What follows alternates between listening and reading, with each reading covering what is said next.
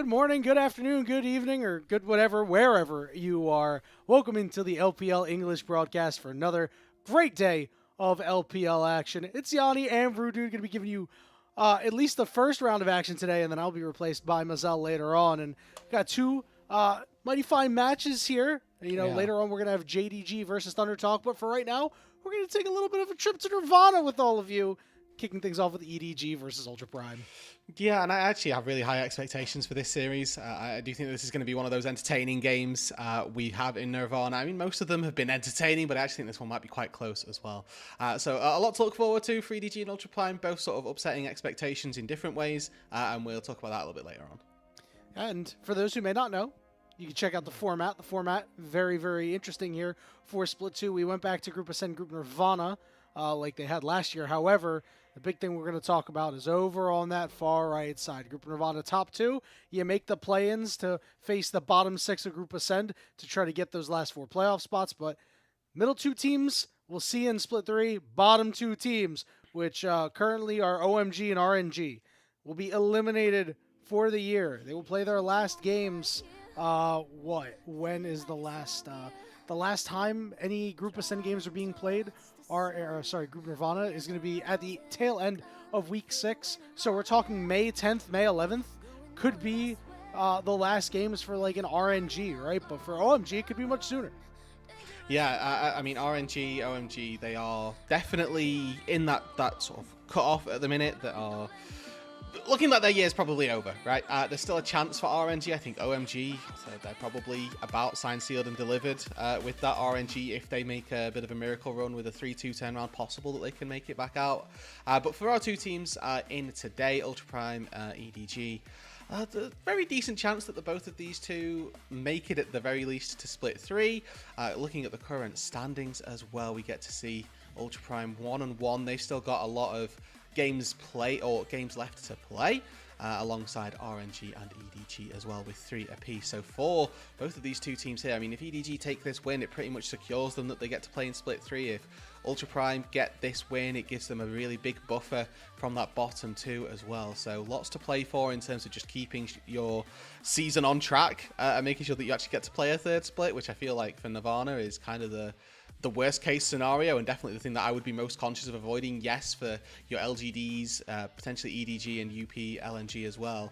It would be great to get into that discussion for play-ins for the playoff stages of Split 2, but realistically, just making sure that you get a chance at Split 3 is going to be far more important to them.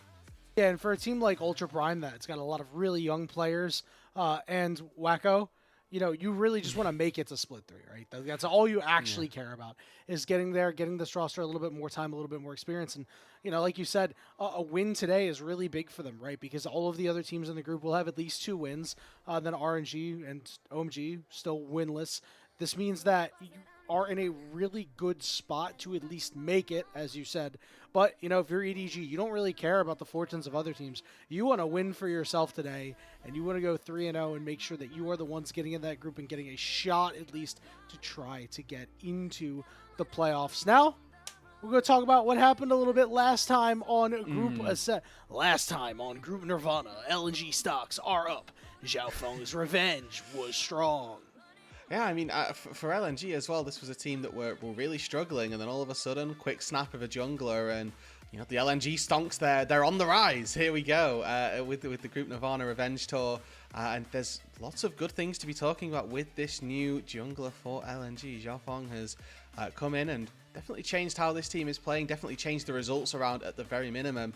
Get to see a really good fight from them around a Baron, denying any sort of opportunity for OMG. And remember, this is an LNG roster that from Split 1 to the majority of Split 2 had won 1 game in a good few months, let alone matches as well. So now coming into the back half of this Split 2, where they're finding win after win consecutively at this stage, this is a big turnaround for them, and off the back of Zhao Feng as well. Nice to see them. We'll be excited to see what else they can do. Yeah, it's been the real big surprise of Group Nirvana, much to the chagrin of like RNG and and even OMG. Obviously, OMG made that mid swap, and it's going to take some time, but unfortunately, you don't really have that kind of time. I think it would take a minor miracle for OMG to Honestly, maybe even a major miracle for them to get out of there. And LNG, as you said, a team on the rise, going to be a team to definitely watch out for. Maybe hunting around for one of those top 2 spots. So gotta watch out for them. That'll be really important. Yeah, I mean, it would be a big swing if LNG can go from being 1-9 in Split 1 into torpedoed out of the placement stages of Split 2 into actually making a bit of a run, at the very least, to the play-ins of Split 2 from Nirvana would be a really good story for them, and that bodes well for that Split 3. I mean, remembering in 2024 as well, right? This is LNG roster, or the LNG roster was touted to do very good things, struggled significantly, but still made it onto the world stage. So it's not an organization that's unfamiliar with turmoil and still bouncing back when needed. But obviously a completely different look for this LNG roster now.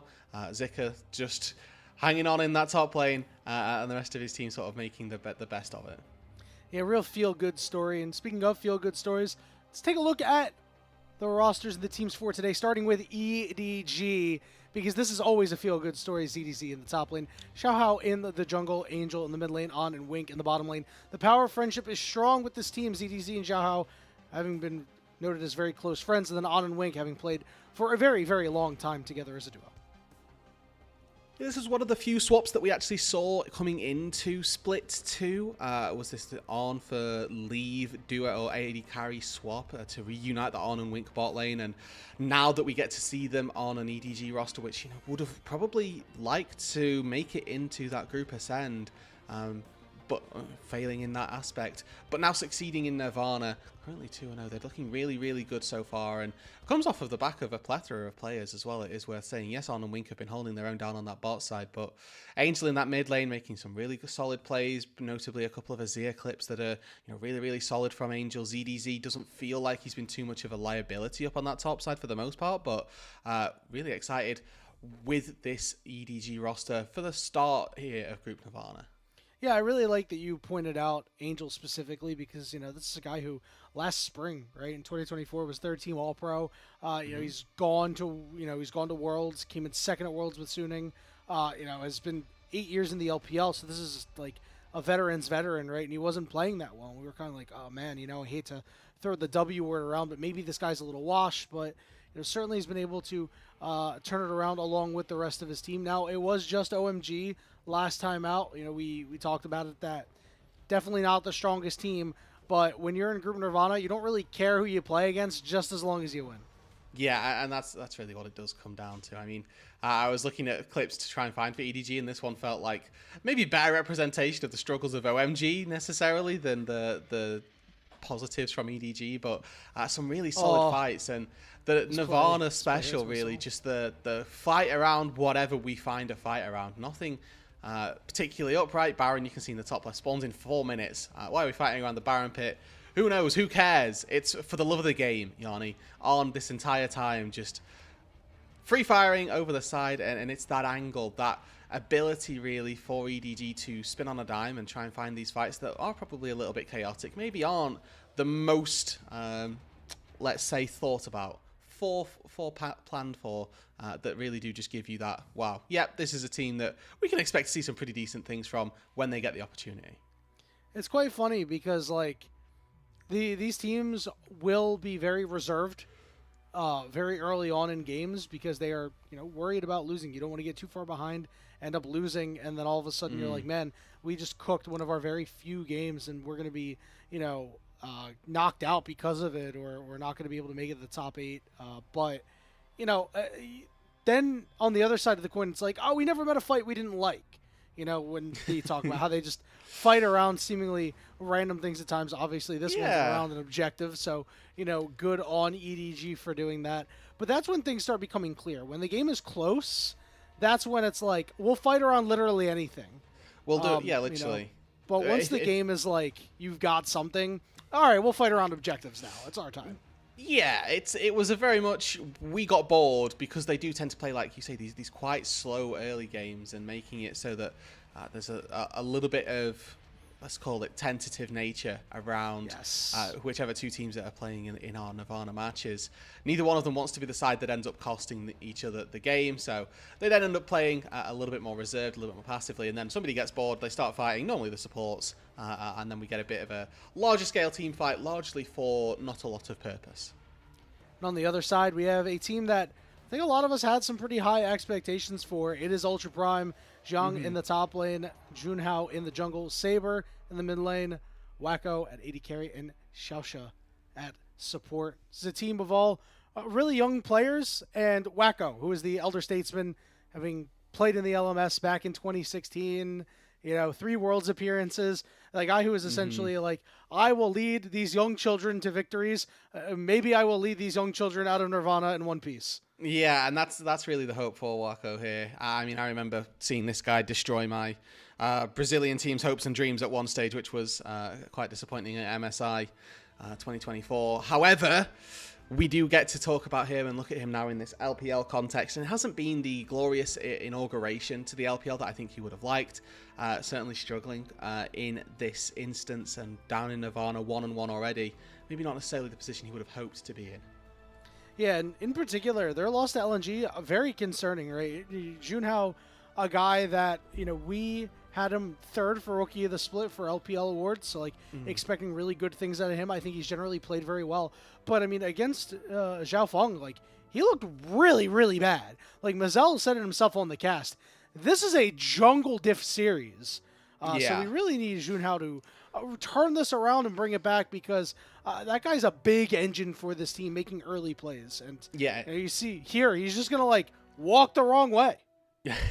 Exactly, right. And I mean, for LNG to have subbed their jungler in, and for him to have such a good performance up against Junhao, who I think coming into Nirvana we might have expected to be one of our top junglers of the group, and to get shown up like this against Xiaofeng is genuinely very impressive, and for Ultra Prime by extension, quite worrying. And now we need to see, is there going to be a return to form for Junhao? Are we going to see him return to that high level, high octane jungler that we've sort of come to expect?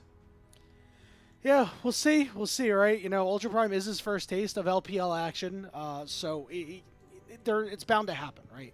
You're never going to be perfect, especially as a rookie. We've seen a lot of rookies come in here and not exactly make the impact that they've wanted, but Junhao is one of the few that has been like, hey, this is a guy that you can actually rely on a couple of times to actually win some games. Against a team like EDG, it is going to be incredibly difficult, though, because of how tight-knit this team appears to be, right? And these players obviously having a little bit more experience when compared to a lot of the young rookies and young players of Ultra Prime. Yeah, I mean, I'm looking specifically, right, with the EDG new look between ZDZ Xiaohao on that top side, the on-Wink bot lane duo, thinking that pairing up, let's say, the synergy that's already pre-existing there, we're expecting to be taking them quite a sizable way as well. Has already brought them to this 2-0 start, and for EDG, they need to continue that, right? The ultimate goal for them at this stage has now changed. Previously, it might have been to not be knocked out and to play in Split 3, but now it's to get a run at the play-ins. Walkout time is upon us, and just a note, our 1v1 for this series will be Angel versus Zhang. So that guy, big top laner that everybody expected being the 1v1 king. You didn't really get a chance to see it too much in Split 1. In Split 2, it's been a little subdued, right? This guy was a Riven 1 trick when he was making his ascent in solo queue. Would really like to see him bust out the Riven on the 1v1. That'd be pretty good. Yeah, I think that might be one of the last days or last game days. Okay, we've got a little bit of flexing going on. There's a little bit of cringing from the rest of the team, but I respect it all the same. But yeah, you probably last day of the split, no holds bar. Doesn't really matter what happens in the 1v1. That's when the Riven comes out. That's when we put in 1v1 Zhang is the nickname we have coming into this year. All right, fit check. Nothing too special here. The Ultra Prime Royal Purple.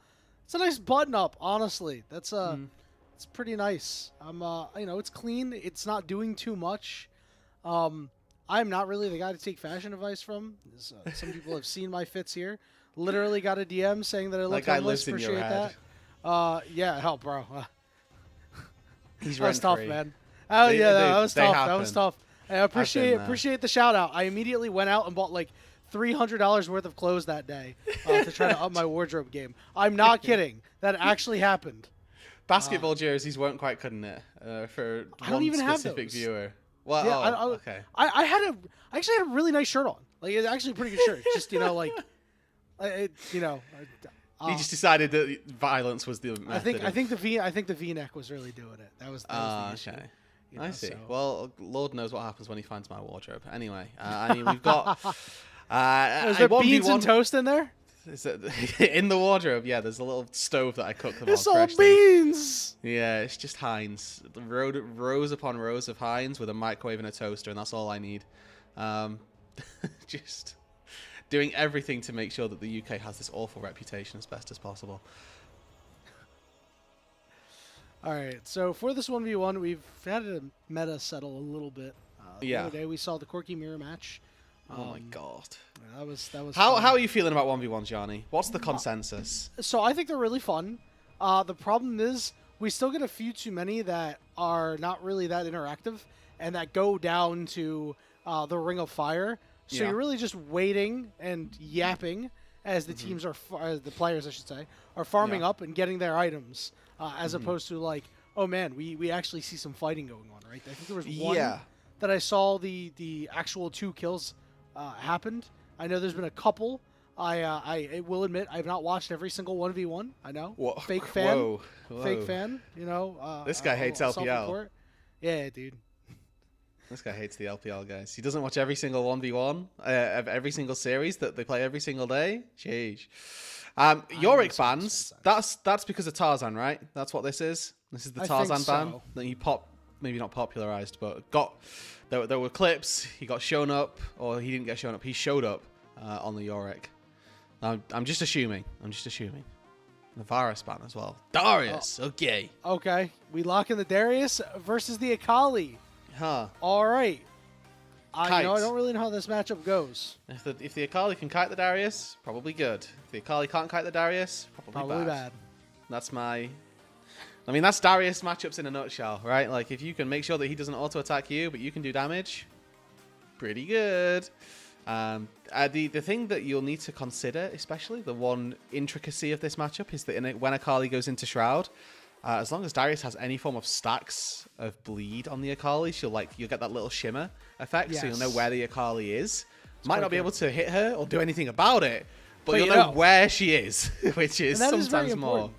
Yes, You know, it especially can when be you're on the important. Darius. Yeah, trying to do all that tracking and whatnot, knowing where your stealth opponent is, because every auto attack you can get is worth its weight in gold. Now, summoner choices I think might actually be really interesting here. We've seen a lot of barrier ignite. I actually think that a Darius might opt into a ghost or a flash. Maybe not both, but Yeah. because you just inherently have so much power, maybe that's what you go for in order to get some chase downs, right? Make sure these Noxie and guillotines hit. There is a power or a argument for exhaust as well versus Akali. Yeah. Just knowing the sort of bursty nature of this champ. So Snowball! Wow, Jean. Okay, I didn't know you respect. could take this. Neither did I. This. I mean, I don't know if anybody makes wants to go and sense. fact check this, but is this the It makes first? sense. Is this the first snowball that we've seen? I don't know. I know Alk Battery has been cataloging a lot of the 1v1s, and that they're not fully cataloged the last time we chatted about it, but that was a little bit ago. Yeah. So maybe he does have that finished off. As far as I know right now, he is sleeping. So maybe this is something we'll figure out later on, but not quite. Well, maybe not. We'll get somebody to figure it out, and maybe maybe it wasn't. Probably somebody's taken it at some point. Either way, thank you, Prod. Not the first snowball. Not the first, but definitely one of the best summoner spells to take. And maybe we'll get to see some really good usage of it. There you go, the shimmer. Saw that vision toggle. We got fully stacked as well. Angel is bleeding out. Oh, Q missed. So, yeah, had to burn that barrier. So, all right, a little messy to kick things off, but Angel does have that ignite. And, if only one of those decimates lands, I mean, you get to decimate the whole. Yeah, out of queue from Darius, scary. And I like the early itemization as well from Xiong here, just straight up working toward a Spectre's Cowl, nice and early. Let's get some MR in the back pocket. Let's make Angel really sad that he picked Akali, and so far as well, just the idea of kiting out this Darius has proven pretty difficult. There have been some good apprehends, and Zhong's just going for these short trades where he just pulls in with the E, goes for a quick Q auto, and then that's about it. Lands the snowball, but you know, it's a little bit of extra damage, right? A little bit of true damage. We take those. Another nice apprehend into a decimate, and just getting 4 stacks of that bleed off, it's good. That's well worth it. 5. You got full stacks. Ignite is down. This is where not having flash cost you, because Q flash there, Angel dies. Yep, exactly. But then, who knows? You had to burn the barrier earlier, right? So, you know, maybe obviously, I guess you would replace the snowball. Hasn't gotten a ton of value right now, just a little bit of damage. Oh, that was so close. Maybe on 6, Angel dies. I don't know. Zhong can't. Probably has to recall now, because I think if Zhong gets in range to auto ults, I mean, auto W honestly just kills. Oh, I like the snowball tech there. I like the attempt. Stopping the recall is a pretty big deal. You know, tempo timing, you know, these types of things that now forces Angel to sort of stick around. And he's probably going to wait this out. So Zhong probably thinks that Angel's based, and now you'd like to see probably Zhong just stick around. Barrier's up for both of them again, so has to play with that in mind. He's getting a little. He caught the wave. He got worrisome all of the here. XP, so yeah, that's really big. Yeah, really good stuff. It's just so worrisome, right? It looked so close. You step up just a little too close if you're Angel, and you go down. Now remember, it is first to 2 kills unless the Ring of Fire is out. So even if Angel did make a mistake, it doesn't exactly end the 1v1. It could certainly be 1v1 ruining, but it wouldn't end it. No, it wouldn't. And I think that it's important as well that we were talking maybe a little bit of schmack on the 1v1s about them taking a little bit of a long time to come down to that final circle without too much action, and you end up seeing this go down to the final circle, but without but still with action, I think is the important preface and the important distinction that we need to make for this 1v1 so far, is that we've got to see some good amount of skirmishing and some low HP bars keeping us on our toes as to who's actually going to win it, who isn't. Zhong so far certainly the one who seems to be coming out on top of these trades, but when Angel has now recalled, got back to level 6, and with all ultis, all summoners available, the playing field has been level or evened out. I will say that the items for Zhong at this point are very, very favourable. He's got a full Spectre's Cowl, he's got a full Hex Drinker as well, so a lot of MR and a bit of AD to back himself up with as well. It means that this Akali definitely going to struggle without poking out a lot first. Yeah, the level playing field is level, but everything else about this playing field is not. A Haunting Guise is not going to get the job done, although it's a fine trade. Good Noxie and Guillotine along with the Decimate. And this means that Angel's game is going to be very hard to play. The second plate's going to fall soon. Remember, you can take out the first turret. With the Corki 1v1, the turret did end up going down. So we'll see if maybe this turret ends up falling in any way, shape. I mean, this is like, this was just the classic Orianna technique of ult for poke from Zhong, and now Angel just cannot play the game. Cannot really look in this 1v1. Has barrier still, so might need to be careful, but I think if I'm Angel here, like, the game doesn't get any better. Just try and flip an all in, see what happens. You just kind of have to outplay Zhong and, as best as possible, get some sort of a trade. You need to start trading back in some capacity. Nice to see that he's putting down a little bit of harass, but so much MR, it's just not sticking. Now, it feels like at this point, you're going to have to, like, Zhong's going to have to make a big mistake, right? Like, in order for Angel to bring this back, he just doesn't have enough damage. So I don't think he ever will. What I will say is that Angel's probably going to go back to base, and if he has a full item, that's where the tides may turn, because one full item versus 2 decent components might be enough, but as Angel goes back to base, he's not even been able to pick up that Riftmaker, so just kind of sat on double guys at the minute, really struggling to get the damage that he needs, get that leg up that he'd be looking for, and Zhong already, you can see wailing away at that turret, just the one plating left. So if there's another good trade to come through, and we're probably, well, we're 40 seconds away from the Ring of Fire, so unlikely that that's going to end up meaning that the turret falls, but even still, really solid amount of gold being picked up by Zhong. He did kind of grief his tempo by sticking around for a second plate, so he's not going to get this recall unpunished. He's going to miss out on a full wave of experience. He just go back, finishes off that full Maw of Malmortius, has an Elixir of Iron, has a Spectre's Cowl as well. This is other than the XP lead that Angel has, which again is very minimal, this is looking pretty disastrous for Angel. All right, Rudude, well, what do you think about Snowball? I'm left unimpressed so far. So far, I agree. This has been a bad Snowball game. Sorry, I laughed because I just saw Angel's build. And normally, you would finish your items if you could. And instead, Angel just goes, I'll take 3. Okay. Oh, no, he's just going to end it. Yep. It's just, all right. I forgot how much damage you actually do to it when it's on its last plate. I always think it has that, like, that turret plating that it has on Summoner's Rift, and it just doesn't. Yeah, that's my bad. No, you're fine. In fact, I think that's my bad, because that's exactly how it ended yesterday, and I also was just like, wait a minute. He's just going to walk up and kill the turret. Oh, all right. That was anticlimactic. But it feels like turret kills... It feels like turret kills in this are just inherently anticlimactic anyway, right? Yeah.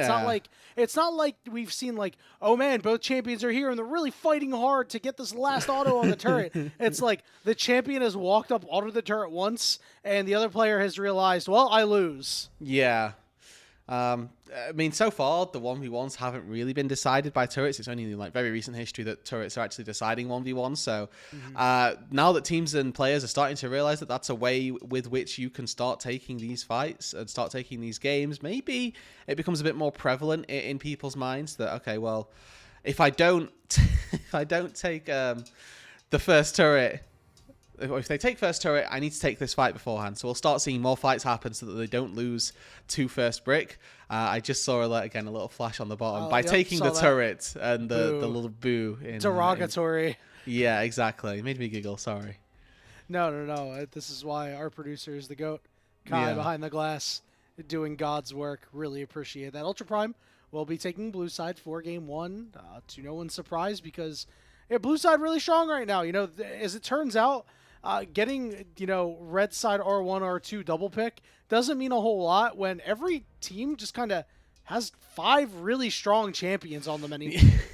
There was like a small time, like a couple of years ago. I don't want to give a specific season because I just can't remember which one it was, where it was like, oh, red side's actually pretty Teams good. Were actively picking red side. Yeah, you get pick number 1, but we get picks 2 and 3, and there are actually 3 champions in the meta that are so powerful that we're kind of willing to take them apart. But now we're, the modern era of 2025. There are 5 champions that are so good, so we're like, okay, well, you got R1 and R2, but we also got blue 1, so we got our first pick, and we got 2-3 champs as well that were incredible. So all told, the power of blue side, we know this, is very, very strong. All right, here we go. Picks and bans, Ultra Prime versus EDG. Game 1 of this best of 3 series down in Group Nirvana. Remember we talked about EDG, a win here would put them in a great spot to get out of the group in a positive way and mix it up with the Group Ascend teams. Ultra Prime, a win here would put them in a really, really good spot to avoid elimination and would it would mean very, very bad things for RNG and for OMG. Yeah. Heading back to the draft, seeing Azir, Varus, Rumble taken out, Yone, Gwen off the board, all these OP champions, and yet, Rudude, there are still so many more to pick from. There's still a lot on the board, so we'll keep our eyes out for who and where Ultra Prime are placing that first pick priority. You'll notice that Azir ban targeted specifically at Angel. He's just been so powerful on this pick for the most part that getting that out of his hands seems to be like a really smart idea. The Kai'Sa taken off the board as well from Wako, another pick that he's very, very touted for. But the Neferi taken early on for Junhao, a bit of a deny as well from Zhao Hao, but both of these 2 junglers have been looking to perform on the Neferi. It's a champion that sort of sprung back in last month and now is settled in the meta. Not the most OP champ, needs red side banning every game, but still has some power here. Without a doubt, and will be very good for Junhao, because remember we talked about how he was getting picked off a lot, a bit of a couple of rough spots in their last match against LNG, so you got a champion that can go untargetable. Very, very important. Over on EDG's side, they're not going to take a mid-jungle pairing just yet. They're going to lock in their AD carry, but also the Xin Zhao pick going to be very, very strong early presence. looking for a mid laner that can match that aggressiveness. Yeah, I mean, early on, I really like this Scion hover. Like, I would not object to locking this in at all.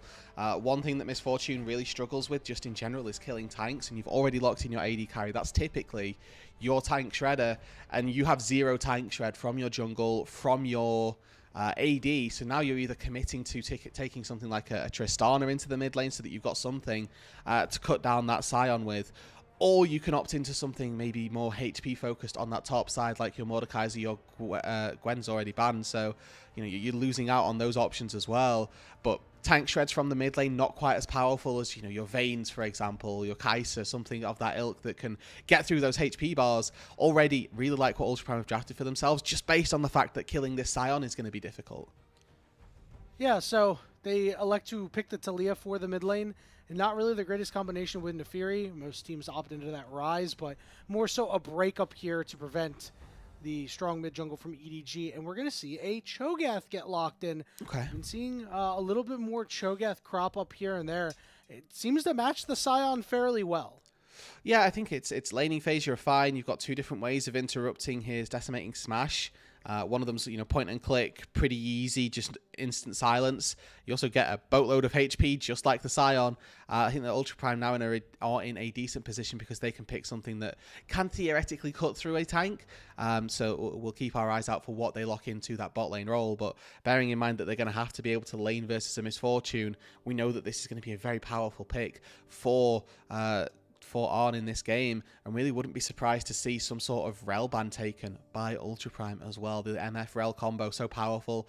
Winker player who's, you know, put his time in on Rel, knows what he's going to be doing, and just pairing those 2 up together seems like a recipe for success if EDG can get their hands on it. And for Ultra Prime, it would be really good if they can stop that.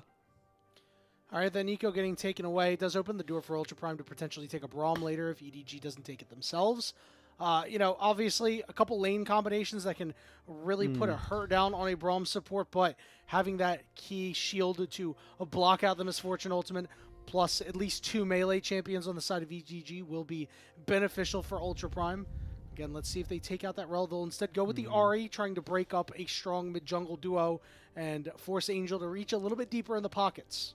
Yeah, I mean, this probably now says, okay, well, if you take Rel, then we take Braum, and then you just can't play the bot lane. Or, like, you're really struggling in that bot lane 2v2. At least Alistair's got a way of breaking that concussive blows and a way of getting out of the stun, keeping himself nice and healthy. And still sets up for a Miss Fortune combo quite significantly as well. Maybe not quite as long-term, but you still get an initial burst of damage, which is going to be very, very powerful.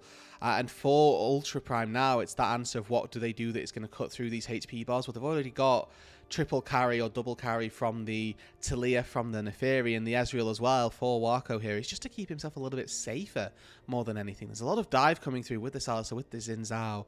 Just an arcane shift to get out of a bullet time is going to keep him nice and topped off in these team fights. So I like the pick, like that it's going to be able to keep himself safe. Do question whether or not it's the highest damage that they could have taken. But I mean, we're in the LPL. Ezreal's, they go crazy here. So now's the time for Wako to really set himself apart. Crazy is indeed their game, Rudude. Waiting on the last pick here. They're going to wait to, I think, at least give it to mid lane. And we'll see if the Cho'Gath ends up going mid. It looks like it won't. It'll be Hui getting locked in for EDG. I love that you mentioned the Ultra Prime composition being a little low on damage, because it really is, right? A bulk of your damage is coming from Nefiri, at least in burst. Ezreal going to have that damage over time in the game, as well as Taliyah. But, I mean, these health bars are going to be difficult to chew through, right? I mean, the ZDZ is going to be massive. You know, Wink, when his ultimate's up, is going to be hard to chop down. But as long as the fights go long, Ultra Prime should be pretty happy with that. Yeah, I mean, I think that both of these teams are a little lower on damage than what they might have needed to get through these truly tanky front lines. So those fights probably are going to take a while, and we might end up getting to a point in the game where we play, you know, dodge the top laner and sort of ignore as best as possible, where teams just stop running around and ignore the fact that there's a big tank in their face and do what they can to play at ranges. I think that Hui in particular, a really solid mage at ignoring frontline, because he can, yes, build some HP stacking, take them down, but also if he can and if he finds a way, launch that Spiraling Despair far, launch a couple of QWs out, and make sure that there is damage reaching that backline even whilst he's under threat from the front. Yeah, a lot of zone control as well with that Hui ultimate, that Spiraling Despair, you know. And later on in the game, someone's a little too close to whoever gets hit by it. do a lot of damage. You want to spread that team out, be able to single out that target, hit with Spiraling Despair, or just take full control of a spot in the river, a spot on the map to ensure that you're advancing your gameplay and getting picks and getting kills in order to get a win will be very important. EDG, Ultra Prime, getting ready, getting set for the first game of this best of 3. Remember how important this is for both of these teams. A loss here isn't going to damn any one of these teams, but it won't be good for Ultra Prime. Certainly won't, Yanni. And, you know, you're looking at this. There we go. You're looking at this from a perspective of OMG, right, who are already probably very much in the dirt, and hoping that with RNG sort of thinking the same thing. Well, we're EDG fans today. We need Ultra Prime to struggle, and we need Ultra Prime to probably stay on one win for either one of them to get out. So definitely a few more EDG fans in the room than maybe there have been in previous series if we've got fans of those two struggling Nirvana sides. But I do think that this early game as well, a little bit of emphasis on EDG to try and find some advantages. Just looking at how their damage scales into the mid and late game. They've got Hui, does very, very well. Potentially ZDZ as well can have a decent time of things. But looking at Misfortune, looking at Xin Zhao, those are two champs that are going to struggle. And now On and Wink trying to face check into the spot side to spot out Junhao. Well spotted there. On's going to get chunked out just a little bit. See what the option is here. It looks like they will be forced to walk to lane, but Xiaosha and Wacko doing well to ensure that these health bars are kept down. Junhao is safe, and Xiaohao will have to vertically jump. They're not going to get any experience down on the spot side. This is devastating for the EDG bot side. Again, a reminder, expectation is that this Misfortune should have a good time of things in the early stages of this game, but the power of Brawn really coming to the fold. Xiaohao showing up to the bottom side of his jungle to make sure that the blue buff was the only thing taken away. Will be on a ward, but it's pretty okay with that. You know, being down one camp here, a disastrous start really for EDG, but it could have been a whole lot worse. Yeah, I mean, the jungler, yes. The bot lane, like they've got very minimal experience. Looks like Wink was able to snipe away one melee creep, and this is the third wave now that's crashing down on that bot side. Xiaoxia just throwing up the Unbreakable to deny even any form of gold going into their back pocket.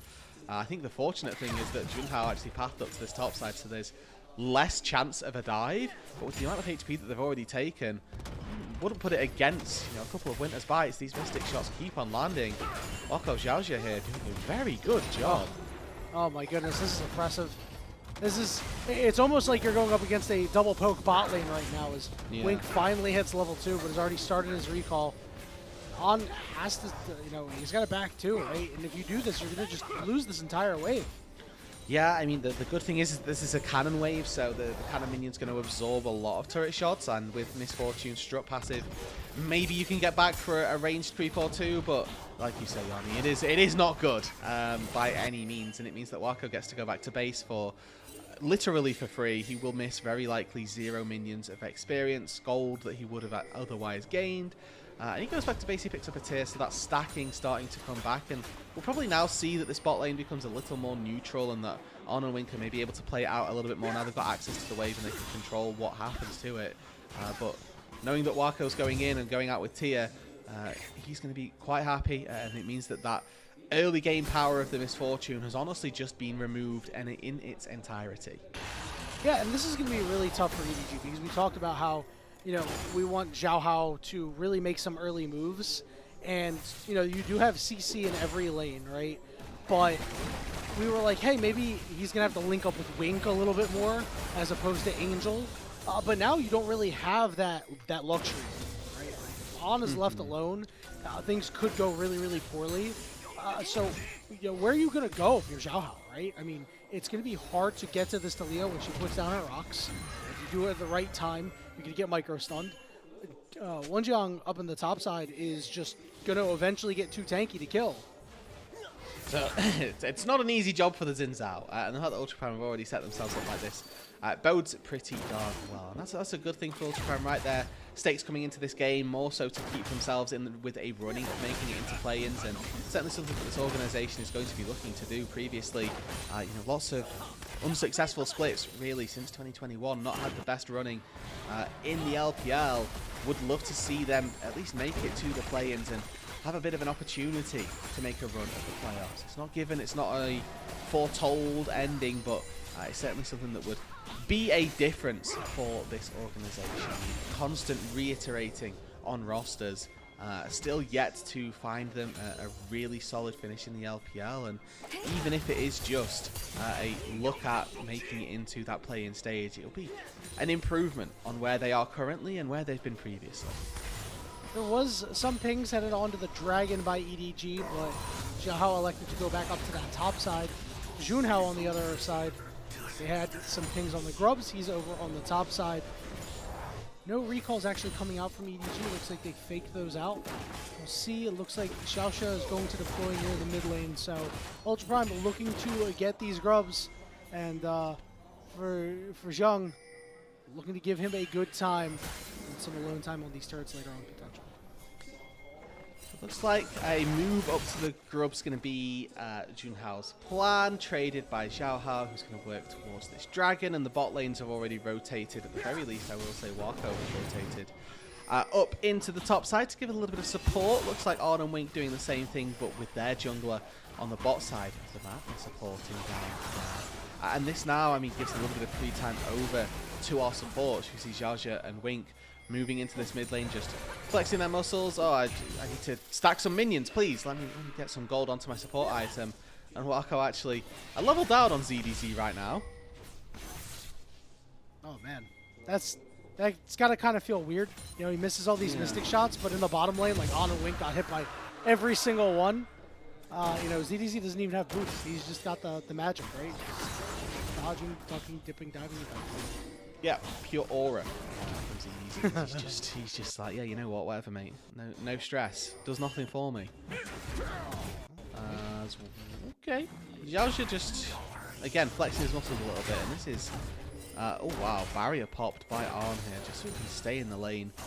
Maybe they don't have damage to kill this Sion, period. Doesn't matter if they bring 2. If they bring 3, maybe Angel can make something happen, but this is pretty awkward for EDG at present. Now the emphasis is on UP to make use of these Grubs, I think, right? They've got 3 of them so far. Let's start trying to hit onto some turrets. You can see an attempted swap return from EDG.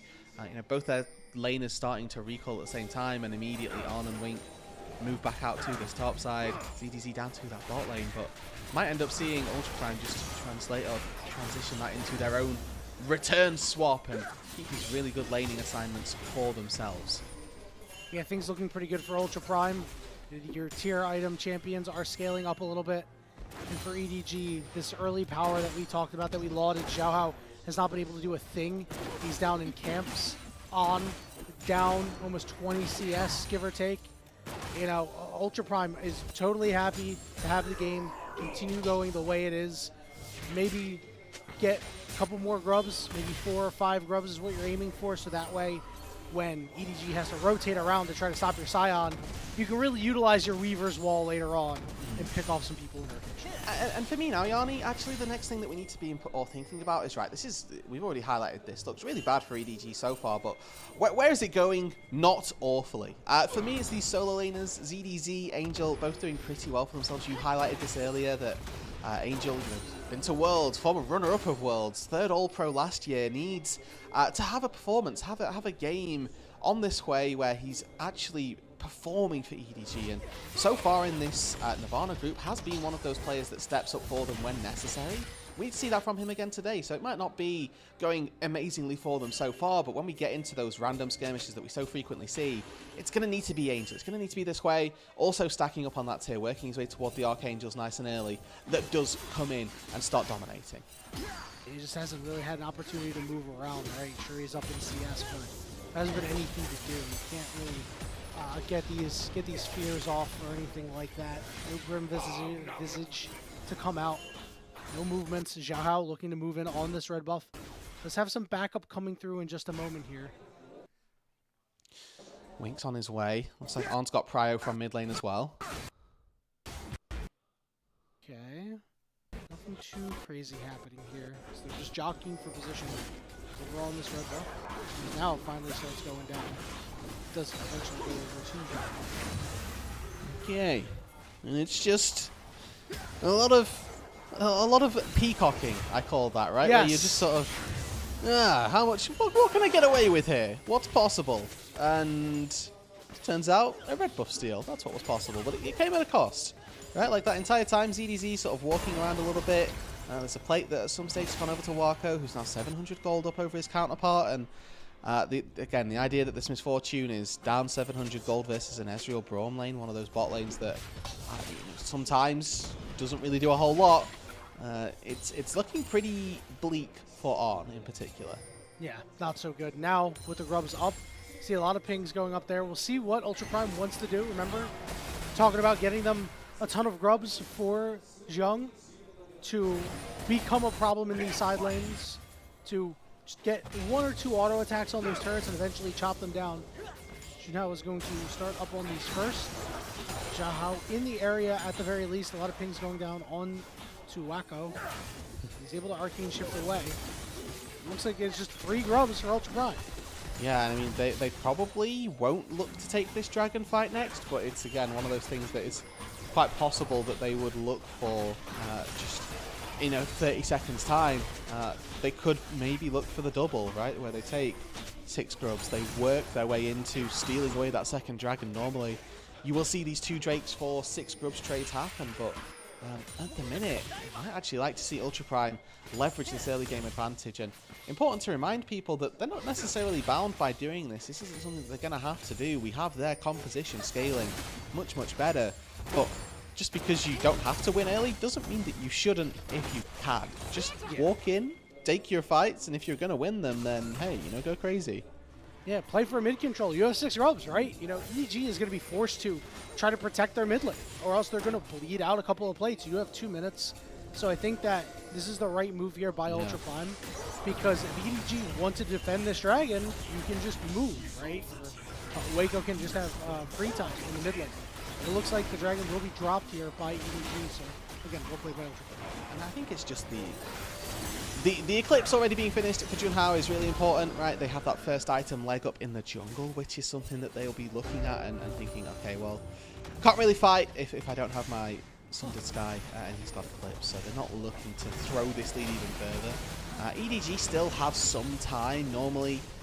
In previous years, right, the break off for early game and when they needed to find an advantage would have been sort of 10-minute marker. I think that moving into a more modern era of League of Legends, we are looking a little bit later on into the game to sort of that 15, 18-minute marker where you've still got a chance to break into an early game advantage, but that clock is closing, right?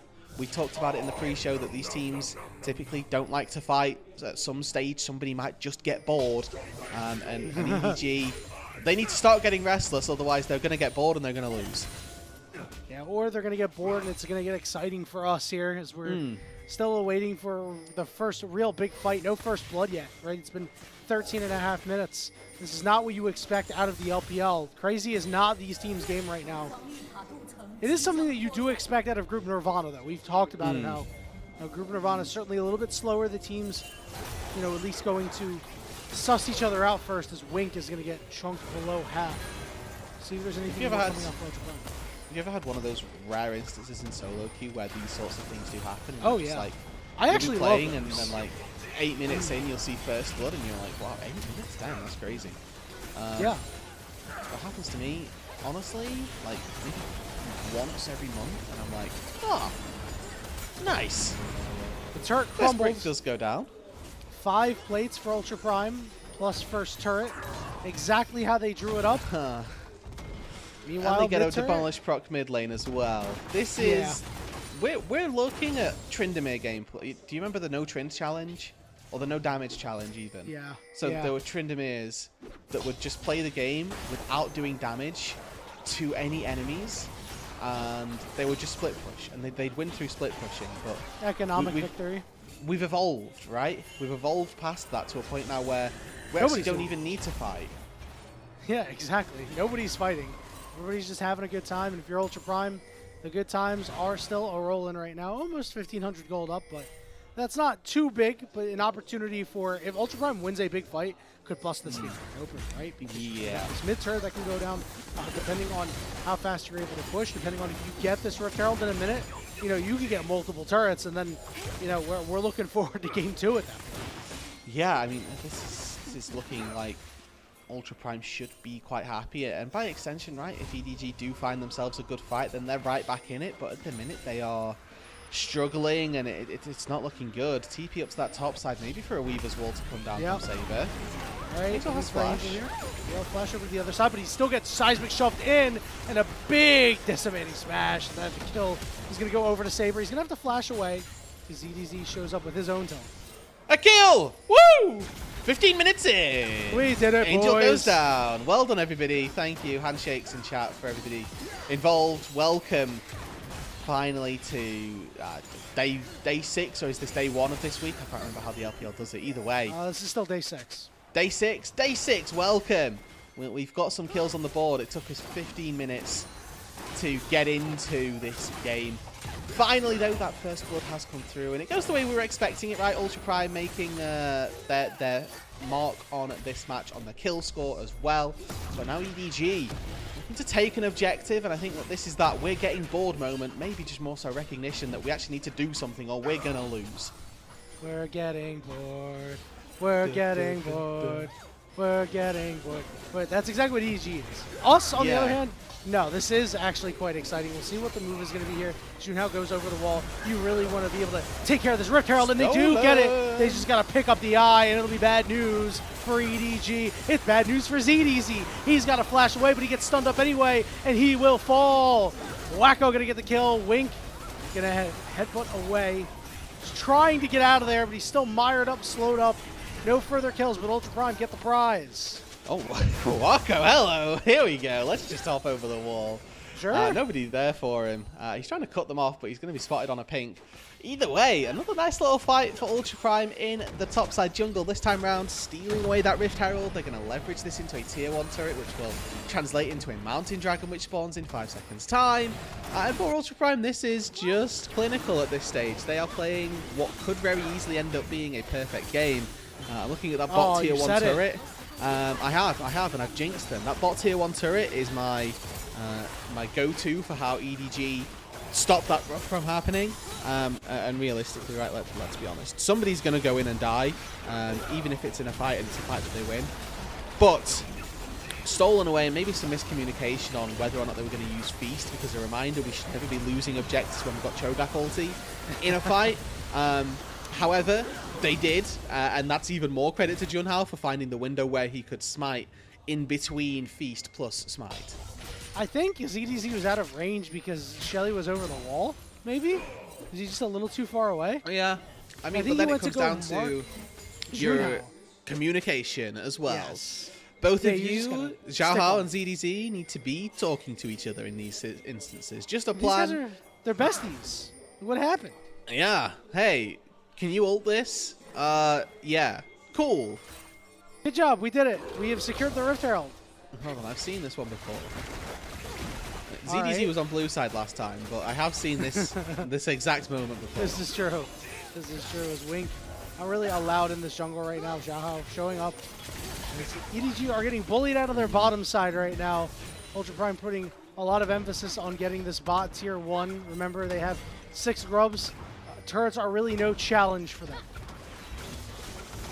And Wacko already hurts, right? Like, this is before the Mirror Man has even been finished, and he's actually got the tier stacked up before he's built up the item, which just goes to show you that he's been pretty free to play and been free to do what he wants this time round. Maybe not got given the kills that might have snowballed into this Mirror Man nice and early, but we see him tip over to that 19 minutes into this game, and with an Ezreal 2 items in, a 1.3k gold lead over his counterpart AD, who's a misfortune, who has already fallen off.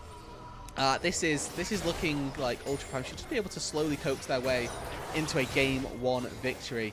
And again, a reminder for why we don't quite like this EDG composition as it gets a little bit later on. Looking at their damage and how they take down a Scion in particular, through Locket, through having a Braum who's unbreakabling in front of him.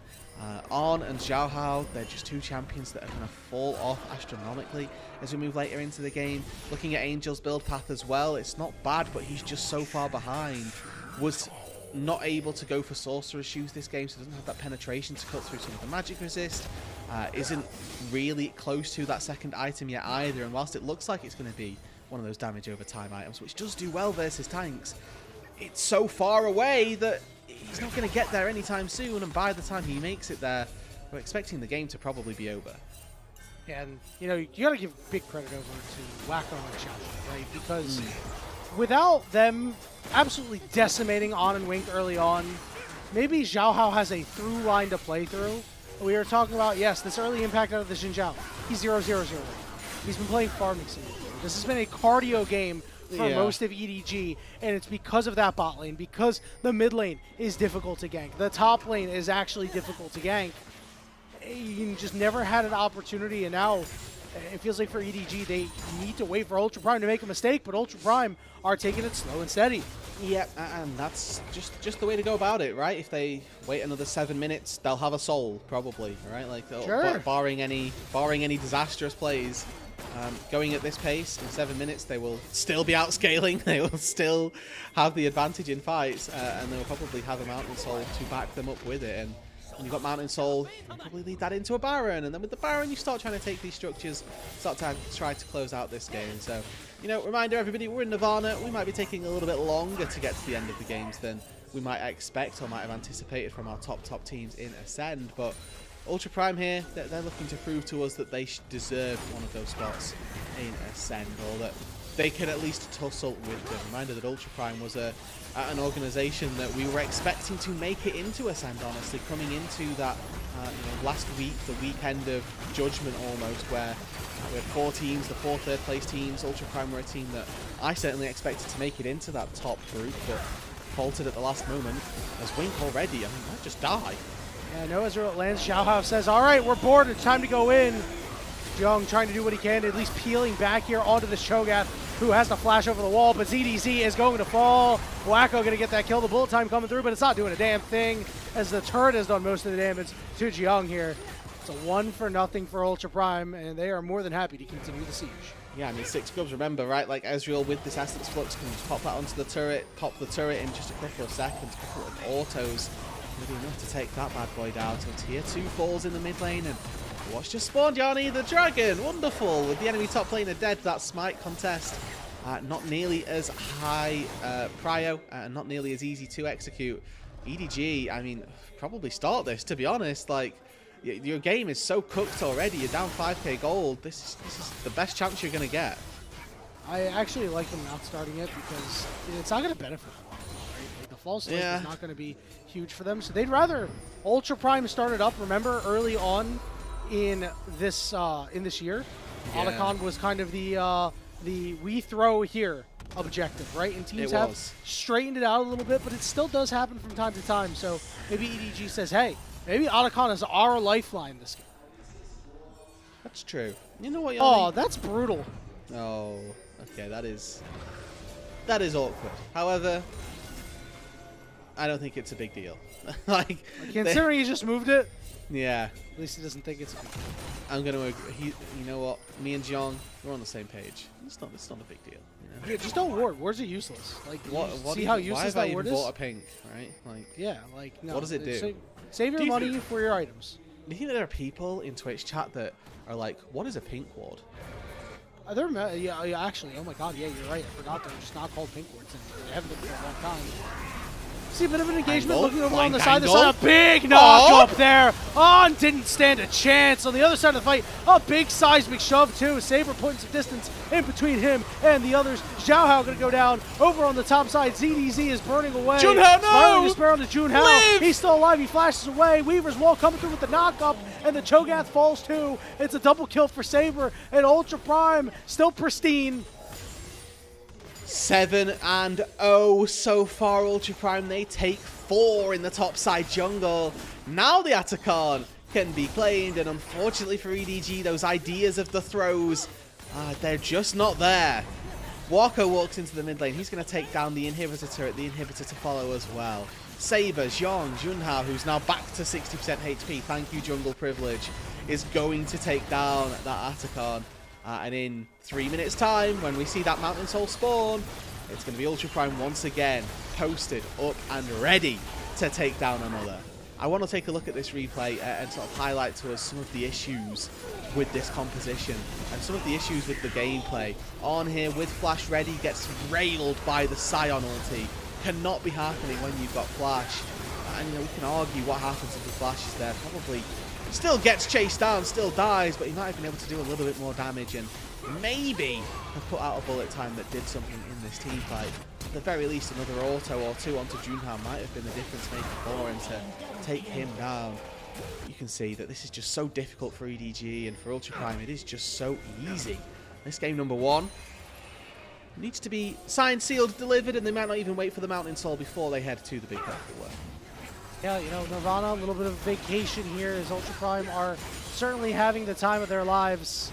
They've got the false life buff too, and with the soul up in 2 minutes, Rudy, we actually have to ask the very serious question of, will Ultra Prime end up actually dying? Will EDG actually get a kill this game? The answer might be no. Wink's certainly going to be in a little bit of trouble. He's down to half HP. The knockup is there. He's got to get out. Here comes the Weaver's Wall just to cut off members. EDG is stuck. He's going to get seismic shoved. Not really going to have too much follow-up there. Chunks him out to below half HP. Does get the stun, but nothing. Yeah, that's a lot of damage though. Wako is churning out DPS on his Ezreal like nobody's business. We've got Saber and Junhao also 2 items completed, so I mean, those damage threats. Yeah, ZDZ's probably the only member on EDG who could have taken all of that damage, but he's not looking good after the fact. Tier 2 turret falls on the top side, and really, Ultra Prime, you can see just waiting. I have no idea that this is happening. Let's see where EDG goes. They're going to send multiple people mid lane, and they're going to be very, very sad when they find out the Ezreal flank is here. Wink is going to get tagged. Big 3-man knock up. The bullet time is there, but Xiaoxia blocking all of it. Down goes Wink.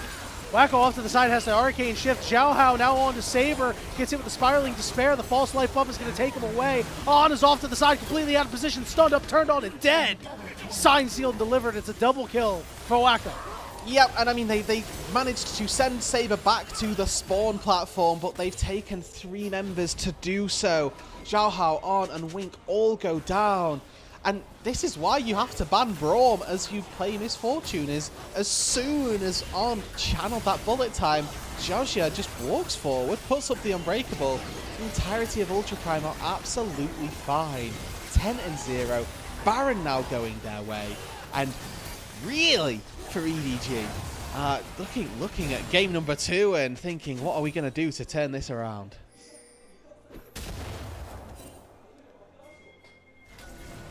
Mountain Soul going to spawn Just now. to keep it frank, like anything that they could do in game 2 would be better than game 1. They have so far successfully done nothing. They did take a dragon. They got 1 dragon, you're right. Yeah, they might get a second one. We'll see what happens. Yeah. Remember, they do have I think they will all die for this if they go in. ZDC has ult, so ability to secure it, yes. All right, here comes the ultimate from Zhang over on the bottom side. ZDZ is just going to die. They're going to lose the dragon. That's Soul. Xiaohao goes in, Xiaohao goes out. Here's the flash. Wink at least getting in there to try to stop everything. Xiaoxia getting tagged up. He's going to have to get out of there, getting dangerously close to dying. Big double knockoff from Zhang. On trying to get the kill, and he's not going to be able to. Oh my goodness, Rude, dude, we're looking at a shutout. It's an absolute slaughter, Yanni. Ultra Prime, they give 1 Infernal Dragon and absolutely nothing more. As Junhao hops into the base, joined by Zhong and Saber. Game number 1. Took them 29 minutes, 14 kills, it's done. Nice and clean. Not a perfect game, but a shutout.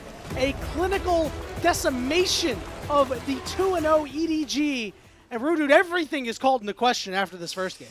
Yeah, I mean, this is the Ultra Prime that I sort of expected were going to make it into the Ascend group first of all. This is an Ultra Prime that just never gave a single chance to EDG, right? Like, from level 1, this game was done. They blocked out the MF and the Alistair from getting into the bot lane, and that was it.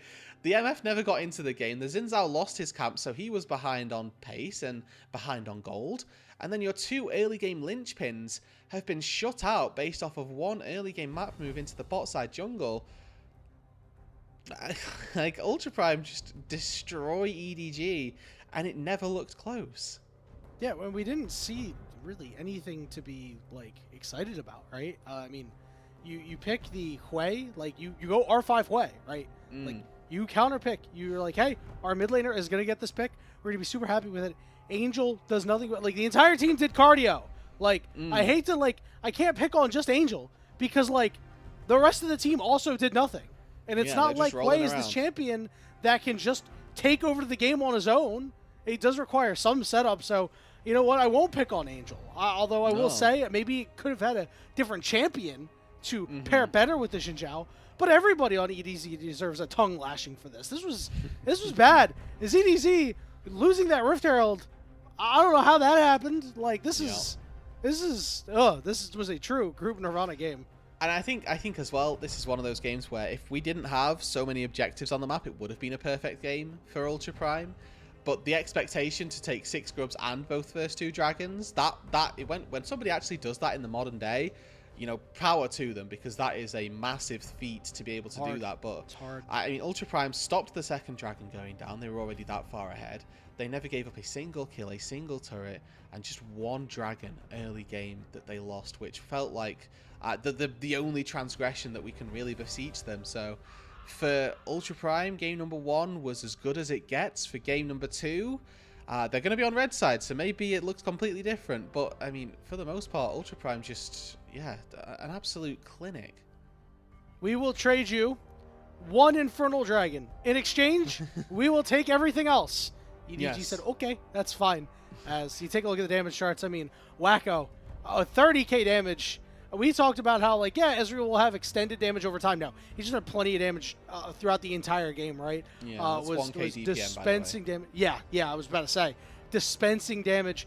So now we got to talk about MVPs, and I mean, like, you know, sure, the setup was there for Ultra Prime. A lot of players did a lot of things, but, like, I don't see how you can't give it to the Ezreal, man. No, yeah, I think it's probably pretty cut and dry that it is just the Ezreal. I think looking at the kill participation on the right kind of speaks to how much of a team game this actually ended up being, where the majority of people are like 80%. Teacher, question.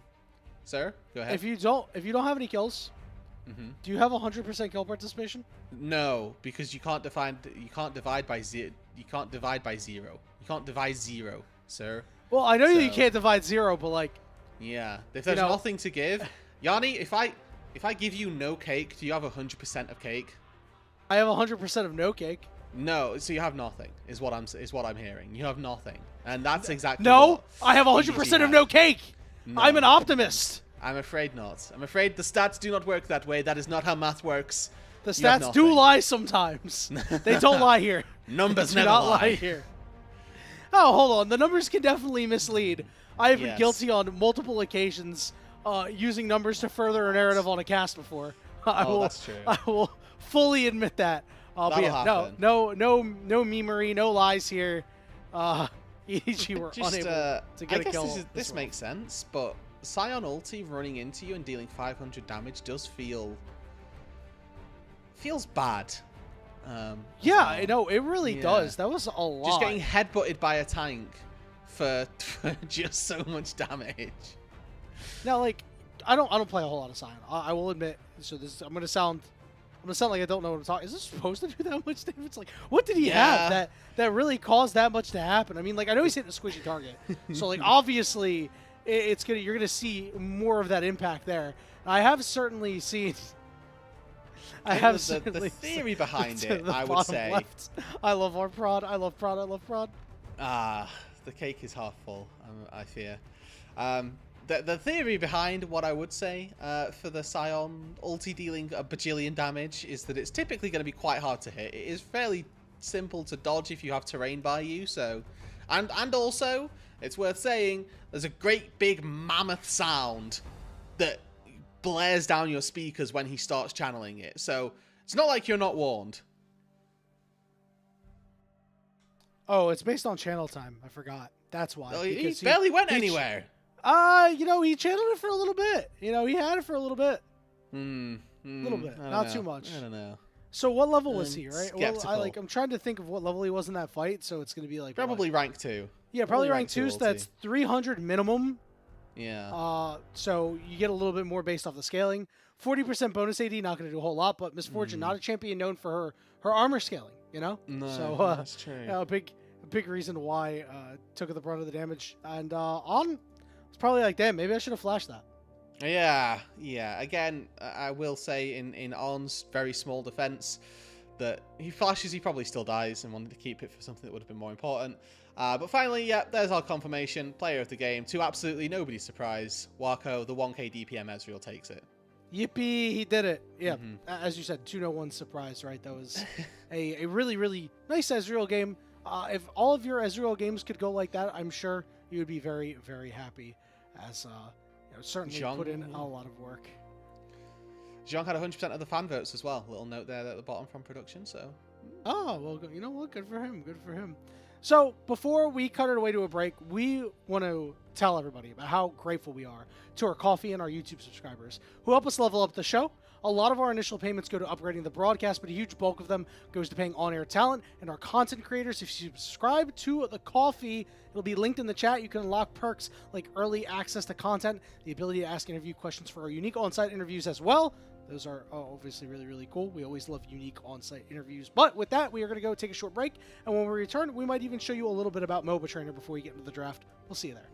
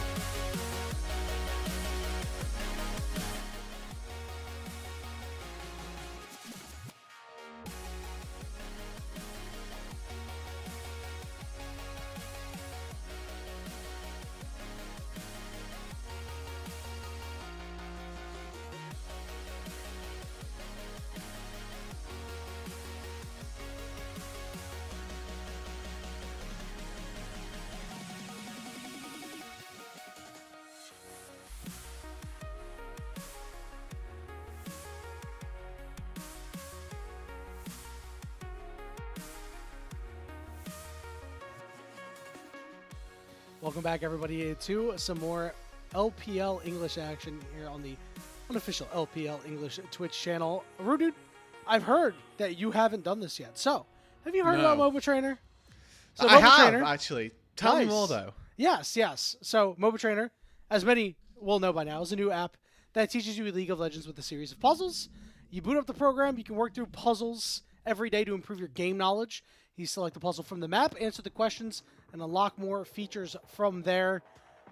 I really like this because I have already felt my game improve a little bit. Perhaps I can get out of Emerald and no longer be an Emerald pisser and get into Diamond like I did all the way back in 2014. I am old. All right, what are we picking here?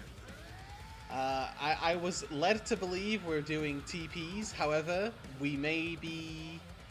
we're at the mercy of our producer, I believe. I will let our Overlord Kai pick a thing, and then I will first time MOBA Trainer. All right. We're currently Bronze 4 teleporters. All right, we got to get the challenger. Oh, all right, hold on. All right, you know what? We're doing Escape from Death. This is what we're doing.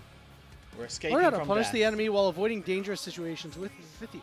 All right, as we all know, he's quite a good player. Let's use in this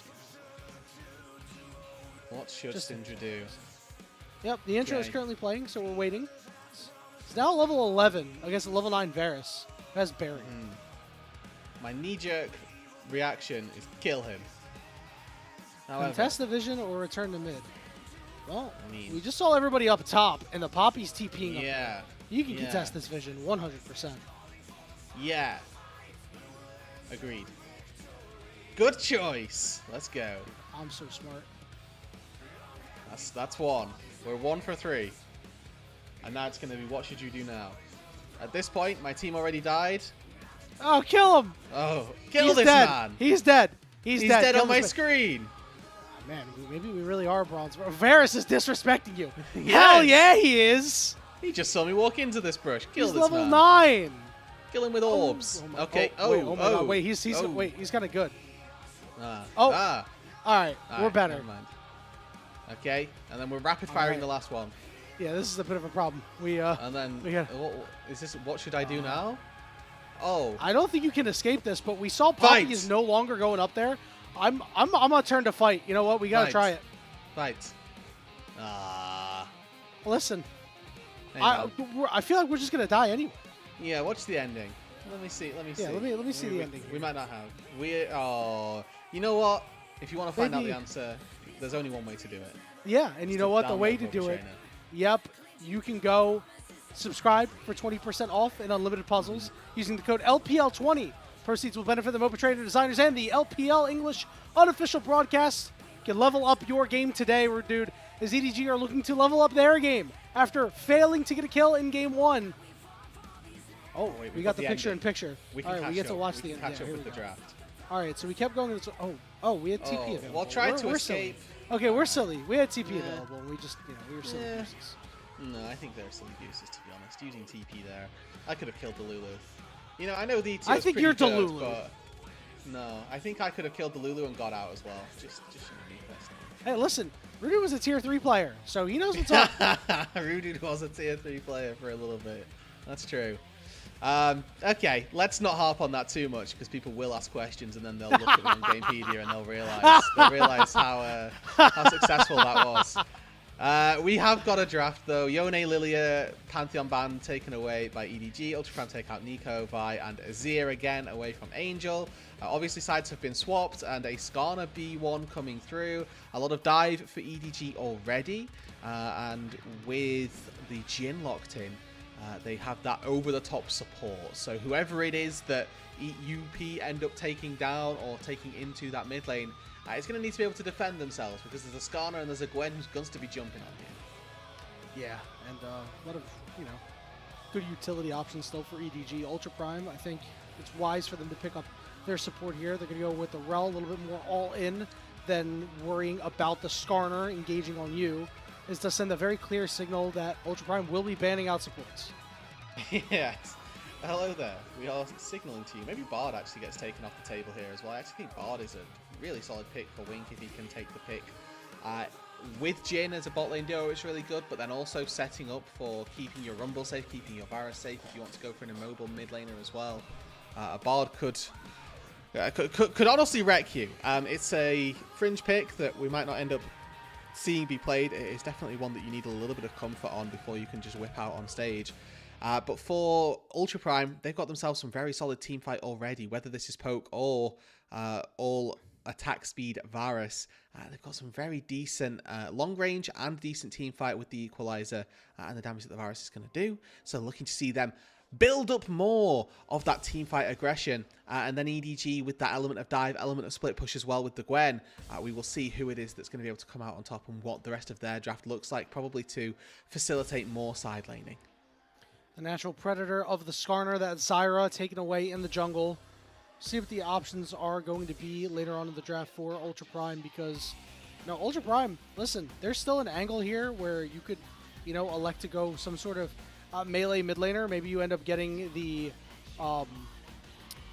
Silas, and then you can go ahead and you can pick a Sejuani. Sure, it's not like, hey, we're gonna dominate the Skarner, but it's like, hey, we can dominate fights at least. Might be Lee Sin here for Junhao, to be honest. Like, that's a pick that we've seen him take a couple of times now. And tends to have decent performances on it. Say tends to instead of 100% does, but it's that again, melee style jungler that gives him a little bit of agency to make things work.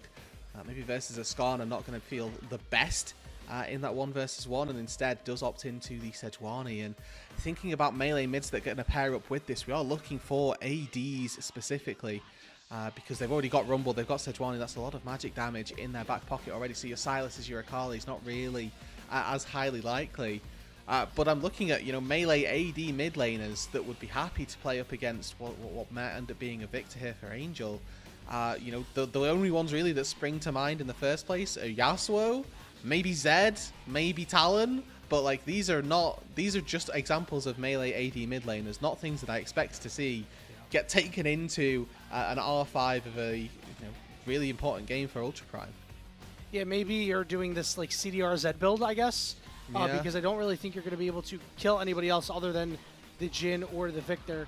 With this Nautilus, again, we have seen teams opt in to double AP solo laners with the single solitary AD threat. So it is still on the table. Whoa. Oh, that would be something. But it is still on the table for Saber if he wants to go pick it up. Saber, over the course of his career, Silas is his 3rd most played. He will lock it in here.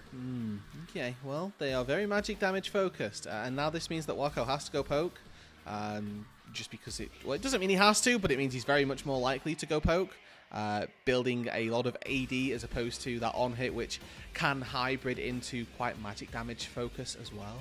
But when I'm looking at this for EDG, again, looking at their problems with this composition, it's now how do I kill Xiao Hao?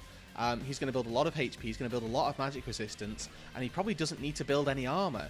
Looking at how much damage a poke Varus is going to do to a Skarner, you can absorb that with HP. You don't need to build that armor to sustain versus a poke Varus at all. So again, could be problematic if this Skarner ends up getting nice and tanky, and this time around it'll be Ultra Prime who sit and struggle with the idea of taking out a tank. But nevertheless, if Skarner fails to get off the ball or fails to get off the ground, or if they start snowballing as Ultra Prime, very real possibility that they can run away with this game nice and quickly too. The question that I have, Rudude, is this a draft that EDG can get a kill from? Yeah. The answer has to be yes. You do have the Skarner, and you should have a good amount of damage coming out of the Gwen. But we are seeing Gwen the bot plus lane Jhin, shut you down. kind of need to be able to get a kill with that. Surely. Yeah, you have to, right? We'll see if maybe Ultra Prime is able to shut down ZDZ over on the top side, much akin to they did to the bottom lane the last time out. And if that's the case, then I do worry for the health of Edward Gaming, and I do wonder what they're going to look like coming into this game as well. It's got to be incredibly taxing to play a game that goes about 30 minutes and just have nothing go right. Even professional players have that issue too, right? We all know people are people. Honestly, I think that those are the games that aren't taxing. Like, honestly, if I'm EDG last game, 10 minutes in, I knew that. Honestly, if I'm on 2 minutes in, I knew that game was over. I'm so uninvested from that game from the get-go. And obviously, you know, don't advocate for quitting or like losing out and losing hope in your games. You obviously play to win as best as possible, but like the odds of them winning that game from level 1 in my head, I'm like, okay, well, this game is very difficult. The emotional investment maybe not quite as high, but I do want to dial back in on this game and talk about the stakes necessarily, and also the win conditions for both of these two teams. For EDG, they've got the scaling this time. They've got Victor going into the late game, Jin going into that late game, and a Gwen as well with Exhaust going to be able to do really, really good things as we reach, you know, the 20-30 minute marker. And for Ultra Prime, quite the opposite. They've got now the burden of execution on their shoulders with Silas, Varus needing to get that early game aggression down, and you know, Varus maybe not necessarily a champion that falls off later on, but his damage in team fights doesn't hit quite as hard as that of a Jin. So definitely looking at this Ultra Prime composition and thinking, you know, you got to do something soon, and they may be going for it from level 1. Yeah, the mid jungle duo of Junhao and Saber. Expect them to be a little bit stronger early on. Obviously, it kind of depends on how much poke Saber ends up taking from Angel, being the melee into the range. But if he's relatively healthy, he's able to move around with Junhao. I think that a lot of early strength out of Silas can do well, especially with getting the permafrost out to Sejuani. On and Wink this time around with the advantage in this lane, looking to tell them that turnabout is fair play. We can also hit level 2 first and maybe try to take control of this. Yeah, I think importantly, it's that Wako and Xiaoxia have not lost all of their HP and been forced to recall just yet. It is a bit of a crucial difference between game 1 and this one. Yeah, they are taking a little bit of a brunt of damage, but yeah, they are getting all the experience, and it looks like they're getting a majority of the gold as well, which is important, as Junhao was just barely spotted on his Raptors as he walked his way into that pit, just a little bit ahead of Xiaohao currently on the clear, but you know, the Crooks take that a little bit longer amount of time, so gonna have to see whether or not it gets evened up as we move into potentially top crab fights. Mid lane push in favor of the Victor, as we would expect. Same for this top side. The Gwen with Exhaust able to bully out the Rumble just a little bit earlier on. Junglers up on the top side, doing full clears bottom to top. Don't really expect too many fireworks here unless somebody missteps over on the top side. We saw ZDC get that ward down, meaning that Junhao would have to take some creative pathing. But also the fact that Zhang is pushed in means that not really going to be able to do too much if you are Xiaohao. So just farm up, hit level 6, then make your impact known with those impales, perhaps. Yeah, I'm surprised to see Junhao actually be able to flex in here. He's a lot faster on that clear than anticipated. Now moving in onto ZDZ, looking to burn that exhaust. All right, we got jungle beefing. combat. Yo, we got beef, baby. Is Xiaohao Wink's taking here. fairly Hello. low? Yep, good roam from Wink. Means that the top side scuttle will be secured. He's bored of bot lane. Not enough. Remembered game number 1. Decided, yeah, no thank you. Now, okay, well, wait for Skarnity. Okay, Junhao. He was ready. He obviously saw the Nautilus on a ward. He wasn't window shopping. Always good. Wink is going to head up here and look to help out ZDZ, get this one pushed out into the turret of Jung, and get a nice little back for himself. Gonna look to dive here. No barrier for on, and maybe just upfront damage going to be enough, but I don't think they've got quite enough in the tank. Between Cleanse and Flash, it's really difficult for the Varus actually to find the damage. You can't proc the Blight.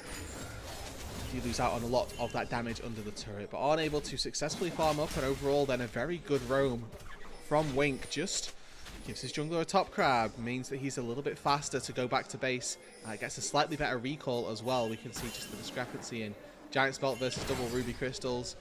Not going to be the biggest difference in the world, let's be honest, but does give Xiaohao a way to farm up that little bit faster. And you can see in terms of pacing, he's already now 2 camps ahead of or a camp ahead rather of his counterpart.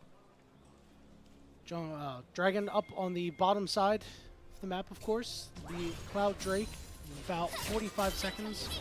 You're going to see the Grubs. You know that you'd love to give the Grubs over to ZDZ. and let him split push away and have a great time. So we'll see if EDG puts any sort of priority on them. Xiao already clearing his top side of his jungle. He just dinged level 5, so it doesn't look like he'll be level 6 for any potential fight. Drake already up on the bot side, Grub spawning in 20 seconds time. Xiao now showing his face up in this top lane. EDG again looking at just slowing this game down as best as possible. They're in no rush to make this game accelerate in terms of pace, and with this composition that scales a lot better as we move into the late game, they can just sit back and relax. If they have to give the early grubs, they'll be more than happy to do so. You can see in the Victor's build path as well for Angel, he is with no intention of fighting. Okay. Say that. No, the intention is on the side of Ultra Prime. Xiao is here though, as Angel is ignited. And he's taken low, but will be able to walk out alive. Yeah, okay, and this is, you know, Catalyst plus Grasp Victor, so there's a lot of HP to work with. Able to sustain through the Rel and the Silas there. Any other build path, he probably ends up going down and doesn't quite have the, or rather in this instance, does have the HP to keep himself alive as his jungler. He's going to take those grubs on the top side, or rather lose out on those grubs on the top side, I should say, without trading back on that dragon. Normally you will see Drake traded as a response, but it's Ultra Prime that find those first 3 grubs, put themselves in a position now where actually without Xiao taking that Drake early on, maybe there's a contest to happen. Yeah, and maybe Ultra Prime this time around will right their wrongs and they'll say, you know what, we will perfect game EDG this time. Well, we'll see. We'll see. That would be absolutely something. We see Junhao up on the top side here. I'm gonna maybe make a plan to ZDZ. ZDZ will complete this back. Does not have teleport. So these 3 grubs immediately going to put in a little bit of work. Should mean a yeah. He'll pick this plate up as he's recalling. Plus 125 gold for the Rumble. So a good little start off to this game for Zhang in the top lane. But there needs to be more from Ultra Prime. They've still got a decent amount of time before that more needs to happen. But we'll say that their composition, again, the one that is burdened with the necessity to execute on their early game win condition. This Varus building out that poke with the Sejuani looking up towards that mid to late game, starting to get to be the front line for their team. He doesn't have the luxury of being able to just build one type of resist like Junhao, or like that Xiaohao does, excuse me.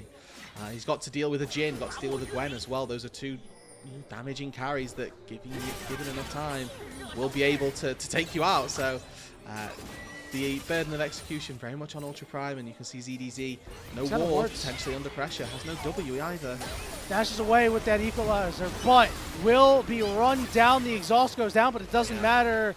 Zhang is going to pick up first blood.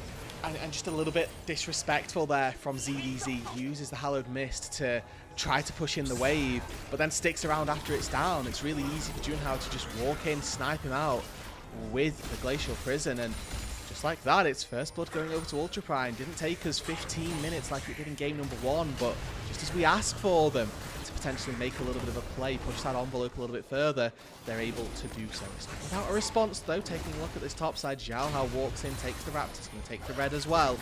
So Junhao going to be sacrificing a little bit here, but as a Sejuani, that is kind of your job. Yeah, he's so happy with that, right? It's like, okay, you know, I knew this was probably going to happen.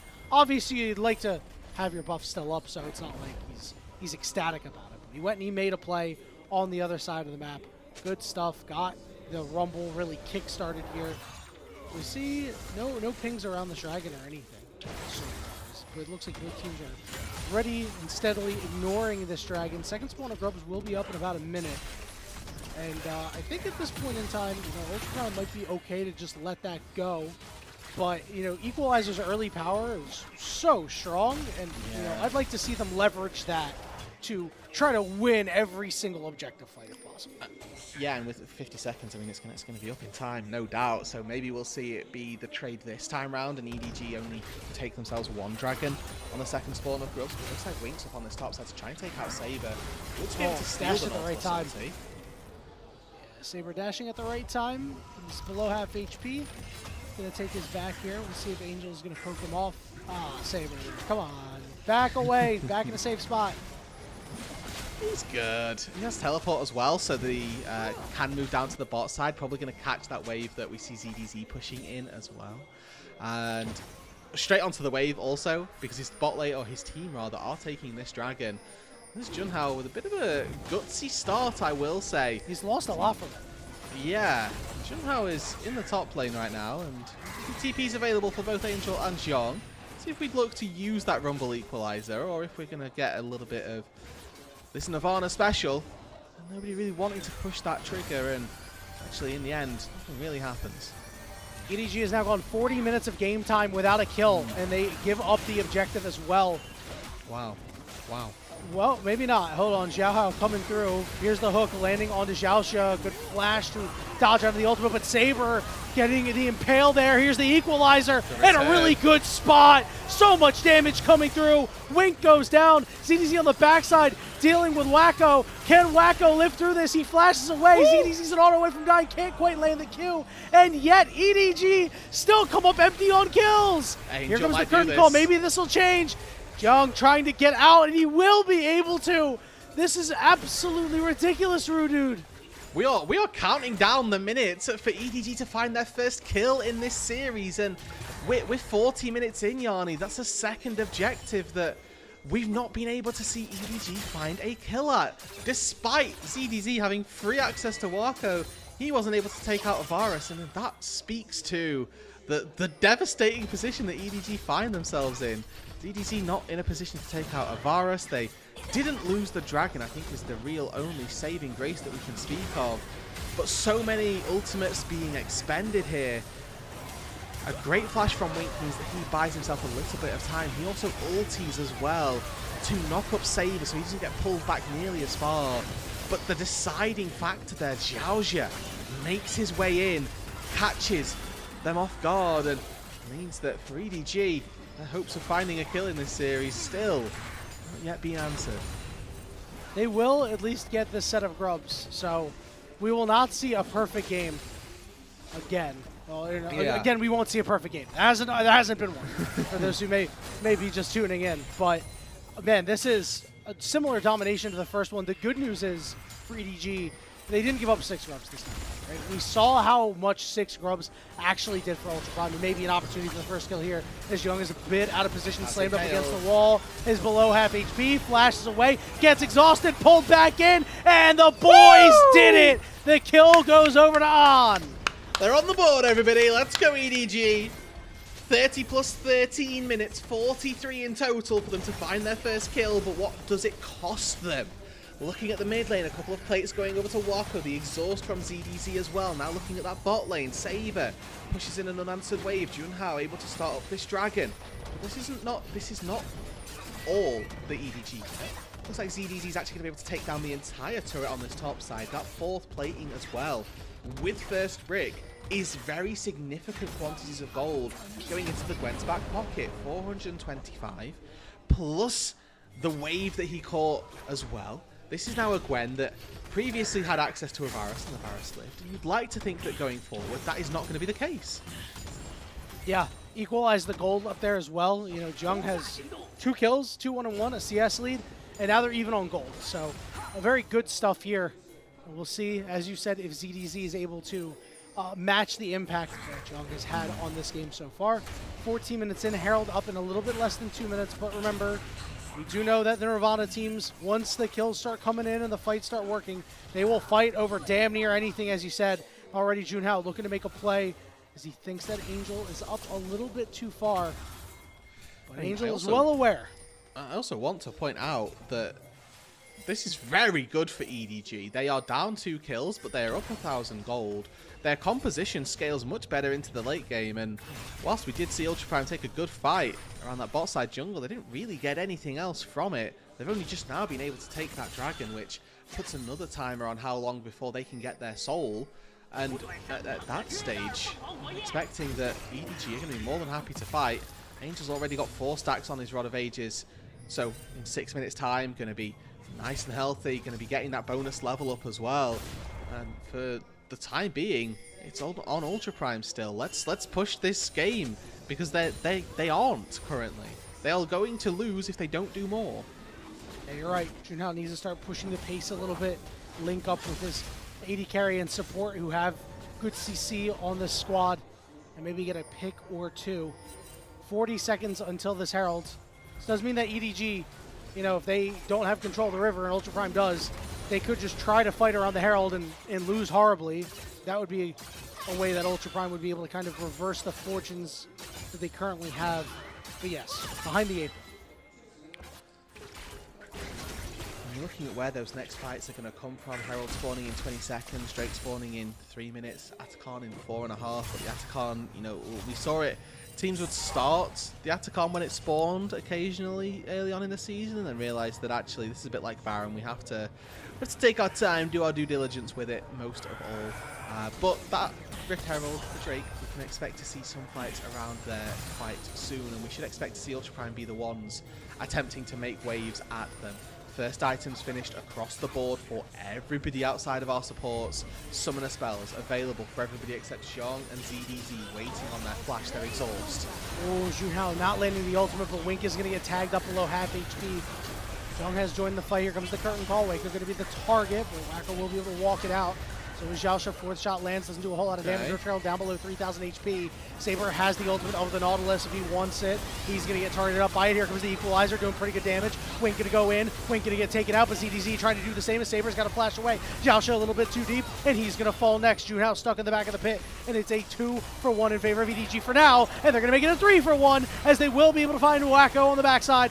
But a turnaround kill as well. But that means it's easy pickings for EDG. That Impale got left in the back pocket all fight long, and they ace Ultra Prime. EDG are alive.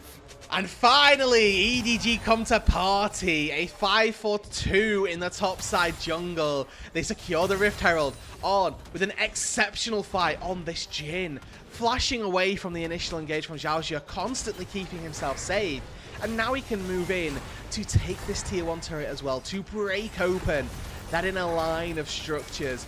And for the first time in this series, the tier 1 turret's going to fall for EDG. Another look how this fight broke out. It's Junhao expecting there to be somebody in that brush, going wide. Wink with a great flash away from the Abscond Abduct and the ensuing piercing arrow. And then just a little bit of poke from the Jhin, right? Nothing particularly ambitious. But look at Xiaoxia and look at the flash from On as well after the fact. Xiaoxia sat on vision, gets away, and gets into the backline, but On keeps himself alive. You need to keep your eyes on the Gwen as well, who was buying so much space and doing so much damage to Ultra Prime that they really never stood a chance.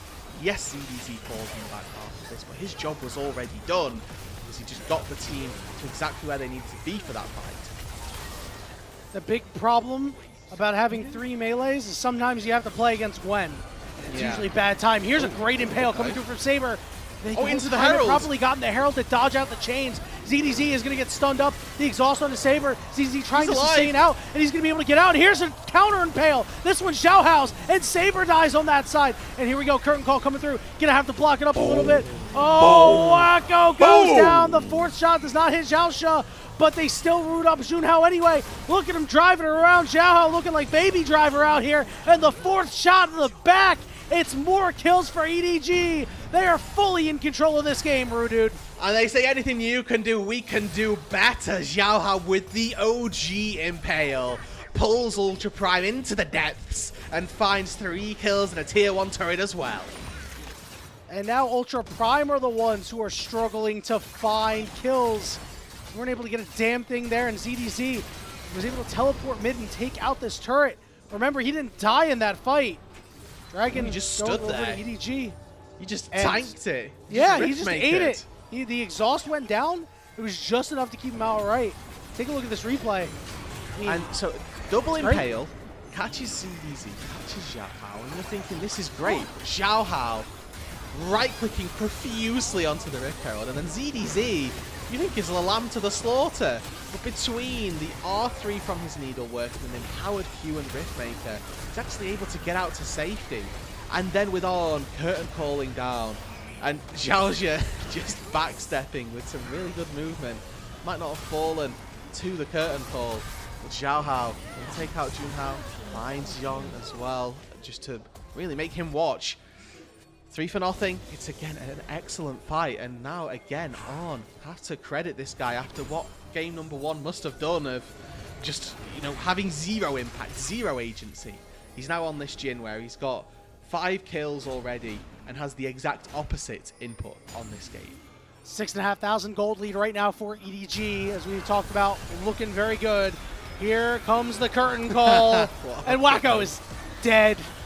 Who's going to get it? It's going to be Angel. That 4th shot did so much to Xiaoxia. He slammed him against the wall. That Impale wasn't even needed. It's a double kill for Angel, as EDG as a organization has 15,000 kills. It took him an extra game to get there. They could have, this could have been game number 1. However, a massive congratulations to the organization. That is such a massive benchmark as well. I wonder who's a little bit higher. This is where you get to see the LPL Old Faithful. They were number 3, so maybe RNG above? I would think RNG and maybe IG. IG probably. Good shouts, good shouts. We'll see. Somebody will tell us and find that out. But with Ultra Prime this far behind, odds are that EDG are going to put a little bit of a dent in 2nd place and try and close out this game with another couple of kills. But with the way that this game's going, the way that it's gone, and the way that it's going to end, we are going to go to a Game 3, Yanni. I mean, this game is pretty much chalked. Again, a reminder that this EDG composition scales much better. They are, you know, up by 7,000 gold 20 minutes into this game, and it doesn't get better for Ultra Prime. Oh, and it might get a hell of a lot worse in a moment or two because of that false life buff. Change the corruption going to land, but it doesn't do a damn thing. Ultra Prime, I mean, they're going to have to commit so much just to try to get this false life off, and if you do, you're going to die for it. EDG has a damage for days. So, really, it's just a question of what EDG look to do to close this game. We saw it took Ultra Prime 29 minutes to close out a game that was pretty much finished. Oh, they're going in, though. All right, they're going to try to get these false life buffs off. Wink is going to be the first one to fall, but here comes the rest of the fight. There's a good Impale as EDG is just doing his thing. They do manage to find 2 kills for the side of EDG. Here comes the curtain call. Angel on the backside. The Arcane Storm is getting massive as they take down the Varus. It's 2 kills for Angel. Zhao Hao caps off the ace, and EDG are going to run amok in the base. It's an absolute slaughter, and it's Angel that just walks behind the tier 2 turret and destroys the hopes of the Ultra Prime's comeback. They tried to take down some of the false lives, and, you know, they got Wink, they got ZDZ. Congratulations. You found a couple of 100 gold there, but holy moly, did they get absolutely obliterated. A great engage, right? And maybe if you're not this far behind, this actually nets you quite a positive outcome. But it's a triple impale from Zhao Hao. On is free hitting the entire time, and Angel is completely untouched. He's able to walk between the turrets, pop down the ulti, forces double sums from Wacko. They don't matter. Forces the flash as well out of his counterpart in the mid lane. They just don't matter, and he even T-poses with the recall after the fact as well. He's feeling himself on the victor. Nothing matters for EDG more than just getting a win and closing this one out and forcing a Game 3. Over 10,000 gold in the lead. Shutdowns abound on jungle, mid, and AD carry. And Ultra Prime are going to really struggle to get any of them. They don't have too many legs to stand on here. 24 minutes into the game, as you said, the scaling for EDG is much, much better than Ultra Prime's. And this game is well and far away from them, and I don't see a way back in. Yeah, I mean, Drake's spawning on the bot side in about 8 seconds time, but neither one of these two teams are really close to Assault. Angel is going to repeat his successes from last game as Zhao Hao just gliding under the turret. This turret up here, really hard to defend, but they're trying. All right, Impale, it's only onto the Sejuani, but they got plenty of damage, as we said. Got a flash out of there. Here we go, curtain call coming down, but they're going to block for their jungler. Well. 4th shot will not land, but yeah, that Chaos Storm, they did a whole lot, and this means the turret, once this wave comes in, should go over to EDG. Yes, they defended it for 1 wave, which buys them, 30 seconds more time, but what are they buying time for, is that question. They needed that fight to find kills. They needed to get something from that situation, and they just got nothing. 2 perfect games put on an Angel so far, or rather 2 players with perfect games as Saber. Here we go. They're going to engage on the Angel here. Scott Duck did not land, so he's able to flash out of there with half HP. That's the power of Rod of Ages. You're going to see the engage on to On next. He's going to have to flash away, but the health bars are starting to get low. And here comes EDG over on the backside. Down goes the Rel. Wink getting low. Blast Cone over on the other side. Young dies. And ZDZ looking to get on top of Saber as he runs out of room 2. The 4th shot from the Jin does 1,000,000 damage. And now it's going to be Wacko getting run down by Xiao Hao. Xiao Hao's going to tank it up. The flash is forced out. Chains goes down, but it doesn't do anything. As the middle inhibitor will fall, and EDG may look to push the end. Yeah, I mean, this should just be game here. 20 seconds on the solo laners, 10 on Xiaoxia. EDG pushes to a match point and to a game 3. Second Nexus turret goes down, and EDG, after that rough early start where they didn't get any kills in any of those fights, really turned it on after that. They heard us, Root Dude. This is a draft that you can get kills with. Yeah, they knew that, and I think that their scaling there as well was just a little bit too favourable. They did their stuff early game. They sort of weathered the storm, meant that they lost out on an early grubs. They ended up losing out on a dragon as well, but what they were getting on the cross map was far more important. Early kills onto ZDZ, a first turret for the Gwen, and Angel able to stay in that mid lane very, very comfortably, right? Victor versus Silas, this was a matchup again opted into by the Silas as an idea to try and punish the Victor, but with or without jungle intervention, that was not possible. He was absolutely fine and scaled up to be a terror in that late game. Yeah, they weren't able to disrupt him in any way, right? And this is, you know, we talked about the strong mid-jungle duo of Ultra Prime, and we expected some disruption out of them. But, you know, they weren't really able to link up at all, dude. I mean, we didn't really see Junhao and Saber do much of anything outside of the fights that they showed up in, sure, the 5v5s, but, you know, that's a really disappointing thing to see, because I really expected them to make their mark on the game, and they just were not able to. No, exactly. I mean, for Ultra Prime, they had a comp which required a plan. It didn't seem that they executed that plan well. Whether or not they had one, right, a completely different story, and we'll never know, but there's an idea of how they needed to play that game, and it was not one that was not fulfilled at all. A very well played game by EDG as they came out swinging in the back half and get themselves to now 1-on-1, pushing themselves to a position where they can keep this 3-0, where they can look to be one of those two teams that battles it off into the play-ins. This Nirvana group very much on a nice edge, and once again you're looking at those teams in the bottom half of Nirvana, right? You're looking as OMG at this series and going, maybe if Ultra Prime, they don't win here and we can find a couple of wins in the back half to close out our series, potentially we don't go home and not play for the rest of the year. Maybe it's just elimination from this split and this year. But yeah, the Ultra Prime fandom need to be a little bit more on edge now, I would say. Yeah, and the fandoms of RNG and OMG are probably like, oh my god, EDG, please finish them, take them out, drag them into the muck with us. It would be really, really good for because the thing is as well is that one of those two teams has to play each other, right? So yes. Your RNGs and OMGs, one of them is going to get a win somewhere. Yeah, now the problem is, you take a look, now we have to start getting into maybe talking about like individual game wins. Ultra Prime did get their 3rd individual game win in the series, no matter what happens. So they will at least have 3 wins compared to the 1 win of RNG and OMG in individual games. So that could also be a factor that comes into play. It's time to talk MVPs. I think you got a lot of really, really good options here. I think On played a really good game. Yeah, I mean, we can look at those in a little bit. We're going to flick through some of the highlights and look at maybe giving us a better impression of who played these fights best enough to see who might have deserved it. I do think that Wink had a really solid couple of fights on this Nautilus, to be honest. I mean, somehow I've become really enamored with Nautilus mechanics and the R flash things that you can do where you reposition the ulti in an attempt to knock up more people is always quite entertaining. But even just things like this little bit of positioning that he takes, he did just hook the wall, which we'll pretend like we didn't see. But it's nice that we get to see some good action from our supports as well. So frequently we've been sort of ragging on supports in the LPL that we haven't had that next stage, that next coming of truly world-class supports. And I'm not saying that we're finding them in Nirvana, but it is good that we get to see positive things from our supports as well.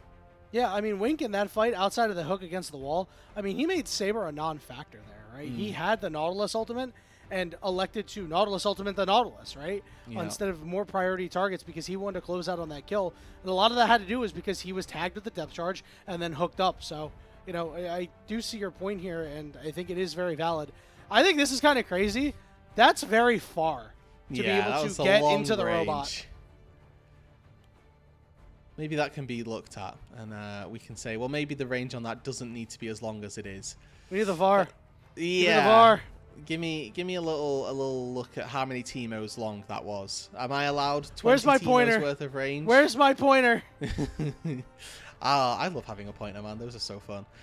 We need to look at as well how well we actually saw this Skarner play. I think that Zhao Hao has a very good argument for MVP. I think Angel has a good argument for MVP. I think that those are my 3 candidates with On, Angel, and Zhao Hao. I do think that Zhao Hao's game got to be very easy because of the way that Ultra Prime drafted, right? Like, they picked triple AP topside plus Poke Varus. It's always going to be a struggle, and it's always going to be easy for the Skarner to build, but he did play the Skarner itself pretty darn well and did everything that was necessary. Yeah, a lot of solid impales. Don't think he missed one. You know, and didn't have any crazy ones that are like, wow, you hit 3 members, but in every single fight, he was the one kicking things off, for better or for worse than the first fight of the game that didn't go so hot. But from there, obviously, EDG completely took over the game. So I think if I had to choose between those 3 members, I think I might actually give it to Wink, because I think he did a lot to enable the team. It is tough. This is one where I don't think I'll be sad when I see it. Yeah. Like, I think everybody except for like ZDZ maybe. And even then, ZDZ had a great game. Like, ZDZ got funneled. Funneled a little bit, and I don't. But he played well. He didn't have the pop off in the team fights that we need to see from a Gwen that would like facilitate the this guy cooked. This guy was. He did have that one material, sick team fight though, where he barely survived on a sliver and then TP'd mid. But I guess if that's your highlight, then maybe you don't deserve the MVP. Let's see who it is. Yeah. All right. I'm happy with this. Me too. This is still fine. Me too. I mean, I'm an AD carry player. This is always good. Same. I'm 2 for 2 on ADCs, so we're chilling. So frequently do we go underappreciated, Yanni. The number of MVPs he has. There's one. Showing in his picture. But well, now they're gonna have to change the picture, aren't they? Oh yeah, he's gonna maybe get a second one in game 3. Yeah. Who knows? Who knows? Only the teams will know once the dust has been settled, and I guess the voters. But we're way ahead of that for right now. What we're going to do for now is take a break, and when we return, we'll give you the exciting conclusion of the first match of the evening between Edward Gaming and Ultra Prime. We'll see you there.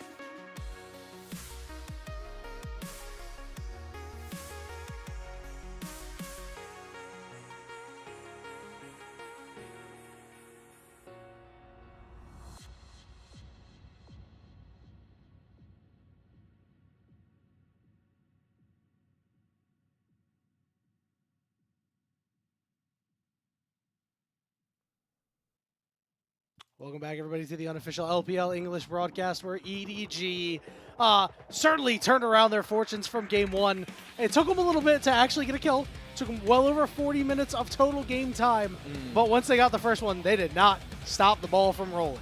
No, it took them, I think 13 minutes was their first kill, and then 26 minutes the game ended. So they were on a pretty good pace. They knew what they were going Speedrunning. for. Where's the summoning salt video? how do we get this going, guys? Come on. But it was a really solid game from EDG, to be honest with you. They spent their time in the early game farming up, playing, doing a bit more cardio, like you mentioned. But as soon as they were done, as soon as they'd trained, they'd got themselves ready for the match. They were ready, and they started absolutely destroying Ultra Prime, who drafted themselves into a massive hole and did not have the spades or the stones to dig themselves out. Yeah, you mentioned that you weren't too big of a fan of their double AP draft because it made it too easy for the Skarner to itemize, and guess what happened? Well, exactly that, Rude Dude. Yes. It's almost like they pay you to do this sometimes, you know? You'd hope. Yeah, However. exactly. But yeah, you're absolutely right. It was incredibly difficult for Ultra Prime to actually get anything going. And again, we point to that mid-jungle duo where, in that second game, they were not particularly great, right? We were expecting great things out of Junhao, right? Considered one of the top young junglers. Again, we had him as our third overall rookie of the split. We had first place, second place, third place. He was third, right? And this is his first taste of LPL action. So he hit the ground running very early, but now has kind of fizzled out a little bit. And this Ultra Prime team that we expected to be, maybe not even in Group Nirvana, but at least in Group Nirvana near the top, is in danger of slipping toward the bottom, maybe even being pulled into the bottom too. Yeah, again, this is, I'm not sure of how we want to frame the LNG standings of it all, because they are kind of on a bit of a tear going upwards They messed everything up, bro. Yeah, there was a very real world where we'd have actually a pretty decent contest for those bottom two teams between three groups, potentially even four, if Ultra Prime falter here. But it seems like we've got a pretty solid top sort of mix of the group, and the LNG have probably saved themselves is the general consensus now with those 2 wins. EDG, again, they're probably fine on 2 wins, and by extension, if Ultra Prime win this series, we expect them also to probably be fine on that 2-win threshold. There's a very small chance that we see a lot of teams make it to 2 and 3, and then weird tiebreaker scenarios might end up happening. But again, that's much further down the road that we don't necessarily need to think about just yet. For Ultra Prime, their goal should be to win, and you're looking at this from the RNG and OMG perspective, and you're looking at this and thinking, please, dear Lord EDG, find this win. Ultra Prime on the blue side this time around. We talked about how important blue side is. A lot of times you end up seeing 2-1s because it goes in favor of the blue side. They had original side selection, so maybe the 1v1 king winning the 1v1 for Ultra Prime could be what puts them over the top. But they have to play on the Rift first and select their champions before that. Already seeing some pesky champions off the board, such as the Kalista, the Nico, the Vi, and the Yorick. Happy to not see them in this game. I mean, the Yorick ban thrown in, again, is a champion that has been seeing small little smatterings of play in very specific hands, probably more so as a counter, so preparing something to take early on for that top lane. But instead, Ultra Prime just take something themselves. Right, well, you've banned Yorick, let us take the Jace instead. Yeah, and I do wonder if this sets EDG up for a false sense of confidence. They take the Ambessa, which has the poor lane, but later on, quite good. And then it gets flexed into the mid lane. And then they just slam Renekton into it. But it's a lot of mind gaming right now. We're still very early, but the Corki pick will come through for EDG. Corki, still a bit of a flex, so not entirely sure if it'll be guaranteed to go into the bot lane. Yeah, I mean, we have also, I think, already this year seen a Corki top. Might have been Cube, I think, that pulled that out. So there's Try flex Corki. I hesitate to call it a triple flex. However, technically speaking, we could.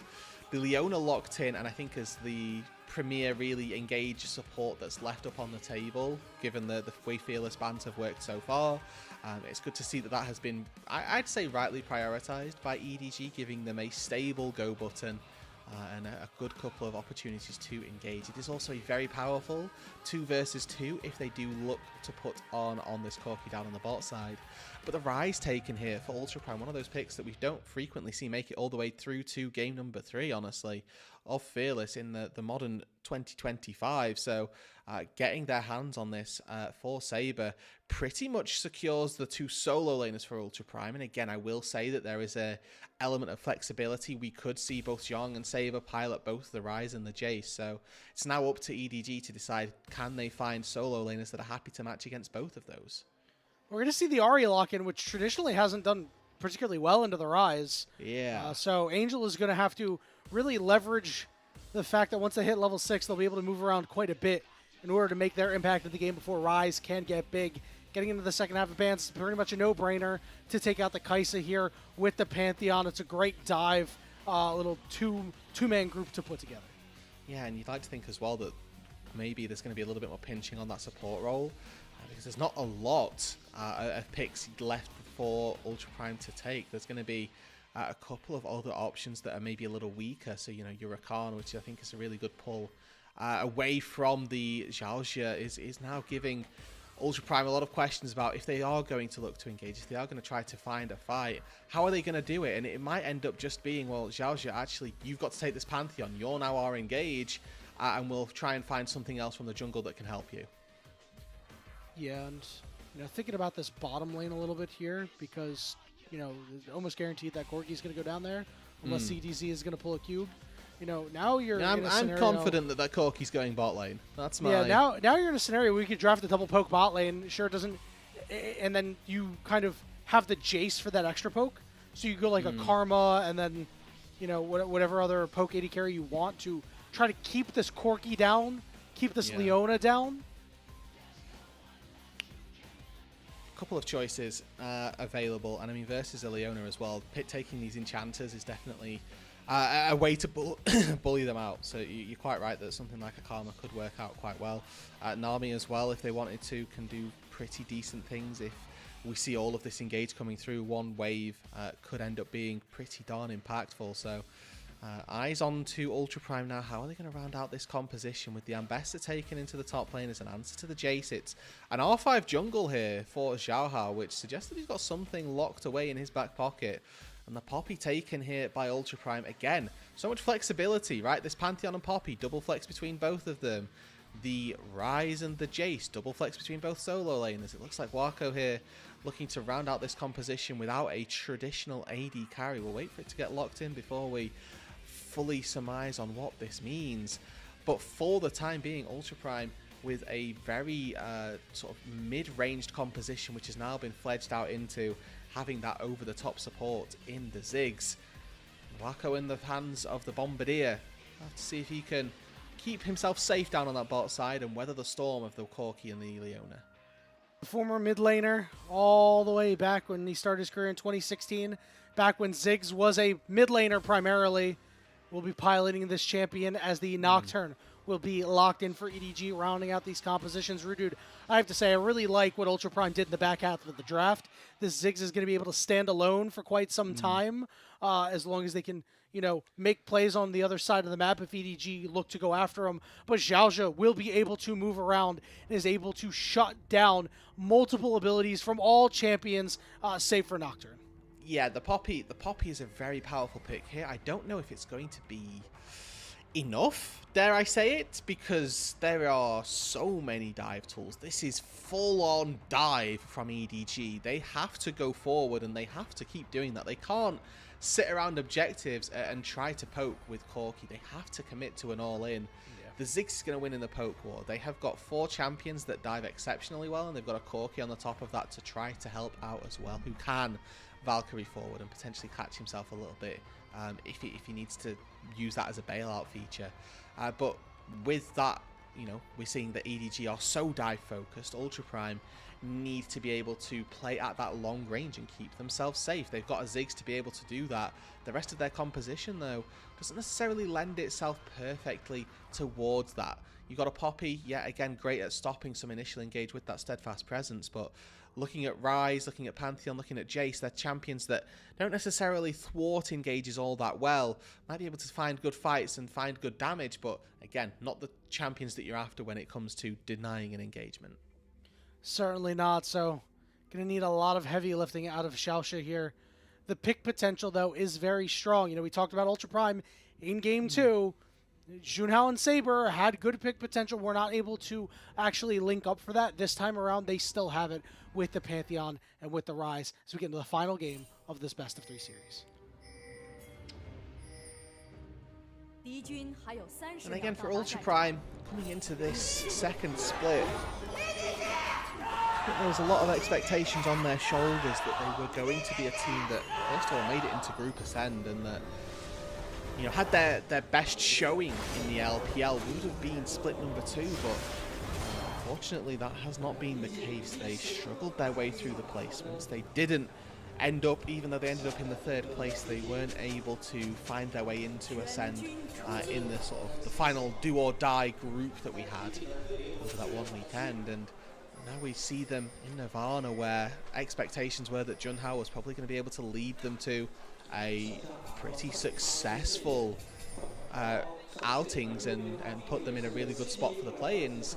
But really what's happened has been a little bit mediocre for Ultra Prime. They've 1-1'd their way through the series that they have played, and 1-1 in this series as well. Hasn't necessarily been the living up to the potential that this Ultra Prime squad would have had. It just feels like they're running into teams that are just getting really hot at the right time, right? When they were in the last chance qualifier, you know, FPX had just beaten NIP to lock their 3rd place spot. Then they beat LGD, which is a team that, again, we had expectations to maybe get up there. And then Ultra Prime had to play against that FPX team, took a game, but ended up losing because FPX was hot. And then Team WE, you know, they got really hot too. And, you know, lo and behold, that team also surprisingly made it into Group Ascend. And right now, EDG is the hot team. And while Ultra Prime was able to strike first in Game 1, the momentum is with EDG going into this final. And they need to leverage that momentum. Again, a reminder, if we just missed the draft, but want a little bit of a catch-up, this composition for EDG goes forward. It doesn't stop going forward, and it goes forward some more, right? They are a dive comp through and through. So when we hit that level 6 marker, we can expect to see EDG start trying to make things happen, start to pull some engages from their ultimates. But for the time being, I anticipate that this becomes a little bit slower. Well, I say a little bit slower, but a slow early game. Can't get much slower than the ones that we've had for the most part, taking us 8 minutes in Game 2 and 16 minutes in Game 1 to find first blood. But when, you know, we power farming up to 6, the Nocturne special, we can be very clear and very apparent about how we expect that to go. The good news is maybe Junhao is able to buck that sort of trend. Of course, if Wink happens to get a good engage where Xiaoxia is not on top of the steadfast presence, maybe we'll see something, but that's unlikely. He is quite good. So you can see Ultra Prime, Saber specifically, already moving up to this top side here, along with Junhao, looking for a top side dive. Junhao is up here. Just waiting, really, seeing if they can get this dive down. Wave already gone. Ultra Prime bite first, but don't find anything from it. This is actually going to cost Saber as he misses out on a couple of minions in that mid lane and gives Angel what is going to be a free recall. So might not seem all that apparent of an advantage to begin with, but this is a full wave lost by the Ryze. And Angel, he uses the TP to get back to this mid lane, so he doesn't lose absolutely anything.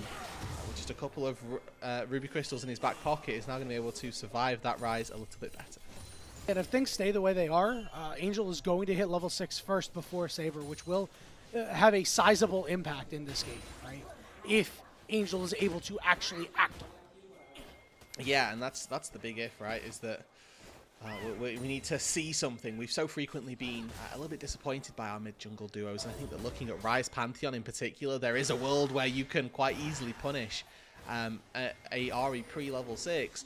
However, just that one roam timer that didn't quite work out might end up costing them all of that, and mean that they can't really do anything until that level 6 marker comes through, and by that point it is too late. So just one roam not quite working out for Ultra Prime might have costed them all of that early game leverage that, or all of the early game prio that they might have thought that they should have.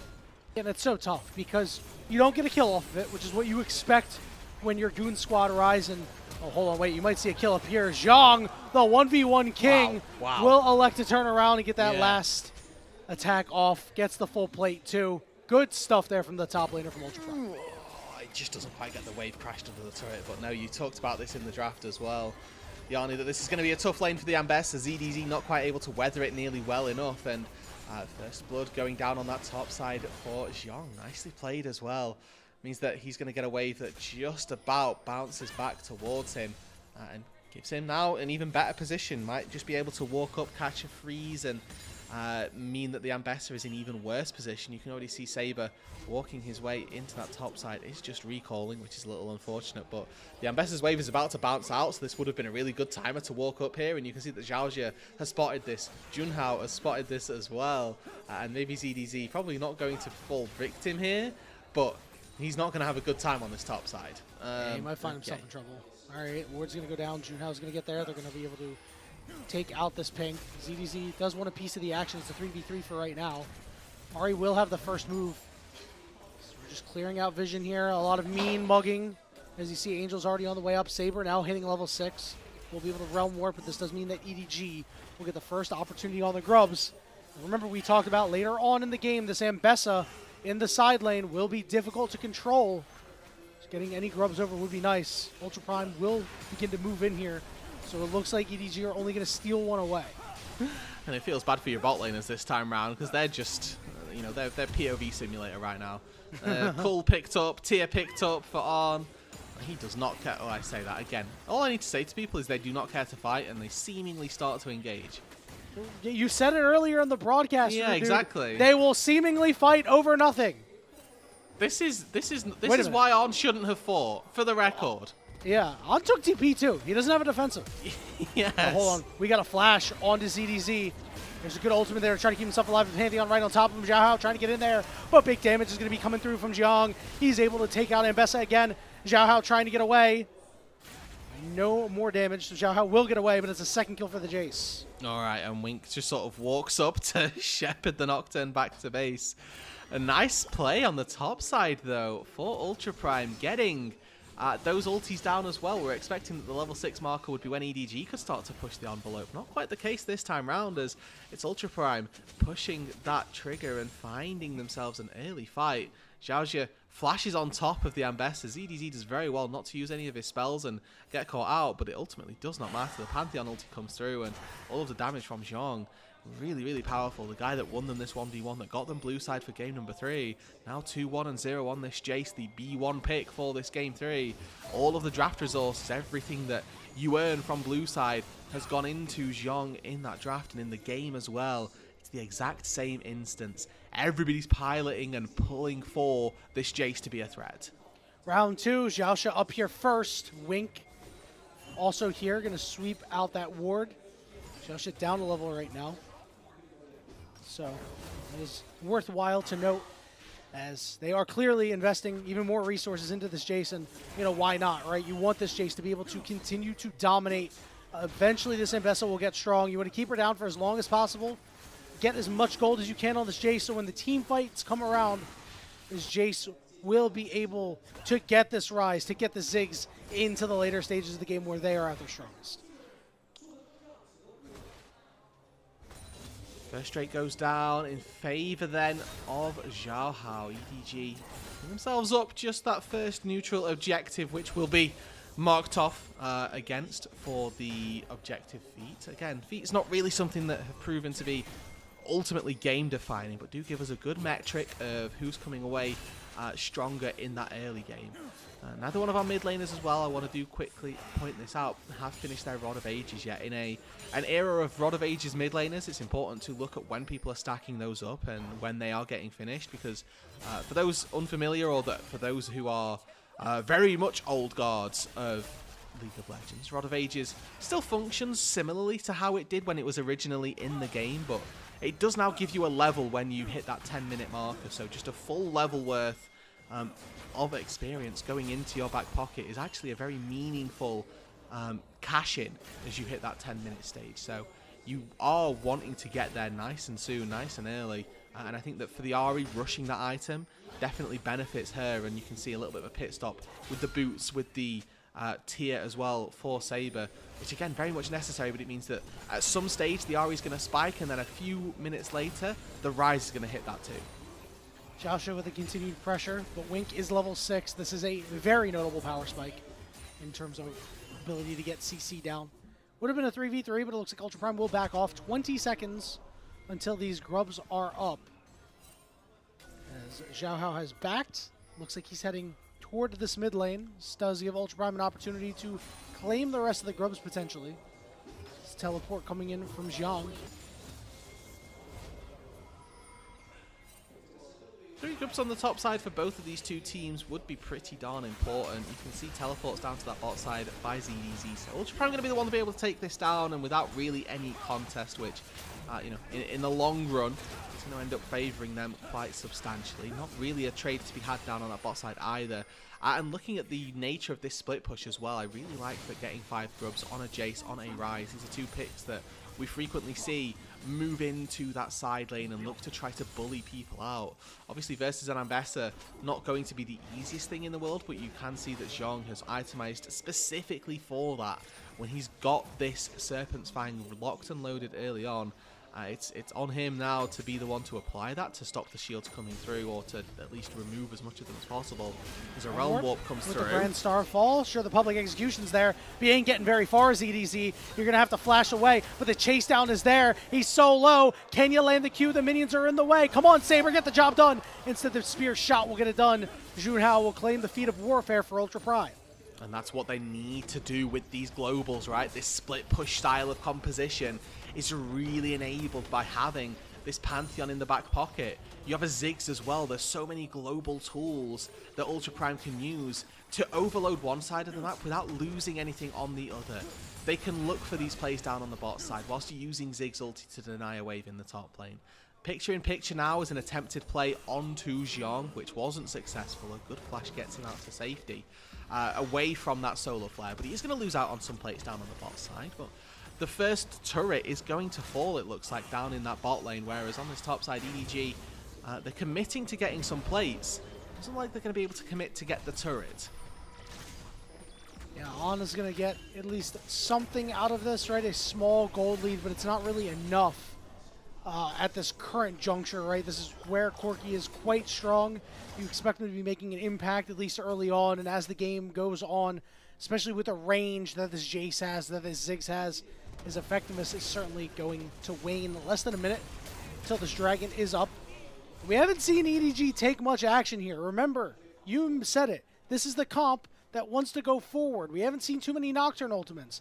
Angel has yet to make an impact in this game, aside from having a CS lead.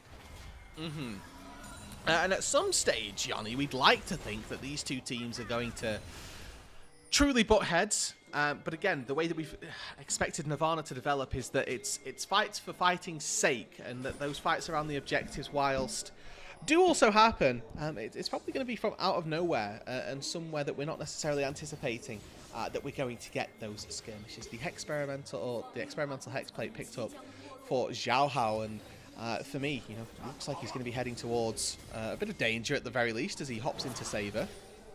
Yep, right into his face. We're going to see a little bit of fight over the crab. Wink is going to come in from behind, turning the lights out of Xiao Hao, waiting for a good opportunity to go in. He gets rune prisoned up. Here comes the public execution, and Angel trying to make things happen. As Junhao is down to half. Here comes the ultimate from the Ziggs, doing good damage. As EDZ's got to get out of the fight, but he can't survive. Angel's going to get stunned up. Good ultimate from Wink as they're trying to turn it around onto Saber. They don't have enough damage. Good charm, though, goes down onto him. Saber trying to get away. Angel trying to do his thing. On going to flash forward for good damage. Trying to kill Zhaosha, and he does. But Saber still stays alive, and Junhao is going to be able to trade out here. And Ultra Prime still coming up aces in this fight. A 2-for-1. And importantly, Zhang was just not here. This was a fight that was numbers favoured for EDG. a composition that needs to go forward, that needs to fight together. We're very, very desynced. A very good Poppy ulti, the Steadfast Presence as well, coming together to buy enough space and to prevent the full engagement from EDG.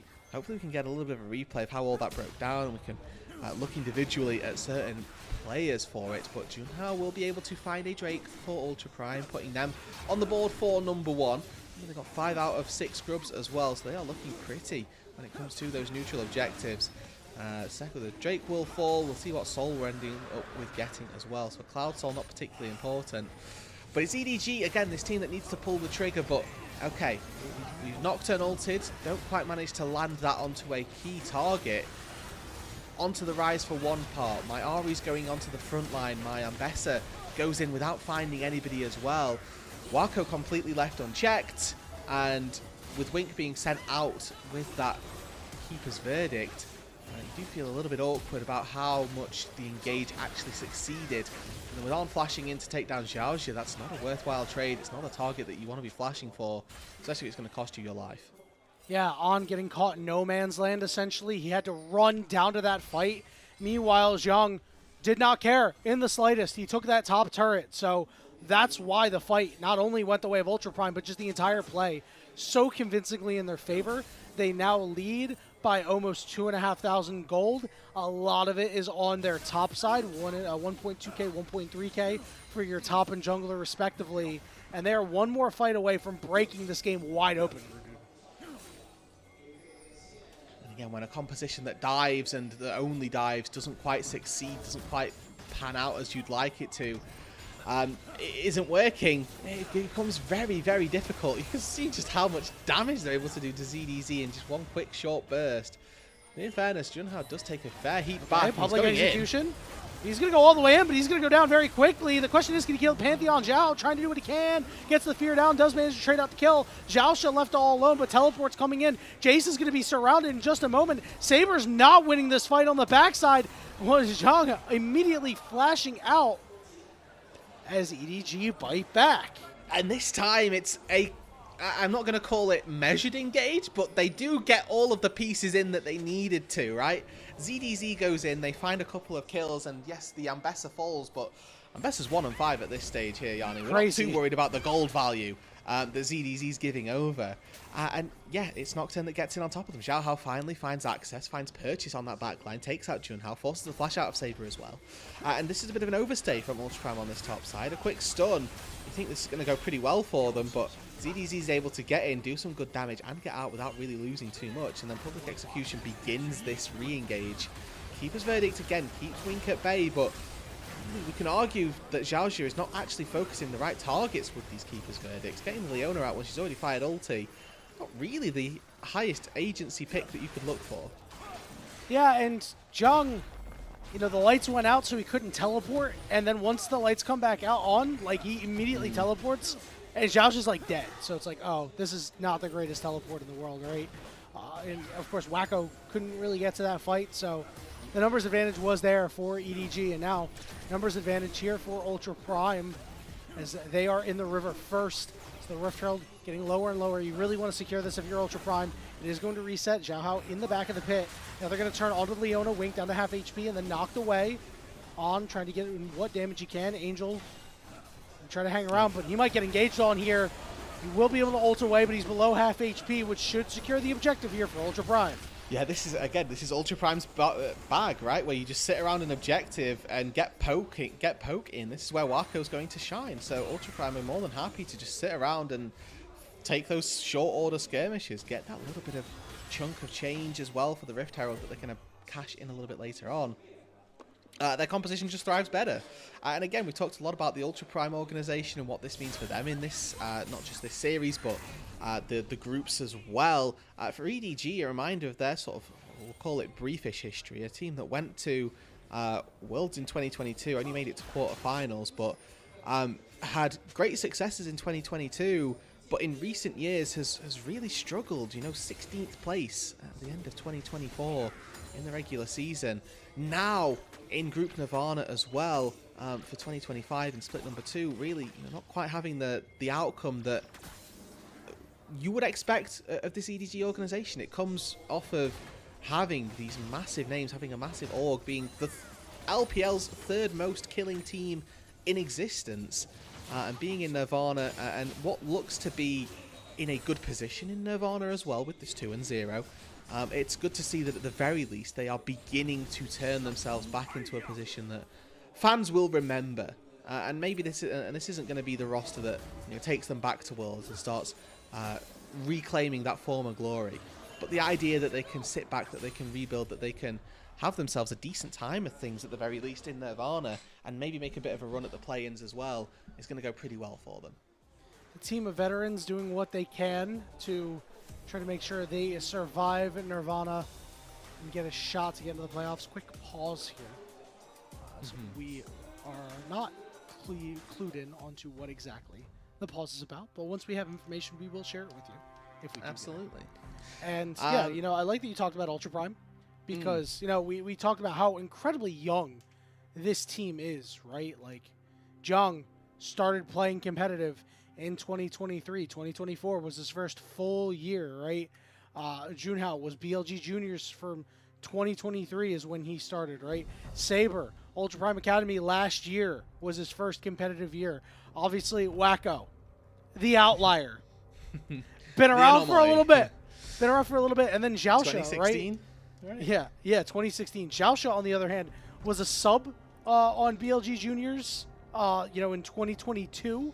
Really started getting playing time in 2023, and then started getting more throughout 2024. So even then, he's like the eldest of the young players, essentially. And even still, that doesn't have a ton of experience overall. So, there is plenty of room for this Ultra Prime team to grow, which is why I'd really like to see them get into this top half of Group Nirvana, or the top third, I guess, to challenge against these playoff teams, but really just want to make sure they don't finish in the bottom half, because this team really, really needs this experience. Yeah, it would probably, we've already seen teams in Group Nirvana make roster changes to try to stop themselves from getting demoted, right? Or even getting demoted, but getting a chance at playing in Split 3. And ultimately the teams that do lose out, that do go and not play until 2026, there's probably going to be roster changes on those as well. So if this Ultra Prime roster wants any chance at growth and any legs in sort of keeping themselves going, would expect to see them in at least the top 4, ideally the top 2. As I think, looking at it, we are about ready. We're back. It looks like people are back and ready to get on and onto the Rift. I see what you did there. Onto the Rift. As On was the first one showcased when we came back in. But what's being showcased is now this Rift Herald getting dropped down here at the 20-minute mark. Ultra Prime perhaps looking for this dragon. We'll get good damage in. Wacko will be able to knock it down that turret. That is Ultra Prime's third of the game. The gold lead, they're hoping to tilt it back in their favor after EDG winning the most recent fight to kind of stem the advantage and the momentum that Ultra Prime had. This dragon down to about 7,000 HPs. It looks like EDG might fancy themselves a fight. Is everybody congregating around 4,000 HP? There's the ultimate out from the Leona. They're going to land the charm down as well. The Pantheon getting lower and lower. Hammered out is this Ambessa. Going all the way to the back line is Xiao Hao. He's got to flash out. No kills to be had, but Wink died on the backside. Now Angel going to be the target. Charm not going to land ZDZ in the fight full HP. But they turn on him because nobody's behind him. No help for this man. Realm Warp just to scare off the members of EDG. And Ultra Prime go back to the Drake. Oh, Mega Inferno Bomb doesn't quite find on. And for Ultra Prime, another one fight down on this bot side. It was close. It was quite a tense fight there, but it's another one where this EDG roster just aren't on the same page. And we're seeing early engage from Wink where he commits his ultimate, commits the early charm in from Angel. So we'll take a look again, but look, this is 2 versus 5 that you're committing to this. Angel goes in. Yes, we call for paranoia, but look how disciplined Ultra Prime are. They're stacking on top of each other. They can see, making it so difficult for the Nocturne to ever go in. The second he does, he has to flash out immediately. And then we see ZDZ attempt to go forward, but the rest of the team are just zoned away. They don't have any cooldowns left up, and fortunately for Ultra Prime, they have enough damage, they have enough consistent DPS in the Ziggs, in the Rise, to get through anybody who dare challenge them. Yeah, and Bess is strong, but he's not that strong, ZDZ. So, 1-6-3, not his best game But again, a lot of those are because he's been picked on. But that particular fight, as you said, a miscommunication that sunk EDG. They are now down 2,000 gold. Again, it's not getting terribly, terribly worse, but Ultra Prime is still looking to really ensure they stay in the driver's seat here, looking to win this match and breathe a sigh of relief and get to 2 wins, which we may think is the magical point here. Otacon started up on the top side by Saber and Junhao. They have a lot of damage. The rest of the squad is coming through. Does not look like EDG is in any position to stop this. And these blood petals, they are so worth it. Yeah, they really are, and there's going to be a bunch picked up for Ultra Prime as well. But I do want to think that EDG can still win this game. I mean, they've just not executed on their composition the way that they're supposed to just yet. I think when we actually see them, if they can ever execute properly and go all 5 in and make that input happen, in my head, it looks a lot better than what I've seen, but I'm tentative, I'm skeptical rather, of what Xiaojia will be able to accomplish on this Poppy. He's got that steadfast presence which can lock up 2-3 people, but I think even once they're in there, they will still just do the damage. It depends on how much we can see from Saber, how much we see from Xiong and their DPS in these team fights. Because this Jace isn't getting any weaker, right? Like 2 items, and honestly, as far as team fight items go, the Serpent's Fang, not really the greatest. It's great for the 1 versus 1. And honestly great for blocking Locket as well, it's worth saying, but the idea that this would be like an Eclipse or something like that would put the Jace in a much better standing. Yeah. Remember we mentioned that Junhao and Zhang just need a bridge for Saber and Wako to get there. CDZ maybe once in, Junhao's going to get stunned up here, but no further engagement. Angel coming in from the backside. They're going to go all the way in onto this rise. Charm goes down. They're going to target out the Pantheon. There we go. Big shields there. Junhao survives for a while, but goes down. It's a good now start. Zhao wants a little bit more, but he's down below half HP. Wonjong trying to join the fight. And Wako had good damage there, but no kills to be had, but the siege will still be on in the mid lane here. Yes, they thwarted a kill, but haven't really thwarted the siege here, as even despite the fact that they're down on numbers, it's Ultra Prime who are able to walk in and take that objective that they were after. I like the effort from EDG. They are also going to translate this into a tier 1 turret in the top side, so it's not all for nothing, or not all for just 1 kill onto Junhao, who is worth mentioning. He was 5-1 at the point. Might have had quite the bounty on his head as well. So good to see that that's getting picked up as well by EDG. So signs are pointing to better things for them in this game. My concern is once again that they've still got to do that again and again and again to get themselves back into a point of semblance. And we've seen them struggle with the execution a lot so far, and the idea that they can fix that in just a quick little conversation might not be the truest. Yeah, EDG still well within striking distance, still have a lot of fight left in them. It's a departure from the team that we saw in Game 1, where they were unable to put a kill up on the board. Game 2 was all theirs, full domination. In Game 3, they have fought hard when Ultra Prime was in positions to try and put the game away with one more good fight. EDG were the ones taking the good fights. They've kept themselves in it. 35 seconds until this next dragon. Ultra Prime looking to put themselves on Soul Point. We talk about Cloud Soul being a little low on impact at times, but I do think for Ultra Prime, Saber gets it. Junhao specifically, especially him, will see good value out of that. Yeah, I think that the issue is that with Pantheon specifically, it's actually might be pretty awful, because as soon as you press ulti, you have to do the full channel, and you get the movement speed when you channel, not necessarily when you land. Yeah, so you don't get it for that long. You get it, but not for very long. You have to be a speedy little bro. You have to know where you're going, which is fine.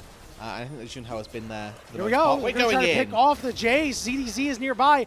Public execution doesn't land. Neither does the ultimate. They had perfect vision, and EDG, with their good vision, are unable to make these plays. Yeah, is there a Silas in this game? Who turned out whose lights? What happened? There were some skill shots. I mean, great flash, honestly, from Zhong, but other skill shots, not so good. Coming through. We're going to go look for the Ambessa of the Realm Warp as well. Multiple members are going to show up. Ambessa now stuck in the pit.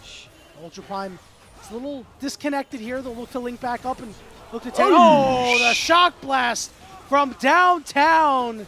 Zhong able to get the job done. That'll be a Soul Point for Ultra Prime. And potentially looking for a little bit more here, but Saber will not get close. Okay, looks like they were attempting to set a bit of a trap, but Ultra Prime swept it appropriately. Meant that they were okay to walk back into their mid lane, and Waco's done a very good job at defending this so far.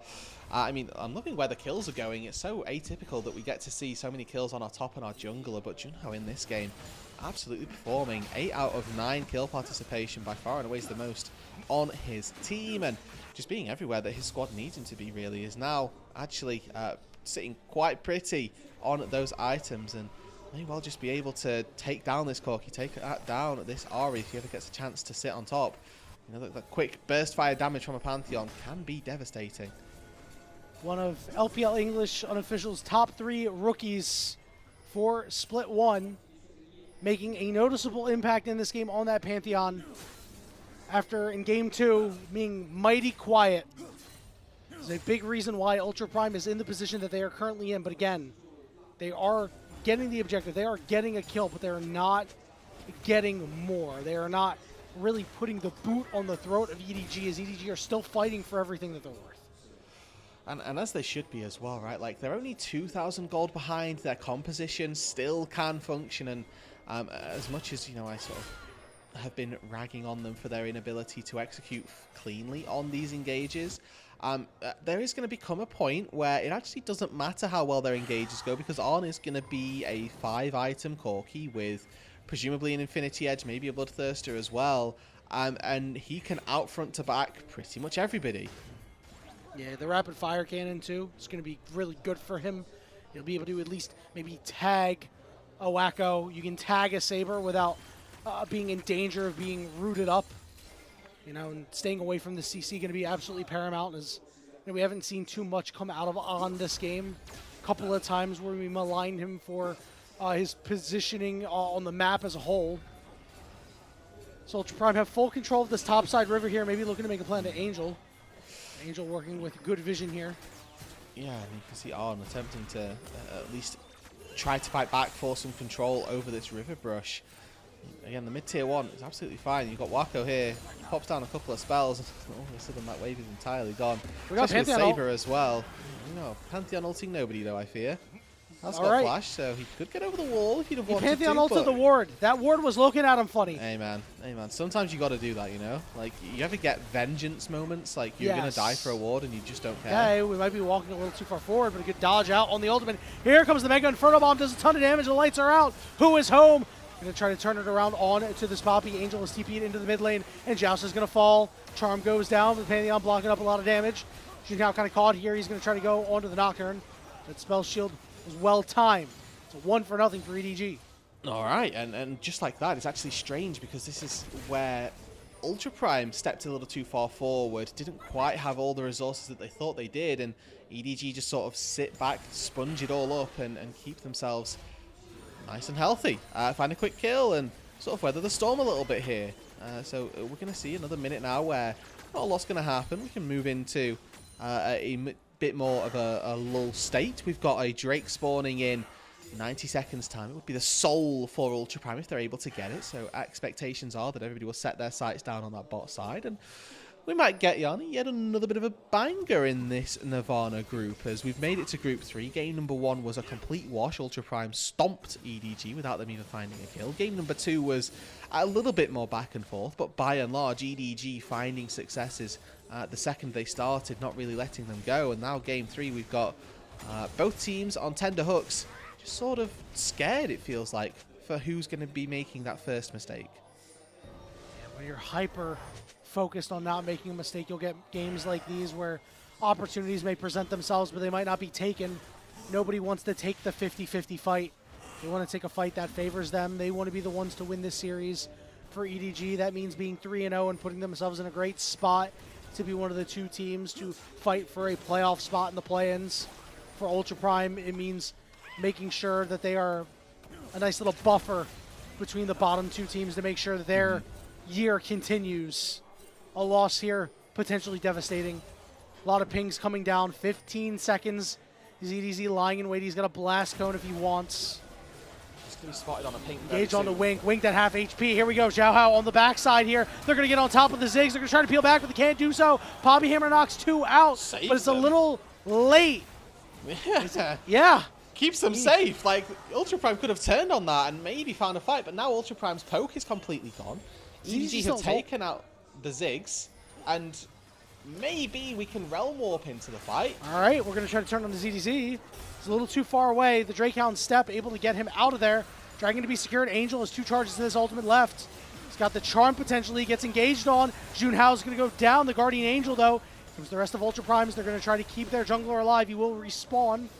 He will be able to walk away. It's a simple 1-0 for EDG, but they do get that objective.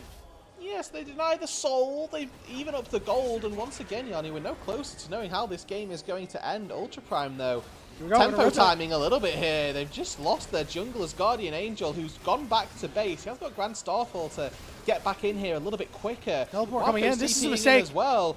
EDG, they want to stop this. ZDC public execution's available. Let's see if he's going to rip it. Who is he going to get? He manages to pick up the rise. The lights go out. Here we go. ZDC onto the back line along with the Nocturne as they force away the Ziggs. One jog off to the side too. Saber gets himself out, but that means Junhao is trapped. Is he able to find ZDC? ZDC big shielding, and he will go down. And Junhao gets more damage out on the other side. This does mean that EDG, it's a risky start for the Baron if they want it, but they do win the fight 2-for-1.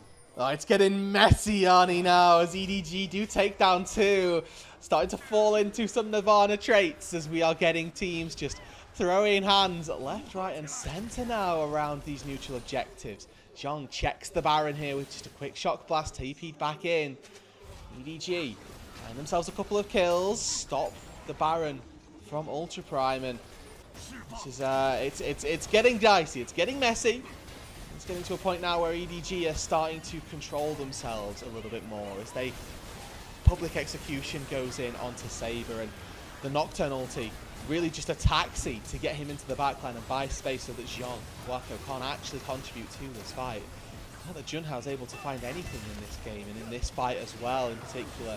Very impressive. One quick auto attack manages to finish off the Ambessa, which might have proven to be the deciding factor on why they could or could not take the Baron. So it's a really small thing just finding that one kill there, but might have netted them enough safety to stop the Baron going down. Now EDG finds themselves with 1,000 gold lead just about.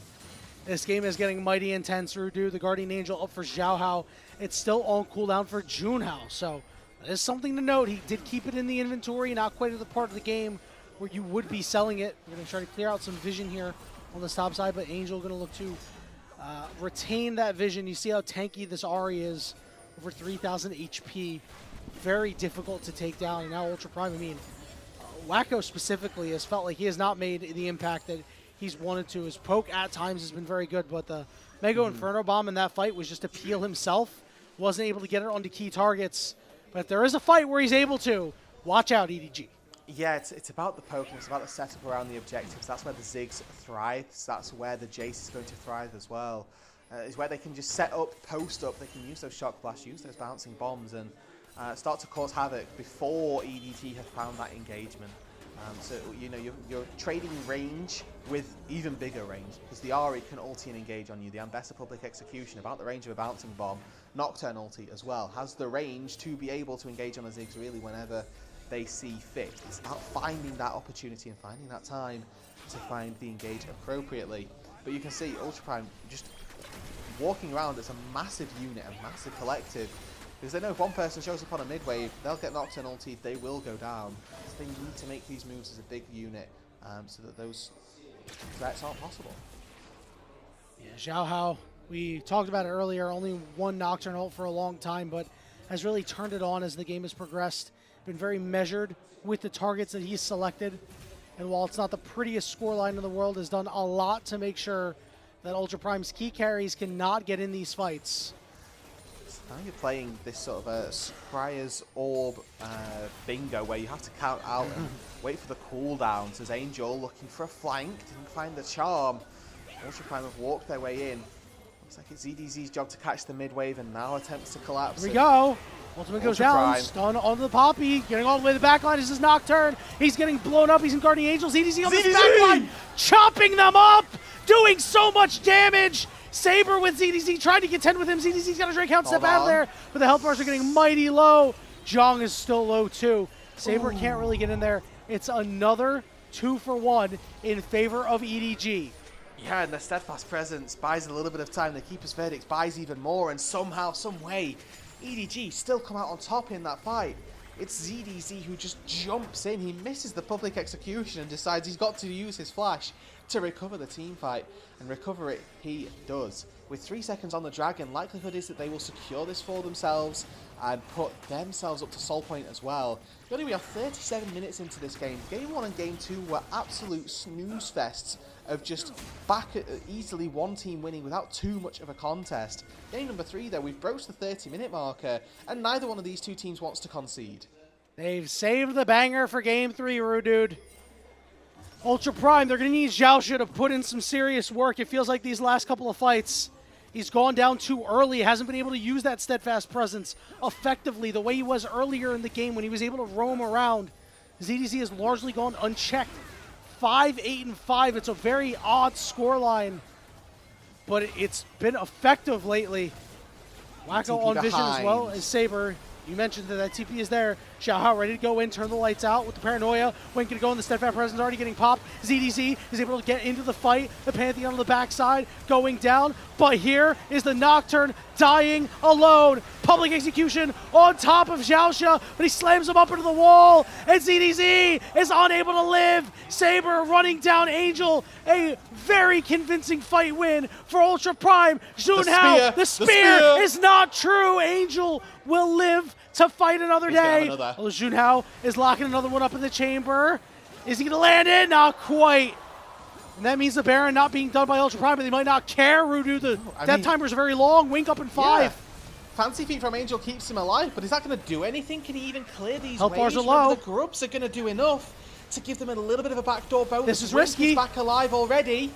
All right, Wink getting rejected. They're going to go in. The charm going down. Jiang on the backside trying to do what he can to Angel. The first Nexus turn is going to fall. Angel getting lower, but he's gone golden. He might be stuck. Saber in there. They drop the hammer down. Wink will fall. The timers are still there. Ultra Prime will finish the game. It's prime time, baby. And they knock down the Nexus, and they can breathe easy. I don't know that that's the case, Yanni. They'll be breathing quite quick, quite pacily after that one.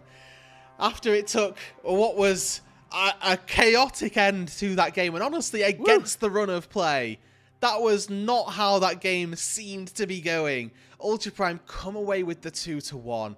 They finally make it so the EDG lose out on a series, and again, like I said, that was against the run of play. It was EDG who struggled for the first 20-25 minutes to successfully execute on their composition that seemingly found out the key, found the solution to it. But then one botched fight happens, and Ultra Prime and Saber, I think, in those final fights went so huge, just being a constant DPS threat for the entirety of EDG to try and focus that they'd never really had an answer to. And this ended up being a pretty decent prove-it game for EDG, kind of, because remember, EDG's win against LNG was earlier on before the jungle swap, and Ultra Prime's loss to them is no longer equivalent post-roster swap, right? This means that the bar changed for what these teams had, and for EDG, we were like, okay, we need to know if like their win was because LNG was literally hapless, or if they are actually a team worthy of a 2-0 moniker, and sure, they ended up taking the loss here.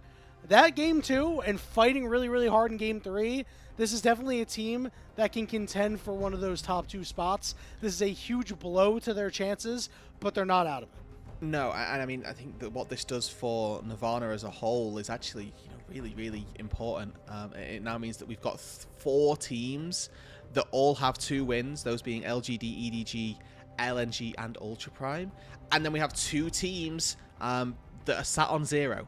RNG and OMG are 0-2 and 0-3 respectively, and are going to have to pull out an absolute miracle if they want to keep playing in 2025. This is a really important series for deciding how the rest of the table looked, and it has split the pack. It has made it so we have a top 4 and a bottom 2. Now the question becomes, where we have 3 teams all on 2 wins, who are going to make it into the play-ins? We're going to have a really close fight up at the top to see which team looks to push on with LGD, who look like one of our better teams in the group so far, but it is worth saying that LGD haven't yet played EDG, haven't yet played Ultra Prime. They've cashed in on their RNG and OMG wins, but they've not yet been able to take the games up against who we see as strong competition in this group. Yeah, it could get a little weird up at the top, dude. And, you know, I think LGD is in a good spot. Certainly the favorites to maybe make it out, especially after 3-0. But we don't know. You know, maybe they have a collapse and the tiebreaker math gets a little weird and they are not locked, right? And they fall and they, you know, wait to see them till split 3.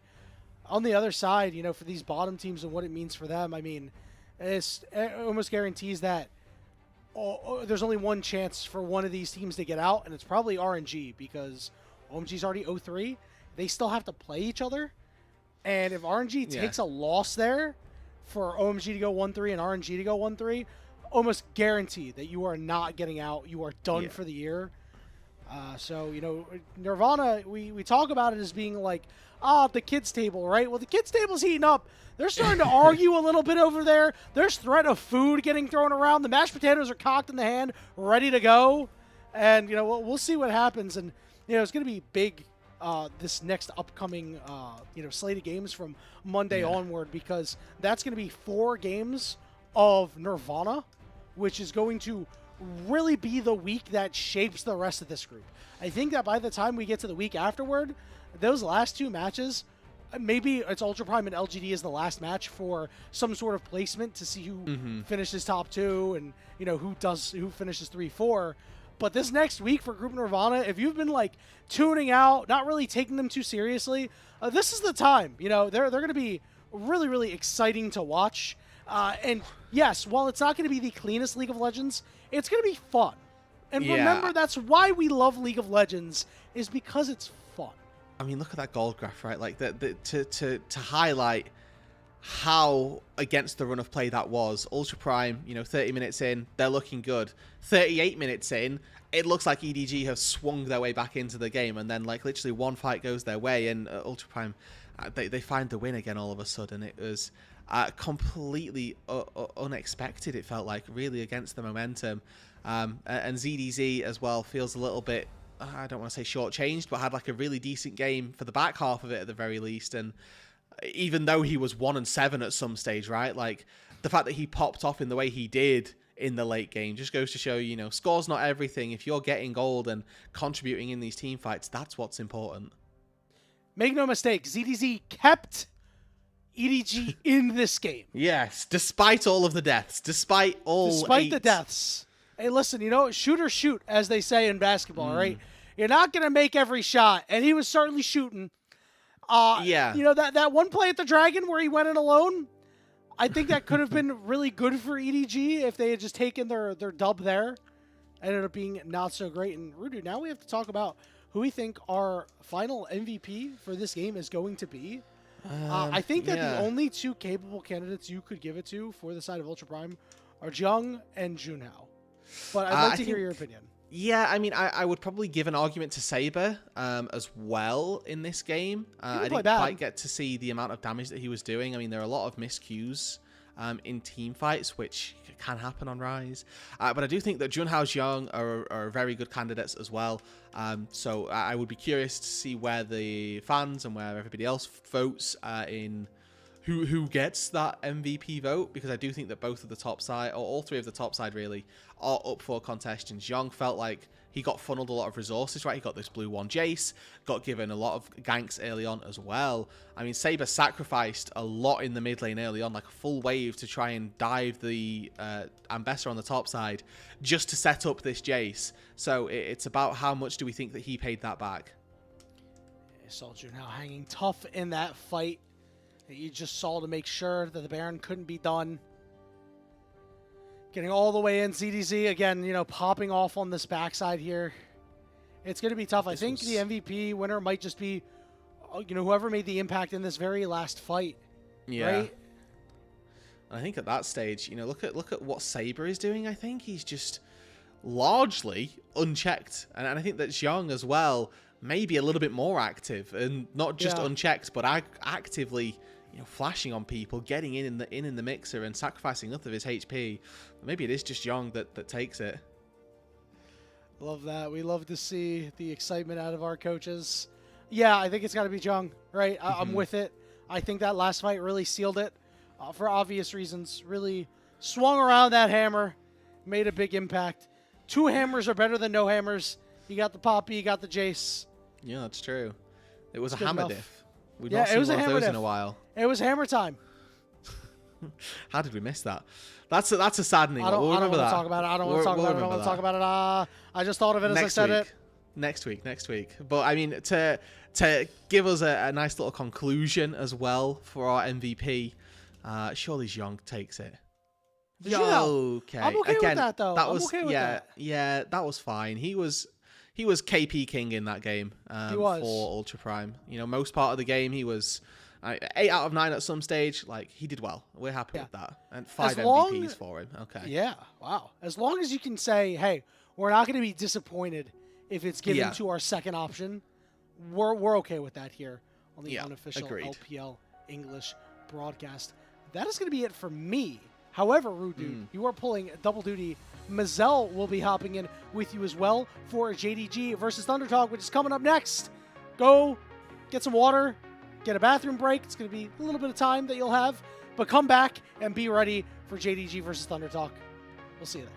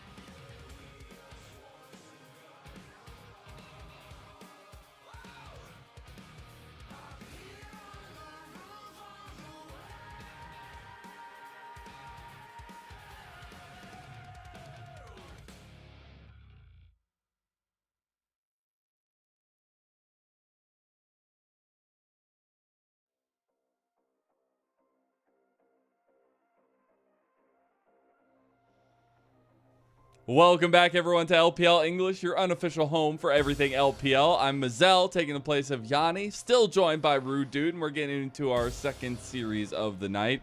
JDG versus TT. On paper, everything should be right as rain. Everything should be fine. But I've got my hands up saying, look, ma, no hands, because I'm on a roller coaster ride with both these two teams. And I'm excited to see how that next turn pans out here for them.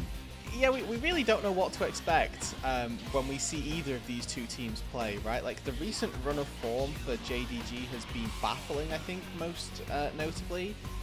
They beat AL 2-0. Oh, lovely. Just wild, great man. stuff. Now let me tell you some of their results from before their AL 2-0 that was just, like, literally 2-3 games ago. Yeah. So, they also had played versus Weibo Gaming and lost 2-1. Okay, Weibo were a decent team. We can maybe expect that. They lost 2-1 against IG. Also, all right, IG, you know, they've got their moments, right? The shy Nidalee, what's going to happen? But then also a 2-1 loss to FPX. All consecutive losses as well, which are against what you would expect for JDG, who came in and were just dominating, right? Yeah. Like, their LPL start was incredible. We were like, okay, we've got top esports look great, BLG look great, also JDG look great as well. Like, this is shaping up to be great. Yeah. And then all of a sudden, a loss to FPX was just so out of left field, and it continued to build. But now they're back to winning ways against AL, a team who also look like one of our top teams. We've got a great top 4 as well. Yeah. Like, the top half of the LPL has been very exciting, and the fact that JDG, we're not sure if they're in there or not, is a bit of a question mark, but also what adds to the intrigue of this team. Exactly that. We're going to take a look at the roster here themselves, because the team is built as a super team in the LPL. They haven't risen to the occasion. Obviously, you talked about that 3-loss streak, but it also started off really well in the group stage, where they ended up beating NIP, WE, and BLG of all teams 2-0. But it has been the fluctuations that have gotten to this team. Now we see a coaching change. We see some differentiation there, and that 2-0 AL win coming off the back of it. Yeah, and I mean, for Ala, Jun, Scout, Pays, and Missing, I mean, Worlds is an expectation. MSI is an expectation, really, for these two teams. It's not it'd be nice. It's like these are players that could very easily make it all the way there, and then have a very good showing once they get there as well. So having 3 consecutive losses in the LPL is not acceptable for them. And you saw the second that happened, something happened inside the organization and something got changed. Something happened, all right, like, that's for sure. It was not a good enough answer for the JDG staff, and everybody thought, well, something's got to happen. They bring in a new coach, something gets changed, and immediately taking down AL, who were 6-1 at that stage, in a 2-0 fashion.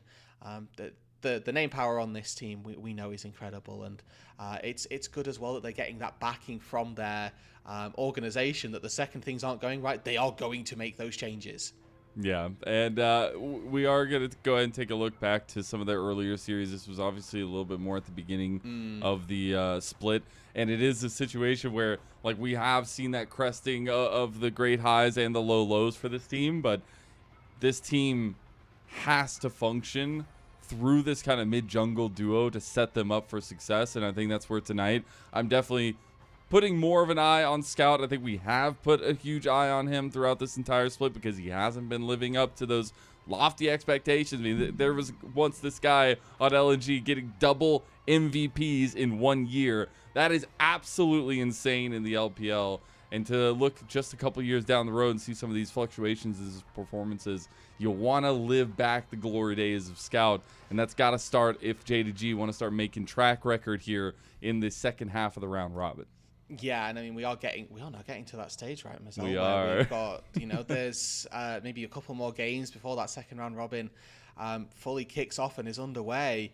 But for JDG, I think that the thing that I was sort of trying to pull from this, and that I noticed about their sort of early successes, was that they were finding great fights around these neutral objectives, and that their, maybe not setups necessarily, but their ability to skirmish, right? And maybe a given, maybe goes for granted in the LPL, but their team fight prowess is genuinely phenomenal, and that when they get the chance to take a fight, they're going to look for it, and you know, 9 times out of 10, it's worth saying that it's going to go pretty darn well for them as well. So there's plenty of good things to look at for this JDG roster, and I think that when you touch on mid lane as well, and touch on mid lane in this game specifically, it's a really good opportunity for Scout to perform. Largely, we'd argue, probably due to his opponent. I mean, you have to say, if you put these two names next to each other and you said who's going to absolutely win, dominate mid lane, 10 times out of 10, it's going to be Scout. But at this point in time, with the fluctuations JDG have had, you never know which version of this team we're going to get. They need to start putting it together here for themselves, though, and build off of that AL victory as well. But on the other side of things, TT, definitely a little bit more down in the dumps. It's a team that garnered a ton of respect from that Split 1 performance. Haven't necessarily been able to build on that in Group Ascend, but they are in Group Ascend, and we need to see those building blocks continue to grow. Yeah, absolutely. This is a team that in Split 1 beat BLG in a 5-game series. That gives you an amount of respect just initially. Just off the rip, you beat BLG in 5 games, you earn a lot of respect as an outright organization and your power in this team.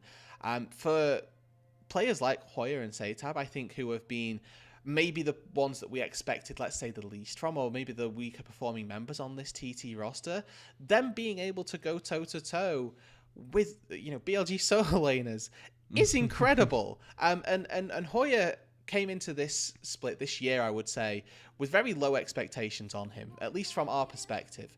And maybe those haven't been, you know, completely blown out of the water, but they've definitely been exceeded. I think that Hoya is somebody who might not have necessarily performed like one of the top 5 top laners in Ascend, but he's performed much better than our anticipation and much better than our expectations let him have.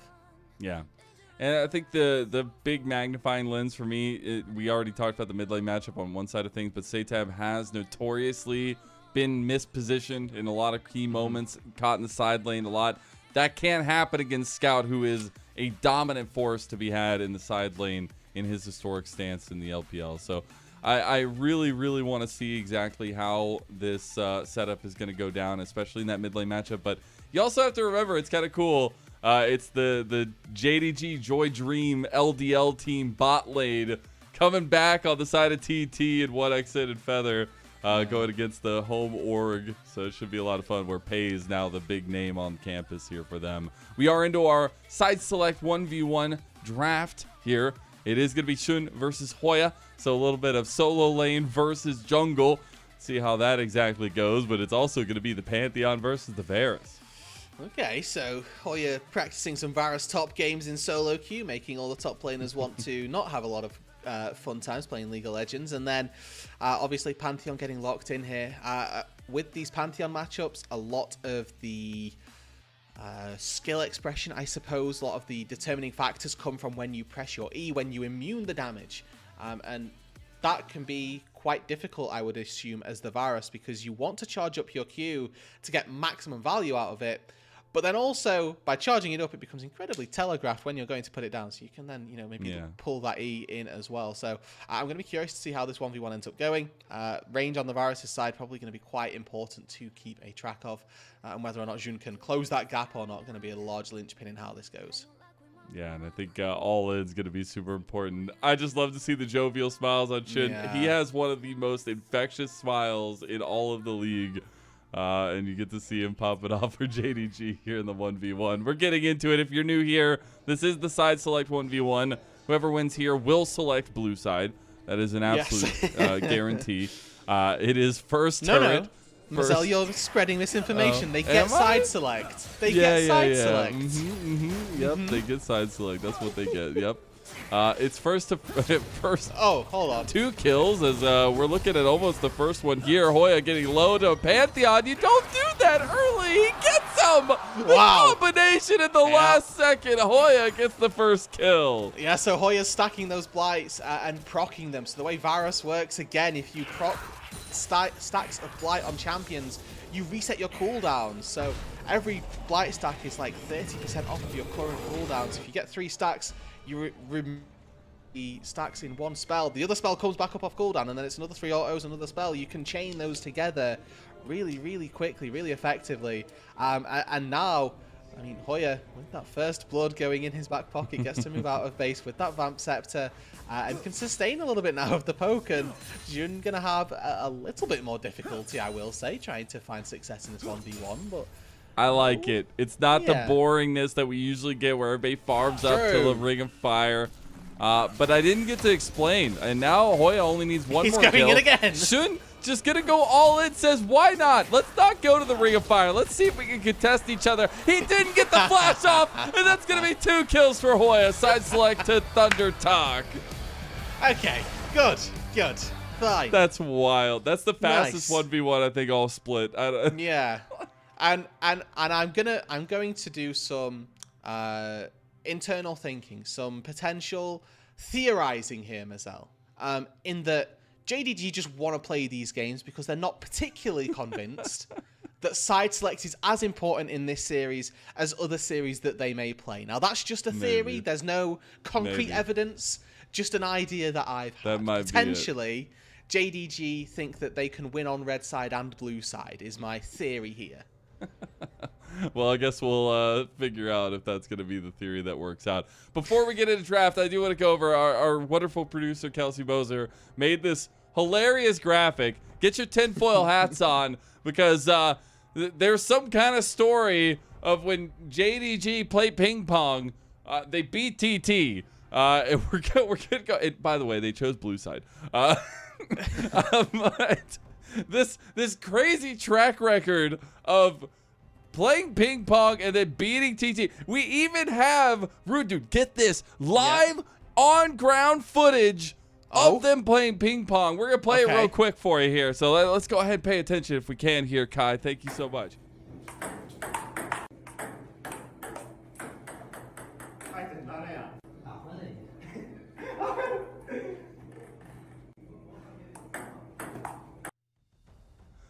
Look at that. See? We have absolute evidence of ping pong being played. I don't know. You put the pieces together. That's we're here to give you the information. But they just lost the 1v1. Yeah, don't worry about it. Don't worry about it. Does the 1v1 not count? Okay. It wasn't ping pong. That would be, oh my God, Riot Games, get on top of it. No more League of Legends ARAM 1v1s. We need ping pong. That's what we need. Okay. Let's talk about this series though a little bit more. As no. I'm no, keep we're talking about how they should make more of League of Legends, not about League of Legends. Actually, let's make side select a game of ping pong to see who can win with a card game on top of it. Yeah, we just keep adding layers. Or what we could do is we could bring in a chef from somewhere else, and we could get them to just cook them food, and then say, actually, who makes the best food? You get side selects now. Make me the best dish that you can. All of this. We could have continued to have this great conversation coming up with $1 million ideas for Riot Games if only Shun didn't just all in twice in a row in a 1v1. We would have had so much time. We could have talked about all this. But now we actually have to talk about the video game that's about to happen because for JDG, that momentum is important. They're supposed to be a top-tier team. They're supposed to be at the top of the table here. That 3-loss streak was weighing heavy on them. They were 3-3. That feels awful for a team of this caliber. And we're wondering what version of the roller coaster we're going to get tonight. If we're going to get something clean from them. If we're going to get something decisive from them. And as we head into game number 1, I'm particularly looking at what jungle matchup we get early. And what those prios are going to be looking like. TT on that blue side, like we mentioned. Ban away the Jace and the Vi. We also get the ban of the Rumble from JDG's corner. So, eyes on, as you've mentioned, our jungle matchups. Both Gwen and Rumble being taken off the board away from Hoya here, which, honestly, Hoya has been really good at having answers to those picks. I mean, his Galio in particular speaks to me as one of those things that he can bust out on a whim if he needs to answer one of these mages in the top side.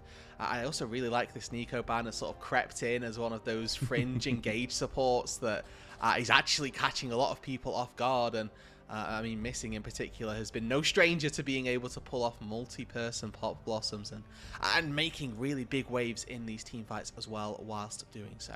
But TT with that side select, they take blue side, they're going to get their first pick of the litter, probably going to be one of those junglers that doesn't give too much away, but instead with Varus open and available, it's going to be 1xN getting his, maybe one of his best picks, right? The Varus getting locked in for him. I think Misfortune for Pays is the other expected answer, really, between these two AD carries and one of the more highly contested picks. But JDG, they've got bigger fish to fry at the minute.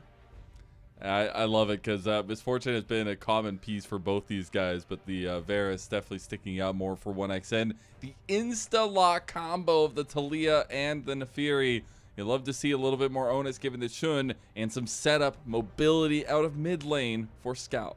And I think that's really important as well. One of our criticisms of Satab so far has been that he gets caught on side lanes a lot. Taliyah, Naafiri are going to be two champs that are very good at punishing somebody who doesn't quite remember how their side laning extension needs to work. But TT, Yone's still open. They can lock that in with the Sejuani. Again, Yone, one of these picks that very frequently gets banned. And Satab, this is one of his most played picks of the LPL so far. Like, he knows what he's doing on this Yone pick. So in that side lane, if we do expect to see him in that side lane more so than anything else, him getting caught out and picked off is going to be a little more difficult with the Yone in his back pocket. Very powerful combo already drafted for TT, setting themselves up for success. They do need some glue to tie everything together. JDG, they're not going with glue, they're going with meat. And it's going to be Sion picked up as they go for a big tank in the top lane for Allah. And I wonder if this now augments how 1xN decides to build, because so frequently we've just seen poke and that be the deciding factor, because you stand forward on a mid wave, you poke out the enemy AD, and then you're good. I would like to see a little bit of a change to the build path. Have some tank shred in you, right? Let's go for that on hit. Let's try to get rid of this Sion's HP bar, because otherwise we're going to struggle. And then I think by extension, right, do they start banning away AD carries here away from JDG, or are they actually going to look to try and take out some of those crucial linchpin supports? I love the Shin ban here. Shin's been rising in priority across competitive as well. I know it's a little bit of a different tier. We've been seeing a lot in NACL, and that's been a lot of fun to watch, but would combine really well with some of the other pieces that TT have right now and had gotten buffed pretty heavily. Now the Nautilus is going to be the ban on the other side, focusing on the engage tools that JDG no doubt want. Yeah, so JDG here need themselves a bit more, I'll call it consistent DPS. They could honestly go for something that's a little bit more setup focused as well, because Naafiri and Taliyah are pretty decent damage threats. Ashe? But yeah, I think Ashe is awful at the minute. Is just a no. Maybe Jhin is like, if you're looking for something like that, you'd go Jhin instead. But they still have the Misfortune up if they want it, and they have got decent enough setup, and there's enough support on the table for them to take an MF plus engage support combo, which will allow for that big wombo combo team fight. Instead, though, they're going to sacrifice the laning phase and say, I'll kill you anyway. Lovely stuff. I love it. This will be the 11th AD champion that Pays has played so far this split, which is absolutely crazy. And using the breadth of the ADC meta right now, but he's going to have a lot of the all-in follow-through with the killer instinct and giving the guy the guns here, see if he can carry. The Alistar is going to be the answer on the other side to try to tie things together and provide more of that engaged front line. Okay. Waiting to see what their top laner looks like. They need, I was going to say, they need magic damage, and versus a Sion, this really not an awful pick in any means. You just get to go scaling for scaling, really. Vladimir locked in for Hoya. Not the first Vlad that we've seen in the LPL, but certainly a big pick to take here. Versus what is ultimately quite a short-range composition from JDG outside of Scout on the Taliyah, who's mid-range at best. The Vlad's going to have a very easy time getting in and doing damage, not particularly needing to be scared of getting kited around by, your Xerath, Caitlyn's, whatever's, like long-range champions that you typically struggle against. But this time out, I'm quite looking forward to seeing what Hoya can do. Missing's Rakan. This was something last year and earlier this split that was legendary for him. Will be coming through here to pair up with Pays' Kai'Sa. Has that go-between factor for the kind of all-in comp, but also defensive nature on their own side of things. But I gotta ask, like, the side lane seems so good for TT at this point. Yeah, I agree. I think that the onus is definitely on JDG to get the ball rolling a little bit earlier on. My concern with that is that, well, Kai'Sa Rakan probably going to struggle versus Varus Alistair early on. In the mid lane, right, Yone versus Talia. Maybe the Yone can get punished a little bit in the early game versus a Talia being range versus melee, but it's not expected. And then again on the top side, right, you've picked a Sion. How are you gonna push that envelope pre-level 6? It's not particularly possible. So I do like what TT have drafted for themselves here, and I'm actually really excited to see what their comp ends up looking like in terms of execution. Yeah, that's the biggest question mark that comes into a series like this. It is a team that on paper, JDG should be absolutely favored in a 2-0 fashion, no doubt. But with the way that the track record has worked between these two teams, especially in their other series leading into this one, when you don't know what version of JDG we're going to get on the day, you have to think that there's always a chance for TT to take a series over one of the top dogs, at least supposedly, in Group Ascend. A lot riding on this in terms of pride for JDG, a lot of momentum from that AL series. Can they show consistency once again and show that they can be one of those titans of the LPL? As we get into game number 1 of our second best of 3, TT versus JDG. I'm not sure if the crowd are Come snoozing on! today. The crowd are snoozing. They didn't do it for... Yeah. The person that started the chant is the only one doing the gyos. Come on, gyro. There we go. We got a little bit for JDG. You know what? TT got nothing. Arena that you're in. They are Sad. in Beijing. Yeah. Okay. There should have been. They're in Shanghai? Oh. Some. I thought they would be at JDG's home arena. I'm looking at this currently, and we're looking at a bit of a rerun of what we saw from the game 1 from the previous series. But this is how you would expect this to go, is that, okay, good, level 1 Alistair. Should always take W on level 1 Alistair. But this is hard for Kai'Sa. This is hard for Kai'Sa Rakan, just period. This bot lane is not going to be easy. Varus should be able to space out the Kai'Sa just because of the range. And I mean, as soon as you hit level 2, the Alistair's going to have a pretty decent time of things as well. Scorch plus Comet also, you'd like to think, is going to be putting a heavy toll onto Paze's HP. So if JDG can make it to level 2 unscathed and level 3 unscathed, maybe they'll be okay. But I'd like to see Feather probably just trying to harass this wave a little bit more. Yeah, let's get that. That's more like what we should be expecting. It's a poke in there. It's Arcane Comet Bears. Gotta get as much poke as you can. Yeah. Also the lethal tempo for the Kai'Sa. So going for more of that on-hint style. We do look at both junglers. We said our pivotal undercurrents to both how both teams kind of function. Going from top to bot. So it looks like the party will be in bot lane 2v2. Yeah, I like that you point that out as well, especially for TT, because Beitron, I think, was one of the, again, coming into 2024, maybe unexpected parts of TT, 2025, excuse me. We weren't expecting great things from Beitron, but I think he actually really oversold or really overexceeded his expectations and did actually very well overall in at least split 1. And split number 2, maybe that's not quite followed through quite as hard. But I remember definitely the Demacia Cup showing and moving into split 1 as well. Beitron had a really, really solid showing, and I think that if we can see him return to some of that semblance in split 2 for the second round robin, we might end up seeing TT end up with a pretty decent mid-place table finish.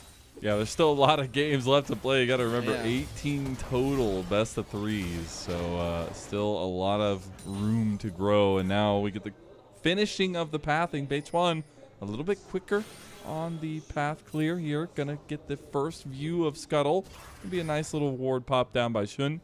And he will just concede that side of the map and go get the Scuttle on top.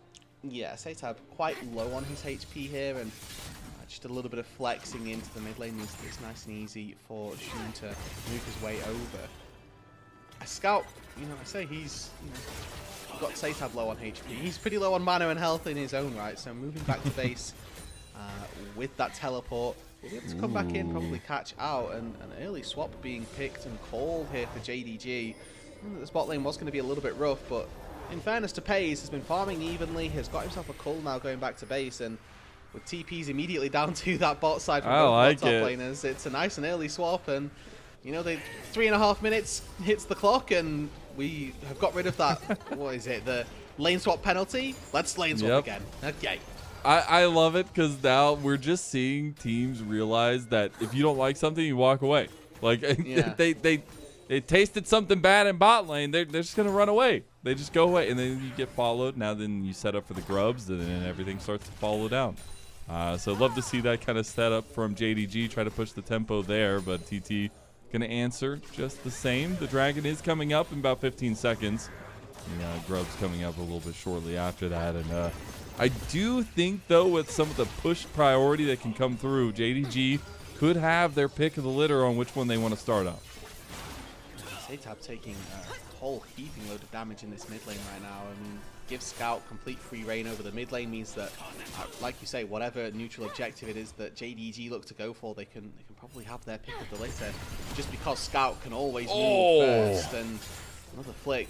Satab even more into the dirt. No TP for this Yone, so he's either going to have to make this damage stick and do what he can with it, take a pretty suboptimal recall and lose out on some XP. She's going to play some music for us there. Ala getting a little bit of the better of Hoya in the bot side trade right now. Expect that might change. I mean, Siren gets really tanky, but Vladimir gets damn annoying as time goes on. The thing who wins the tank off in that? Does anybody? It's definitely Vlad, but it takes so long that it's not even worth. Like, the Scion can probably walk from tier 1 back to tier 3 in the time that it takes for the Vlad to kill like 2-3 items. Maybe 5-6 with Void Staff.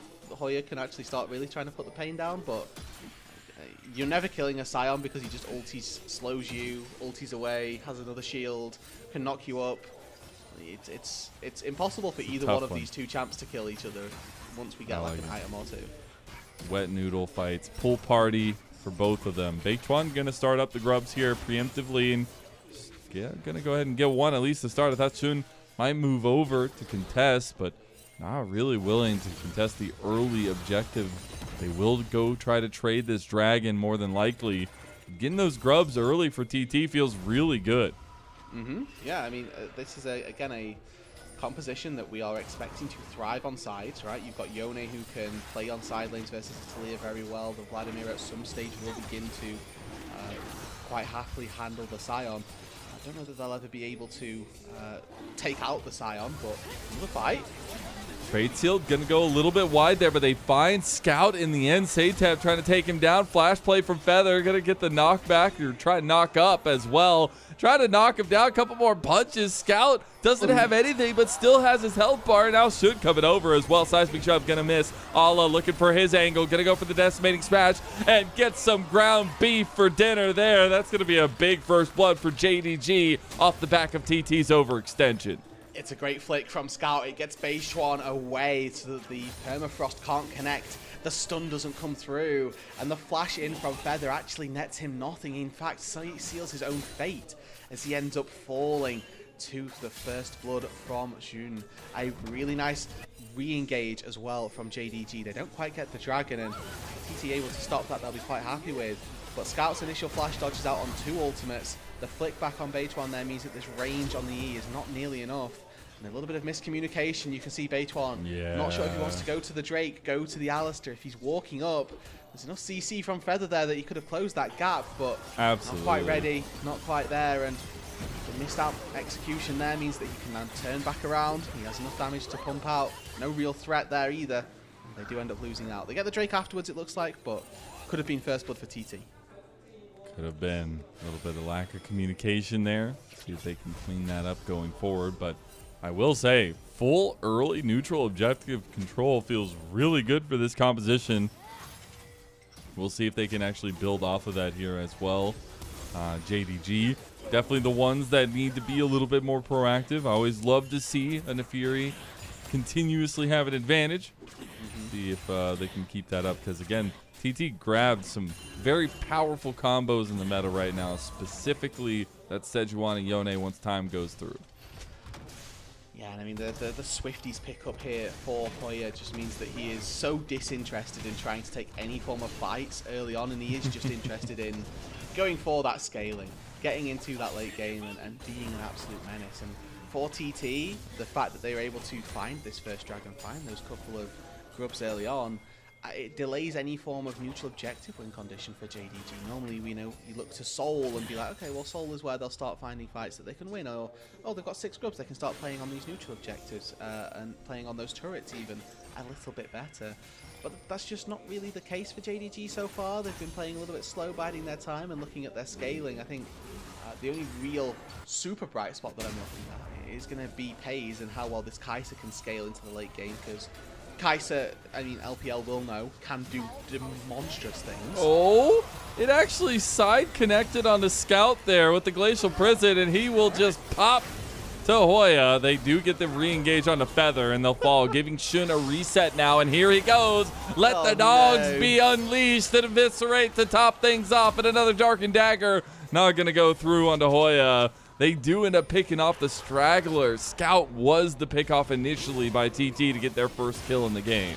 Yeah, so there was a choice in draft. It was, do you want Varus or do you want Neferi? And it was TT who decided, we'll take the Varus here. So far, 1XN had a very quiet game, quite happy to just be sat farming mid lane, but Jun has had anything but that. 3-0, 100% of JDG's kills in his back pocket.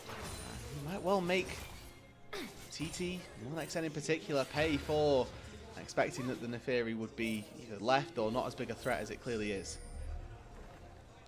You love to see that kind of setup for them, because they grab that Neferi, they go with that Talia combo. It's a lot to ask Shun to perform in these kinds of situations. He hasn't been the most consistent jungler, but they still give him the resources here and now. The dogs have been unleashed as the Weaver's Wall coming in. Scout gets blocked though, and now he's CC chain from hell, and he's gonna get the seismic shot, but go down to the smite for Beichuan. Seal Fate's gonna go wide. Ala finds a massive unstoppable onslaught on the 2, but Satab has to pop back to his soul unbound. Double knockup from Feather is not gonna be enough to follow through. Pays looking to put in the screws, put in the plasma, and 1XN now on the other side of the fight can still free tap. He's the poke Varus. He's finding good angles, and it's a 5v4. Oh! Purple knockup, flash play from Feather, and that's that JDG dream that's coming alive here as TT, they find a big fight off the back of those prospects from the LDL JDG squad. Yeah, TT, they take the homegrown bot lane from JDG, bring them into their first roster, and it was 1XN and Feather that won that fight for TT. It was Feather's triple knockup, a flash engage to catch them all off guard. It was 1XN's consistent poking and prodding away on the backside of this fight. And Feather, you know, he spots Scout here, just trying to find a wall. And there's just no way out for this Tilly. If he gets to ride the wall, maybe it looks a little bit better. But he just does get caught between no man's land. Another little engage from Arla does buy time. And you're starting to see my problem with the poke Varus when it comes to specifically the Scion, because 1XN spends entirely too much time trying to get through this front line that he just can't do. But finally, despite that, Beichuan, Hoya, and Satab, they were able to be the front line, and it's Feather. That was incredible, man. And he's had multiple opportunities like that, or has released multiple highlight reels like that. Love to see the kind of side flash play from the Alistar.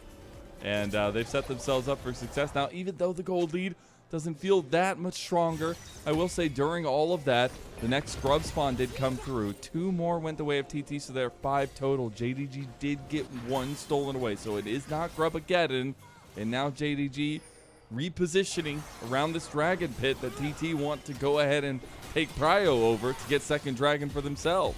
Yeah, looking at those ultis, the only one that's really not available is Killer Instinct in 10 seconds. So we're right back to square one, where actually quite happy to have another one of these big scale 5 versus 5 gold, deadly even.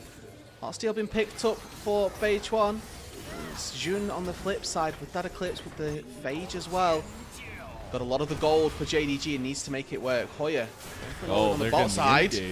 Oh, Feather is a little bit caught out now. Tried to go for the big play. Satan! Satan! Isn't going to get Shun in the end, and he has to pop back. JDG still alive and well. The fight's still kicking in the bot lane as well. Ala and Hoya going at it down there, but here comes Ala with the unstoppable onslaught, goes right into the pit, and it is going to be Shun that takes the dragon, but they've already lost Ala. He's going to go zombie mode here. The TP instantly pounced on it. Scout's just going to fall down. That's 1xN picking him up as well, and Satan is running amok on this Yone. We called out that this mid lane matchup was a chance for Scout to redeem himself, to put to bed some of our concerns about his performances in 2025, in 2024 as well. And Jun now looking for 1xN. Gets the immediate barrier out. The next Dark and Dagger, the Void Seeker, not going to be enough. Not able to get 1xN in the end. But to go back to it, Scout is having a stinker in game number 1. He's 0-3-2, was entirely mispositioned in the previous fight. This time round gets caught out on a TP once again because he's also a little too far forward, takes too much damage in the fight. And now what is Missing doing? Yeah, he's go again, I guess. All right. Yeah, you got to felt ward like he down. wanted to get a little, but it's just crazy because when we look at the very beginning of this day, we said, like, on paper, like, this shouldn't even be a conversation. This shouldn't even, like, Scout should absolutely handle this 1v1 in the mid lane. He has fallen multiple times to a lot of the pressure that TT had put on. And really, just the idea that you're stepping so close to a Sejuani with ulti is already, unfortunately, not what you can be doing. It's already a mistake, so he burns his flash to get out to safety. And I think Arla, honestly, so far this game has had a pretty solid performance. I mean, he's playing Sion, so he's handicapped by what his team can let him do. Jun with a great smite, and Arla here, he buys the space to allow his team to walk in, and then they just don't walk out. Like, they should never be looking to take this fight with no top laner and all of these low HP bars. And to round out our mid lane point, Satabs looks phenomenal. Yeah, no getting caught out yet. And the thing is, all of this is happening before he even hits his first item. Like, that is a major break point for the Yone, is the Blade of the Ruined King. And he's been able to find all these avenues already, and now he has hit that first item spike. So even more worse for wear for JDG moving out on the map. They needed to have a lead, and now they've fallen behind about 1,000 gold. The Rift Herald is started up by TT. It's going to be JDG seeding that side of the map and going for a side lane turret. Oh, and then they end up seeing Paze as well. Paze trying to get the outplay here. Has to burn flash, but Satab is right there trying to pump it back into him. Very low. The burn! It's not enough. Got out with about 30 HP there. Satab surviving. Yeah, but I mean, ultimately, right, what happens there is they get Paze's flash, which is incredible. You will always take AD carry flash. Satab burned his ulti, which, again, you'll happily expend for a better chance at killing Paze in the next team fight, which, looking at the way these two teams are skirmishing, probably going to be quite frequent and quite soon. That next Drake could very well be the play. Oh my god, the double CC chain missing. Nice, Just gonna die. 303 for 1xN. Rift Herald in the mid lane by TT. And I think we're starting to get our answer of which version of JDG is showing up on the day. And it's not the good one, that's for sure. TT coming up big. The entirety of 2025 has been just a big question mark for JDG. They've shown such high highs, taking 2-0s against teams that, they should really probably struggle a little more against than anything else. Oh my god, that was a lot of damage. I mean, they just get the turret though, right? Maybe they actually get Satab. Well, that's strike one for Satab. He will be slowly taking down the side lane. He gets the turret. Oh my god, what a Chad. Somebody kill this man, please. Okay, Pay's going to take him down, but he got the turret in the end. That'll be the second turret completed for TT. Although Satab sticking back to his ways, getting caught in the side lane. I want to fight you. I'm fighting you on that. He had Beichuan and Feather right there. We're literally on the other side of the wall of that tier 1 turret. They could have just walked forward, hit that turret, and let him leave with them. Results-based analysis. All I'm saying. No. What happened? He died in a side lane. He didn't get caught in a side lane. Man. He didn't get caught in a side lane. Different things. Man. Technicality. That's what. We're going no, you're exactly right. It's fun. Yeah. Though we do have to talking about the next spot of the dragon, because we'll be second dragon for either team. Doesn't rise that much in importance. I think it was good for JDG to steal away that last dragon. They can't continue to get caught. And Anything you speaking can about do. getting caught in the side lane, maybe it is just going to be Scout. He's going to try to get the Weaver's Wall out, gets stopped in his tracks as Allah has no come up to try to save him. This is a full-on commit here. JDG is trying to save Scout. Fate sealed into 3, and it's Satab coming out the better over Scout time and time again in this game number 1. That'll be 2 members biting the dust, and Shun shows up too little too late. Allah is getting engaged on it. Feather has to flash away from Shun. Here comes the unstoppable onslaught, gonna run right into his own turret. The reset from Shun. He's looking for it. He's got all the gold. He's got all the momentum, but Satab's got the Yode. Is it gonna be enough? Shun trying to take him down. Allah gets the pop, and that's already Satab down. Shun is picking up the slack where Scout has dropped it, and Allah is right there with him. And this is the jungler that JDG wanted. They swapped out their franchise jungler at the beginning of the year to bring in Jun. He is now 5-1-2 on this Neferi, turning fights, turning games back in their favor. And TT looks like they were going to be able to run away with this fight on the top side. They pick off Scout. Satab, again, with a great engage. But it's all for nothing. Scout walks into the alcove here, gets punted off by Beichuan with an Arctic Assault. And this, again, a fight that looks incredible for TT to begin with. Satab knock-up scooping in onto 3. But I want you to catch the back half of this team fight here, Len. And it's Hoya in particular that actually has a bit of a stinker, a bit of a shocker here as we walk and just sort of tanks up the turret. 1, 2, 3, and 4 turret shots into the bleed from the Neferi, which does turn this around. It gives the opening now to JDG to start finding this fight. And it's Jun who is playing out of his mind. Satab, great idea to flash out of the Scion Q, but you actually don't have enough damage to get through Neferi.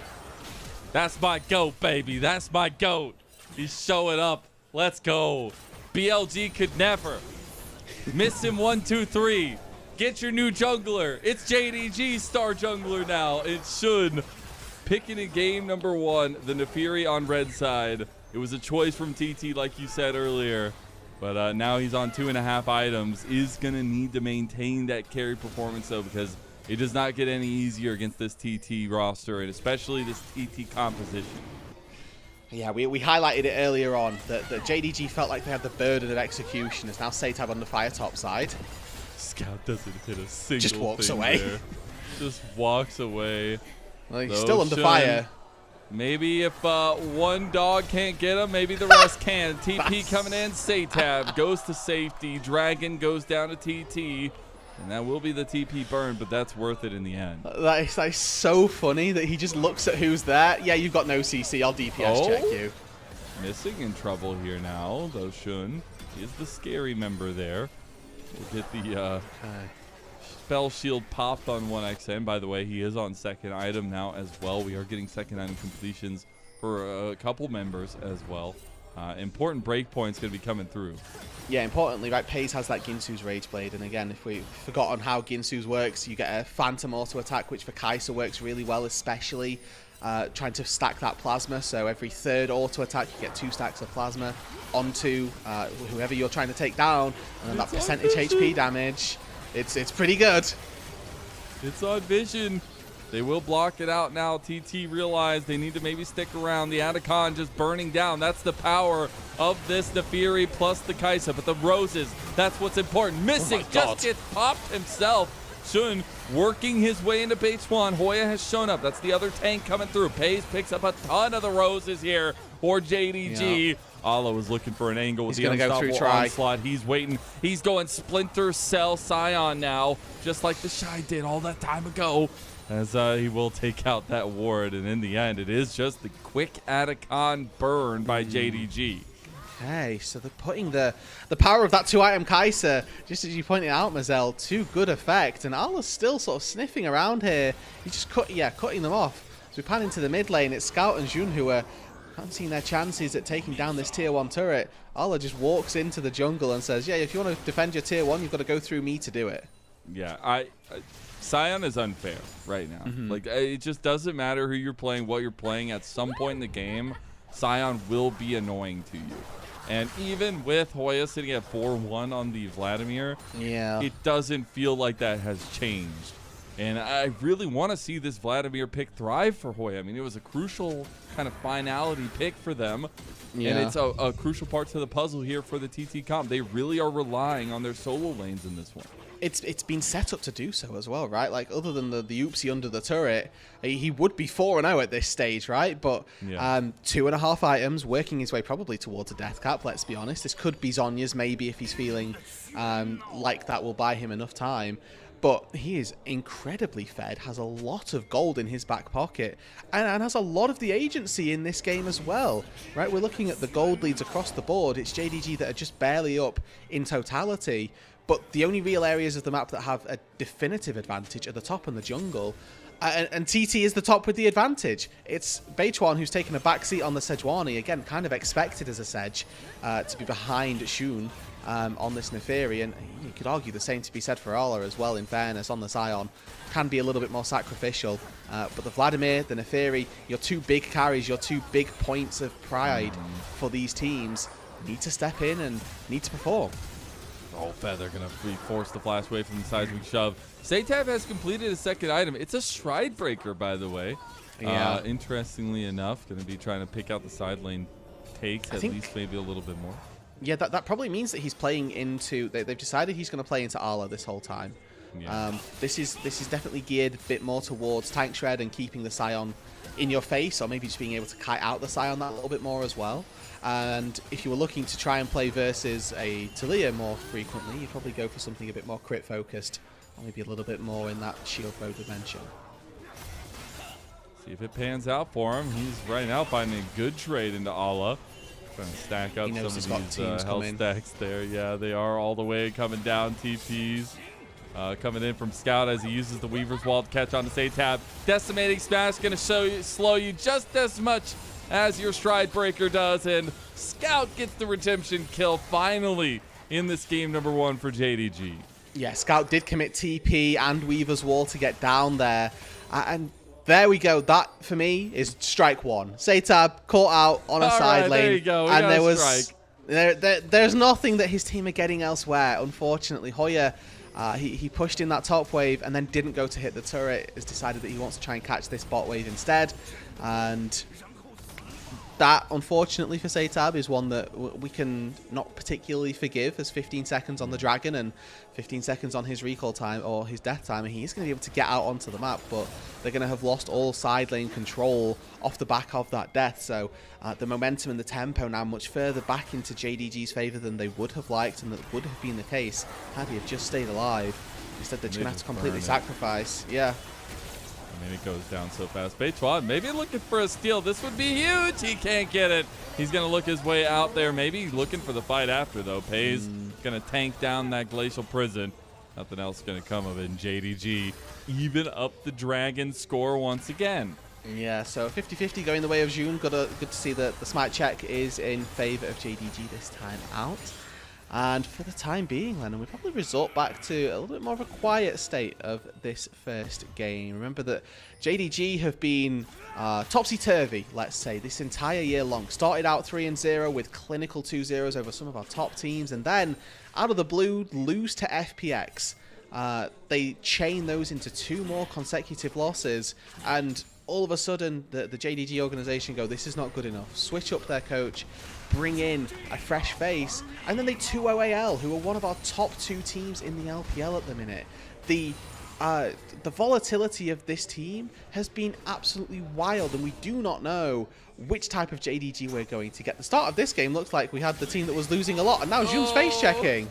He's going to go untargetable, but Satab still wants him. Fate sealed in with the combo, the permafrost. It wasn't enough. Shun still alive. That third item, the death stance, actually coming in so clutch. And now Ala looking for the play on Hoya. Going to get the flash out. He's very deep. He is just wanting to make a mark here. He's not going to be able to do anything, and Pays is right there to try to follow him up. The Hema Plague will pop. Are they on Baron? Is the one they're going for. Now that Chains of Corruption and Glacial Prison Abyss TT. They're struggling. They're desperate. They need to make something happen, but Shun doesn't have much of a health bar to get into that pit. They look for Satab on the side. TT realized they need to back away. The Hex Gate going to be used for Satab to get back on the other side, but Pays has found him. Got to be careful now. The TP's coming in from Allah. He's going to be full health, and he's looking very, very heavily at taking this engage, taking this front line.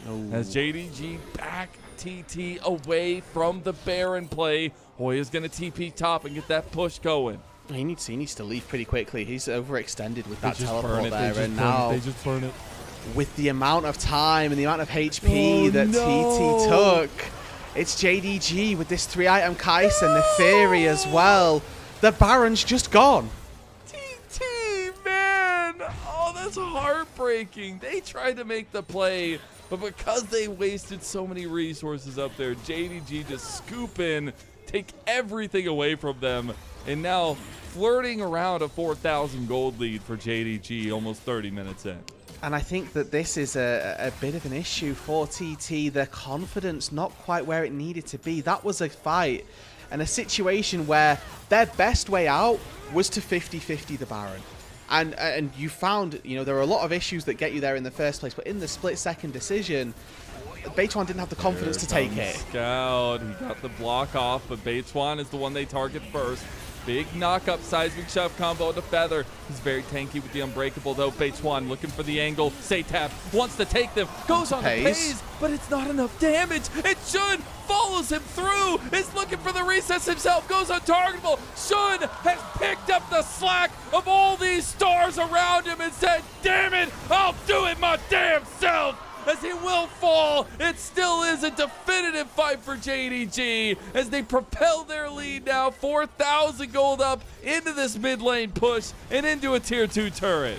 And with the Baron at their backs, Mazel, they can break open the base here. Just one member down for them, 3 down for TT. They have got no chance at stopping this, and JDG, they're going to show no mercy when breaking open this base. 1xN on the Varus does not have the chops to stop them from removing this mid lane inhibitor. And with a minute on that Drake as well, their timing is perfect. Baron Duck recalls, Hexgate back out onto the map, re-establish vision, and go into a fight for this dragon with a 5k gold lead. Absolutely massive. All of a sudden, looks like JDG have woken up a little bit here. We were wondering which version of them we would get, and here, get a pretty decent team fight from them. A little bit split on the end of it, but Shun just decides to go ham, and I like it. He does, and I mean, this is honestly Satab looking really positive again, looking for Pays, but missing.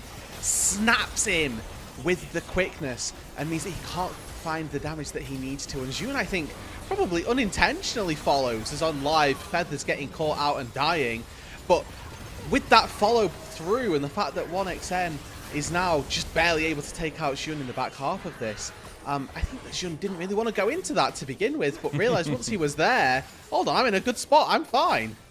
Doesn't even need the hot dog skin. He's going to look for a play on the Satab, though. Satab uses his Q3 going in, and here come all the dogs as he calls the pack. Satab not going to have much say in this one, and Satab on his comfort on the Yone, something they've gone to so many times.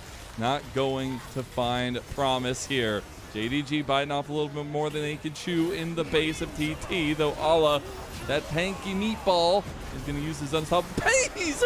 He misses the Void Seeker play, almost kills Beituan anyways. Now missing and to pop the quickness, they found Hoya. This is the beginning of the end for TT in game number 1, as JDG going to handle their business and look to go, at least more importantly, a 1-0 match point advantage over TT in this best of 3. The last 2 Nexus Towers are there. They're going to TP back into it. Yeah. Now TT do have a little bit of defense possible. The waves are crashing though. Root Dude and Beituan putting his life on the line here. Allah's full HP comes in to tank up some turrets. First Nexus turret falls. 1xN trying his best to clear waves. Another TP can come in though. Scout goes back to base, replenishes his mana, and now back into the base they go. 14 seconds on Hoya. Here they go, the one last thing. Just Satab misses the Fate Sealed. As Scout, the passenger princess, has finally shown up. JDG can finish the game now. As 1xN gets jumped on by Shun. He'll find a couple more kills to finish it off. Go ahead and give him a triple, maybe even a quadra. It's going to go the way of Allah, but the game will go the way of JDG. 1-0 lead in this best of 3. Took them a little bit, Mazel, but they did come alive when necessary, and it was this man on your screen. Jun just popped off on the Neferi. We talked about it to start off the game. It was a question of 1xN's Varus versus Jun's Neferi. These were the 2 points of the draft that were up for contention. What did you want more? TT wanted the Varus more, and they were made to pay. They were indeed. Sun having a impeccable performance on the Neferi, again on the red side as well, and that won't be available for the rest of the series, but it feels good to delve resources to a guy who has had some iffy performances and still get the payout that you expect from a superstar jungler. You have to remember, this was the key jungler to BLG's successes in 2024 as well, even if he did get subbed out in the end in summer. They're definitely going to be missing him now that all those fluctuations are going on over there with that team. But this JDG squad, it gives you hope when you see performances like this. You're like, why can't you just be like this all the time?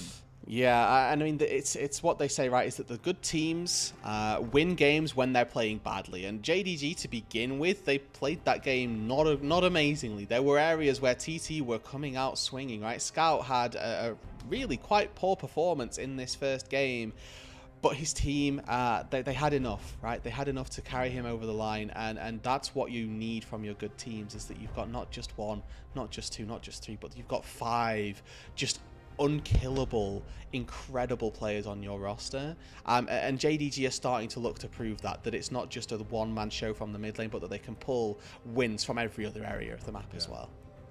And you know, I'm not going to take back my Scout Passenger Princess comment, because I still think it's absolutely true. He was along for the ride. Even if he got a couple good seismic shoves, I don't think it was enough to right the wrongs there. And both him and Satab trading blows and getting caught in the side lanes. And that's why I wanted to take a little bit of a magnifying glass into this mid lane. It wasn't necessarily because they've been popping off and being these big carries, but it's the craziness that Scout isn't handling business against some of the newer mid laners in the LPL, and seeing what version of him we get here. But this one was all about Pays, all about Allah, and all about Shun.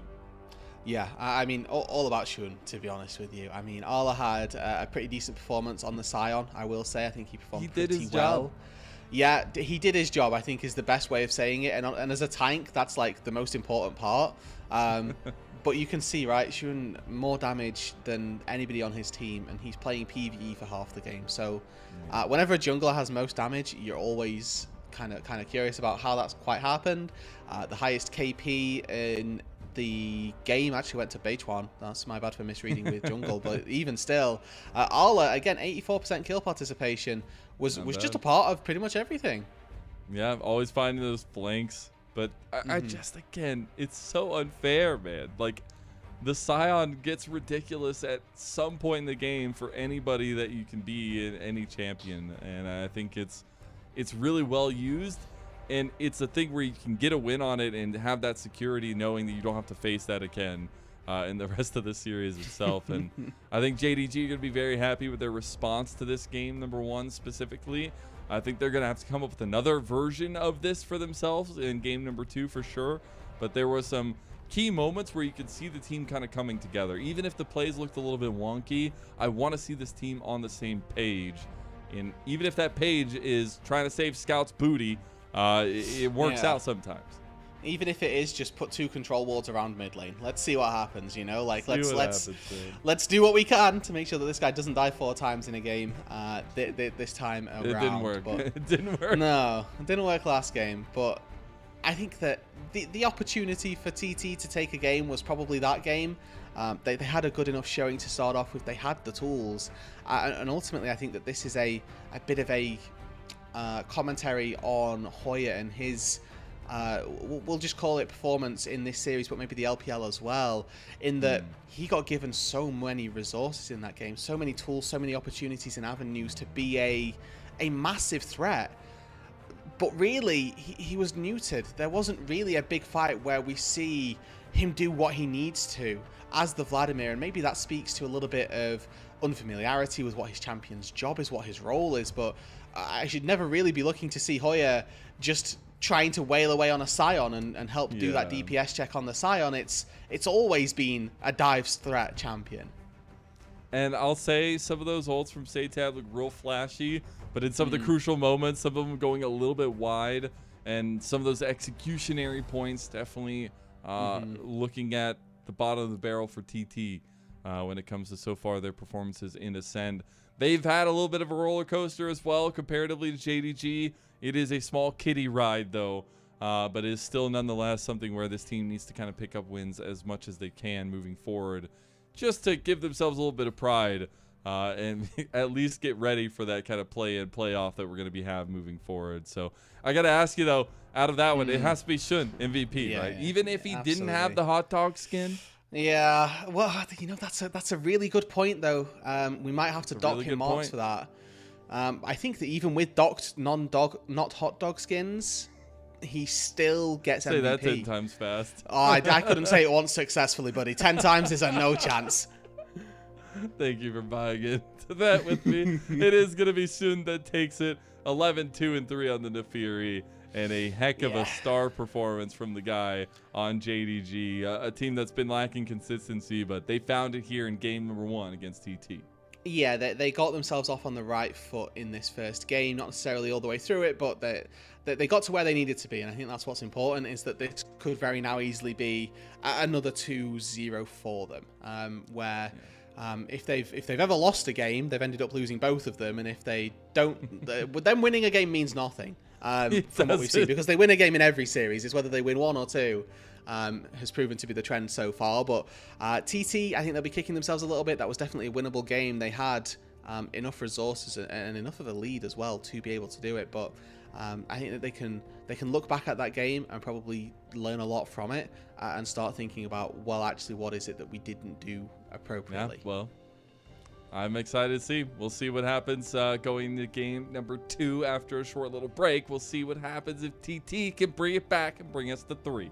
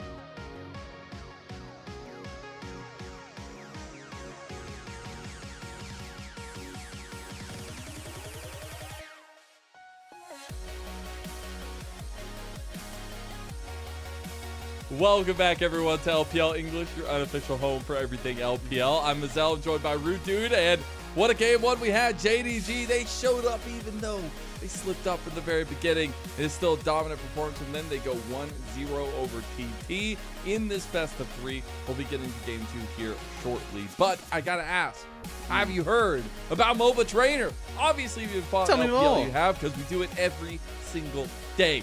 A new app that teaches you League of Legends with a series of puzzles. Just boot up the program, work through the puzzles every day to improve your game knowledge, and that's how you can get better at League of Legends. You select the puzzle from this map that we had going before this. Yeah, he's going to show the map. There you go. Awesome stuff. By the way, Out Battery is the one behind the scenes right now, making all the moves go through. But you select your decision where you want to go, what you want to train. You can answer the questions, and you unlock more features. So let's go ahead and do one right now. We've got our man Out Battery. He's going to be doing lane positioning and TP gank windows. So a little bit of lull dodge training. See how good his right clicking is. No, this is us. I think this is a puzzle to start off with, and then we're going to do the training. I really wanted to see Out Battery do that. So what do we think here? 40 seconds. Okay, we're gonna just we do don't the have a dodging. lot of time. I want to do the dodging. I want to be able to flame him. Let's do dodging. We're going to get dodging. Can't This is wait. Alk Battery playing Dodge Simulator. This is so Lee Sin great. Q goes wide, Cassio Q, Okay. or Syndra Missing Q out those probably. mystic shots. All right. Look at Alk Battery go. This is how you train to be the best of the best. Oh dear. He's dear. crashing out. SK. He's crashing out. Oh, He's hit again. good. It's all fine. Make sure you go Okay, that at was good. Alk That was Battery good. on Twitter. Nidalee Spears. Oh, Nidalee Spear. This is actually going to get pretty intense now as well. It would do. Look Ghost at active. Look at these hands. He's losing. Lee He's Sin half Flash health. Q. That one Okay, buzzed right another by one. his head. 40 Okay. seconds. 45 See, seconds. this is he's what you still can be alive. doing to train for any kind of League of Legends preparation you need to. Look at these dodges. I can feel Alk's LP gaining by the second. Mm-hmm. We're graduating from Iron, boys. Let's go. We finally did it. Soon. Oh, he got a health back. That's Gets kinda health cool. back. Okay, now Thresh you gotta be hooks real as careful. well. Thresh hooks is Oh. terrifying. This is a whole team comp here. Oh, He yeah, got hit. That's a whole that's- health bar down. Oh, gonna have to Flash find is the flash. nothing. Okay, F on flash. That's a little bit weird. I don't like it. It's fine. We're gonna move forward. Oh, gotta watch out for the point blank spears. Oh, he's down. Though he did survive for a long You know while. what, though? Rank 73. Rank Not 73. bad. Not That's bad. not bad. There are a Props lot of to you, people. Alk Battery. No flame today. No flame today. If you enjoyed that, though, you can subscribe for 20% off and unlimited puzzles using the code LPL20. Proceeds will benefit the MOBA Trainer designers, but as well as our home of the LPL English unofficial broadcast. So start leveling up your game today with that one. We're getting into our game, though, in game number 2. We're TT, of course. Select blue side yet again. After losing game number 1, JDG are going to be on the red side. We already get the bans of the Jace, the Vi, and the Nico ban yet again for TT. It is the Rumble and win so far for JDG. So we may just see a complete run back of those same bans. Instead, Lilia taken off the board by JDG, suggesting that they're looking for some sort of tank in that tops or in that Has to jungle be role Zinzao. as well. He's the only big skirmisher that's available still right now. Yeah, we can allow that. We can allow that. Vi off the board. Neferi's gone. Sedge is gone. Yeah. The Zinzao B1. It's logical.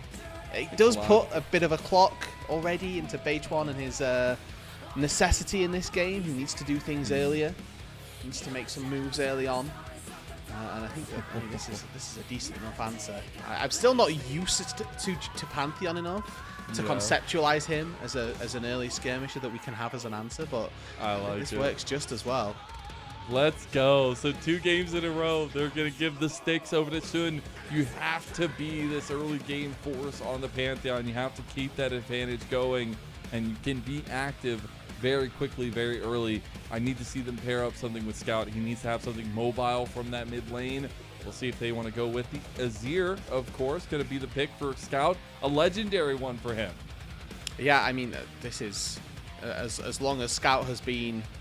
As long as Azir has been out, Scout has been playing Azir, you know? Like, these are two champs, or two things that go hand in hand, are symbiotic almost. So, no surprises that if you know, you get the opportunity to do so, the Azir gets picked up. As TT decide that Satab on the Ahri, they are going to be going for this all-in, this heavy commit to taking down Scout in that mid lane. Which, in fairness, based off of game number 1, not an unfounded recipe for success. True. Honestly, if you're going off it, why not? It is the Yorick locked in here for Hoya. See if Allah's going to cook up any kind of special counter to that. Is there any options you can think of? Things with dashes and Irelia. Not bad. I mean, Irelia is a thing with a dash. And I'm not sure if Irelia even beats Yorick, to be honest with you. But basically, Yorick does well, in my head, versus things that can't get out of his cage easily. So things that have a dash are better off. So Shen, pretty decent, because he can also block the Q. True. I'm going to be honest, Mazel. I didn't do my homework on Yorick matchups. That's my bad. I feel you on that, honestly. Yeah. And with his win rate, I wouldn't expect you to throughout this one. But the Shen is something I really love seeing. And it provides such a difference in tempo in your team fights when you can actually have that big turnaround. And with how decisive JDG were in that game number 1, it is right in their wheelhouse for this series. And for the dominance they're trying to exert over TT as they look to go 2-0 here and continue that little bit of a spree going for themselves. It is the Ashe ban in the second phase, followed by that Kalista on the side of TT. Yeah, I think that the Ashe ban warrants the Kalista ban. Is that, like, if you're gonna pick Kalista, or if you're planning to pick Kalista, you would ban Ashe to do so. So TT see the Ashe ban and go, okay, so we'll ban Kalista instead. But they were banning this anyway on second phase, so it makes a lot of sense that JDG would just throw an Ashe ban in there as well and give them a little bit more security. Now looking at both of these sides needing to take their bot laners, most likely going to be JDG taking an AD carry first off the rip, so that gets banned away by TT. Looking at what's left for Pays, there's still plenty of options open. We've got, if you want to go a little bit deeper into the pool, we can go for things like Zeri that we've seen crop up just a little bit. Yeah, there we go. The Ezreal, the Corki, though, 2 picks that have been quite highly prized in 2025 and would not be surprised at all to see them traded off here. Yeah, I was just talking last game. He's played 11 unique ADCs now in the bot lane, which is just absolutely nuts. The Ezreal going to follow in here. It is some standoff damage. It doesn't necessarily follow through on the all-in, but the True Shot Barrage can definitely help a little bit. Yeah, and it's worth saying as well that currently JDG have actually got a triple flex going on. This Pantheon can go support or jungle. Shen can go top or support as well. Missing could put the Shen in the support role if the matchup looks good for it, and then they can swap out what Arla does and go pretty crazy in the top lane if they don't fancy this Yorick matchup for the Shen. But with Jinx locked in, TT have bought themselves now a late game, right? They've just ensured that if this game goes long, they have a way to win this game, whereas previously, they didn't really have that. They've got split push control from Hoya, they've got really good mid-game control with Hoya and with Beitwan and Satab, but that Jinx now gives them the bridge in the late game that they would be going for. Yeah, and I think some proactivity from mid-jungle will do them well, but being able to play around that bot lane, the bot lane has been successful for them. Probably the most successful part to this team in 1xN and Feather. We even saw some great plays from them in the early parts of game number 1. Want to see a little bit more of that going into game number 2. It is the Leona as the pick for Missing, so some long distance engage and to further bolster that all-in style that JDG have. Yeah, this is a nice pick here for JDG, and you know, you highlighted already, right, that they've got this really good all-in from this roster, and that the Ezreal, you know, maybe not the best AD carry at trying to fire in over the top, but certainly one of the few that can, don't get me wrong. So it fits the brief quite nicely, and that when we look at this TT side, actually they've got quite a heavy amount of dive as well between the Nautilus and the double engage of Xin Zhao plus Ari. So having something like an Ezreal that can probably withstand that isn't actually going to do them all that wrong. And I mean, the amount of LPL Ezreals that we've seen go absolutely crazy, and I think Pays on Ezreal is going to be no exception. We get the expectation that you can pick this champion in a situation where it's not 100% optimal and then make it look 120% optimal. Yeah.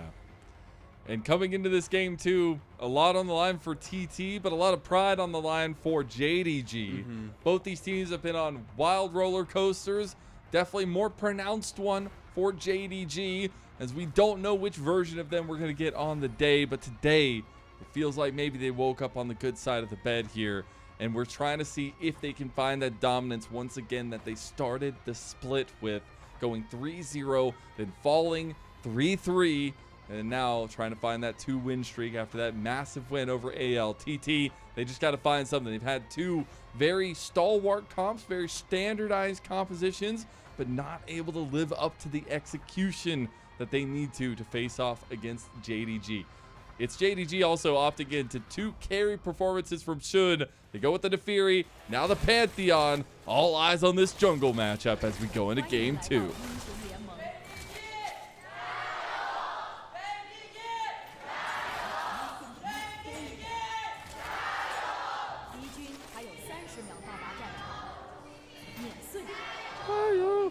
Much better, much better, much See, much you better. they hear it really like close. It definitely wasn't me cheering for sure. Oh, get the ward, no. Sweet. There you go. That's a dub. Let's go. And just like that, JDG have got a gold lead. Or rather, TT have got a gold lead. Oh no. They may never let it go. They may never let it go. Yep. That's exactly what's gonna happen here. But we're taking a look at this early level 1 here. They're waiting. They have a lot of CC early. Oh my god. Dude, okay. They're going to have to pull off this one. Maybe they stick around for the invade. They will be spotted out leaving the jungle, or at least Shun will be spotted out from that one. He has not been spotted leaving, so this could be something TT play around. I'm saddened that I never got the David Attenborough ex-Nickelodeon crossover where we have Dora the Explorer narrated by David Attenborough, because this was like peak moments of JDG just wandering and not really knowing, for me at least, where they were going, and yet they found themselves with well, Swiper's swiping right now, bro. That entire bot side jungle's getting yoinked. It is getting a little bit yoinked as 2v2 kicking off hot and heavy in the bot lane. It was an engage from missing early, but still trying to fight over this level 2. An entire side going to be gone from Beichuan, turning into a little bit of vertical jungling potentially here. Yeah, I mean, this was on a ward, right? So they know that Shun has taken this. Now going to get even further confirmation that, yep, your entire bot side jungle is gone, buddy. So either get here to protect us from the dive, or go and stake his top side jungle. No way. A level 2 dive. Shun hasn't even hit level 3 yet. They're just going to go for it. He gets stopped. Oh, no! JDG, what is happening? Oh. Going for a level 2 dive is a play of all time, and they will get away with it, at least, not get anything from it. There's a world where that could have worked. They probably have to sacrifice missing to make it happen. But it doesn't start with Pays tanking. That was the worst part of it all, is that Pays just starts off tanking and then all of a sudden they have to immediately abort. And I don't know that TT had fully recognized that that's what had happened, but I mean, 1xN, who's more than fine on the HP department, could have probably just stood and tanked it all and not had to burn the cleanse, but did so out of fear of JDG playing it appropriately. What should have happened. Yeah, exactly. As they did end up getting pushed in pretty heavily because of that play. We'll resort to this first clear just being that vertical setup. Should just be top side focus from TT, bot side focus from JDG. Oh my gosh. The redeploys coming through. Lennon, we're redeploying, but back to the bot lane. No way. We're not lane swapping. It's not an insta lane swap again. No, it's and this almost was like perfectly nobody really timed. lost out that bot lane early. Wow. Well, we'll take the wins. I mean, there's an entire broadcast. I'm more than happy to see actual 2v2s in the designated 2v2 lanes. Let's see. Pays and missing. It's on them now. Pays, where are you going, buddy?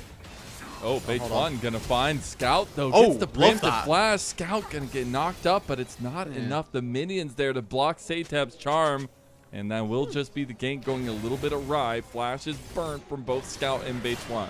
Yeah, again, I think if you look at that on paper, you will always trade jungler for mid laner flash. Now that means that at level 6, Satab can ulti forward, and Scout theoretically going to struggle to get out to safety. Now, Azir, again, one of those better champions at navigating those escapes more than anything else between the Emperor's Divide and a little shuffle that he can get out as well. Shouldn't be too difficult, as Arla is actually looking pretty confident in this 1v1 versus Hoya. Dude, Shen is like, we thought Yorick was dirty before, like in that little micro moment where he actually was important, but then he stopped winning. Shen is the real deal. Like, Shen does a massive amount of damage. It's actually ridiculous, but his utility in the team fights and things is also just so crucial. And I love that Allah is the one picking this. A guy that's typically cooked in the top lane. Usually pair him right alongside Shanji there. But it is the Shen coming through for him to put a little bit of enunciation on what he brings to the team fights, what he brings to the table for JDG. Yeah, and I think that with what he's so far been bringing to the table, they can be pretty happy that he's got some options. But looking at how this game in particular might look to play out, we highlighted the fact that TT have actually got options for the most part of this game. They've got this really nice bridge into the mid game between Satab and Beituan, and then Hoya on a split push, 1xN on this carry late game on the Jinx. But what does that compare to when it look at JDG or Holding? Satab's level 5. He is. Scout trying to hunt him down. The rest of JDG making the roam up for the grub play potentially are going to force Satab out of his lane. He did just TP, so luckily he doesn't lose a lot of his health bar, but he did already have that lane swap coming through from TT. So potentially TT looking for more grub action here like they did in game number 1. They could just start it up here. And it looks like this is going pretty well so far for TT. They force FaZe and Missing to go the long way around, back up to that top side, and 1xN's actually quite far ahead of FaZe in terms of that experience. Went in for the cull buy to begin with, so he's quite happy to sit back, scale into that mid to late game nice and quickly. He's working on that Yuntal as the first item of choice, and you can already see just little bits of poke landing, getting a good chunk down onto FaZe. The slingshot, probably one of the worst 600 gold items that exists in the game. But when it does get a spell, you do get a nice little bit of bonus damage. You do. I will just say, though, in the state of the game, I know we're still early, but I need to see Shun getting active. He's looking topside now as well, as they're going to go for the engage. Missing, waiting to pull that Zenith Blade, waiting to get the target right in target eyes. So he will be the used Zenith Blade, and Feather caught it immediately. So the Zenith Blade landed onto 1xN, but actually Feather just hooked him out of it. Love that dredge line play from Feather. Again, this JDG Joy Dream bot lane, championship bot lane in 1xN and Feather. And now able to find a little bit of promise on TT. This start coming back together after being, I guess, deconstructed as their debuts came into the LPL. But it's nice to see them functioning well. And again, they're key pieces for TT. We're getting a 1v1. Olive might just lose it. I was just talking about the Shed. It is going to be pretty even. Shun looking for more action.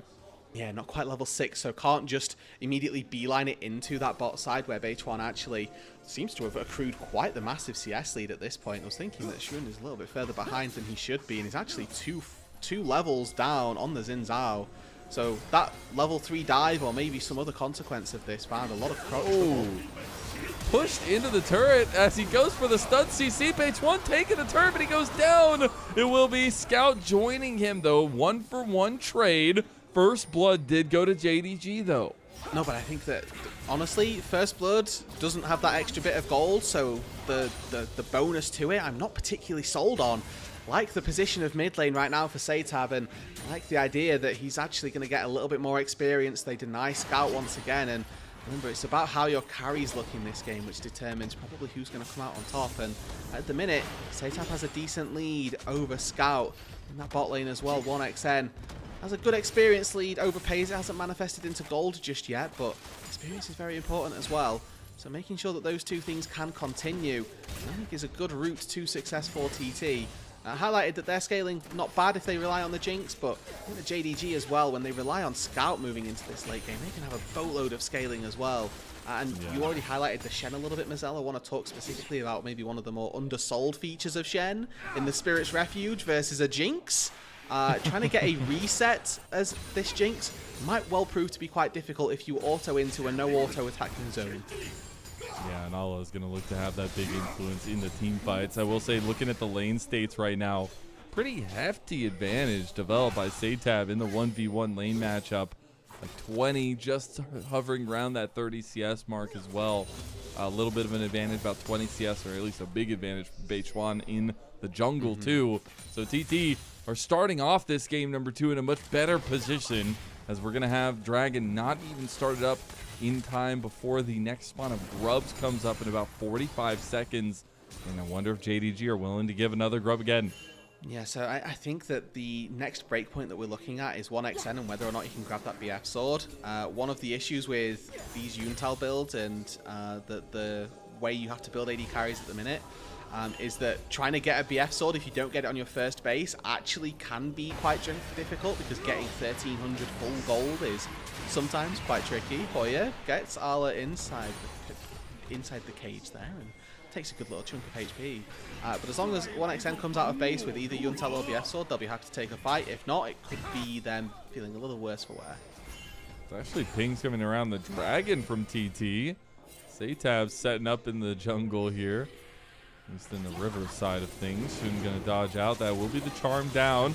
Missing, getting engaged on now by Beichuan. Feather coming over. That's going to be the preemptive flash from Missing. Make sure he doesn't get in any more trouble there. Should just be the Dragon going the way of TT. A charm connect from Satab. And Scout chunked pretty heavily. But it will be 1xN and Beichuan already on the Dragon. And it's already going down to another game of full early neutral objective control from TT. And this seems like JDG are quite happy to just give these up for the time being, knowing that this isn't their time, that Xin Zhao Ari, actually, they're pretty strong at this stage, and Pantheon Azir is not any slouch by any means, but just the way that this laning phase has gone for Satab has been so much more beneficial to him than it has been to Scout. And I'm not certain of all of the jungle interactions that have happened there, but it does feel like this has largely been built up off of Satab's own laning prowess, really, more than anything else. Feels really good, especially after that last game where both mid laners having some trouble getting off the ground running. This time around, though, it was a 5-1 trade in Grub's last game. Don't think it's going to be nearly that this time. Full-on Grub again coming through for TT. That, you know, plus the first Dragon going their way also, plus 4 minutes now for them to set themselves up for the second is a pretty good look, without putting anything else on it. Hayes gets caught. Satab with the flash play, the charm, and TT. Nice. They find 3 kills now for Satab in this early game, and he is off to the races on this Ahri. Yeah, we said that the job this game could just be... Oh, take Hoya. Oh, he's going to use the speed up. Soon trying to get around the corner here. Going to flash, going to get the CC, going to get the chain. Hoya healing up a lot, though. It's going to take a little bit more, but the execution is enough. Down the bot lane play. Scout by himself. Should be okay for now. Has the Emperor's Divide. Did just burn his flash. He just burned his flash. He won't have that available. Stand united. Can JDG stand strong enough as Beichuan gets caught out? Yeah. And that Emperor's Divide is one of evisceration onto TT. They lose out on the play on bot side. Yeah, Beichuan had the idea to go for it. Feather and Satab recognized the second that Stand United is called that there's no way for them to get that kill. And I think that Beichuan going for it anyway. If he was on the wrong side of the turret, then he's not really got a way out either way. But maybe they could have taken a better fight as a 3 versus 3 after the fight. Nevertheless, though, JDG bounced back a little bit here with quick kill onto Hoya on the top side, and also being able to find that quick kill on the bot side as a response. Like this initial opening from Satab, it's just a really small ulti. Doesn't have the greatest distance, but flashes out of the Zenith Blade as well. Catches Pays on the snapback. Double ulti, double kill. Nicely done. We just don't stop fighting. Missing now, in trouble on a Satap. Gonna get charmed, under turrets, missing, Nice. gonna go down. A solo bolo for Satap, who now is 4-0, hovering around that first 1.5 item mark as well. Yeah, I mean, he's popping off, right? This isn't your vegan Ari where you go for the Rod of Ages, spend 20 minutes grasp farming and waiting for my third item to come through. This is Malignance into 8 stacks on the Dark Seal already, so he's here to party, he's here to play, and with 1,300 gold in favour of Satap and in favour of 1xN as well, actually very comfy with this position for TT, and JDG, they may have slightly better scaling as they get later on into the game, and I mean, it's slightly better just by nature of the fact that there's a Jinx on the other side, but if they don't ever get a chance to scale, then what does it matter? Yeah. But it's also just so cool to see Satap stepping up again. He's a really new face here in LPL, and now he's going to get even more resources given his way as he picks up another kill. And now Missing in trouble, running away as they're going to dash into him, and Missing going to be locked down, CC down, and Shun has to just stand and watch so many times when his team is just dying all around him. But this Satap transfer this year from DRX, a guy that has been in that DRX system for 3+ years. It's so nice to see him finally shed that early, I guess, amalgamations of gameplay and be able to come out clutch in this one against Scout of all people. And this was a series that we were hoping to see Scout return to some sort of dominance, or at the very least have a bit of a mammoth series where you can just kind of put Satap in the dirt, have a great little series of things, and not really struggle all that much. It's been anything but. Oh my god, they finally get the combo off. Shun gets another kill. That'll be his 3rd of the game.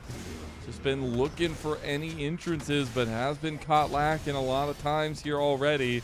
Still though, Satap gonna TP up top side, use this movement speed, try to find out Ala. Ala got scared. He goes ahead, stops his back.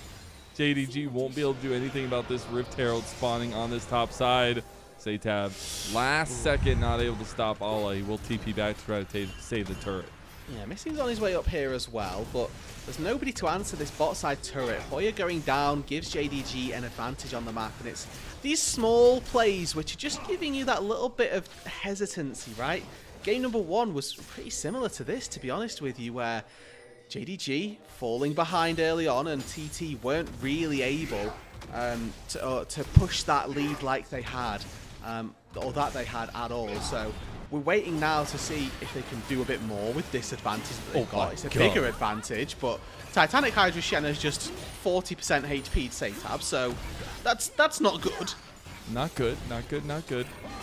It's a little bit of a sign of the time. It's going down. Pays max range dredge line from Feather is going to get the arcane shift away. The Rift Herald goes the way of TT.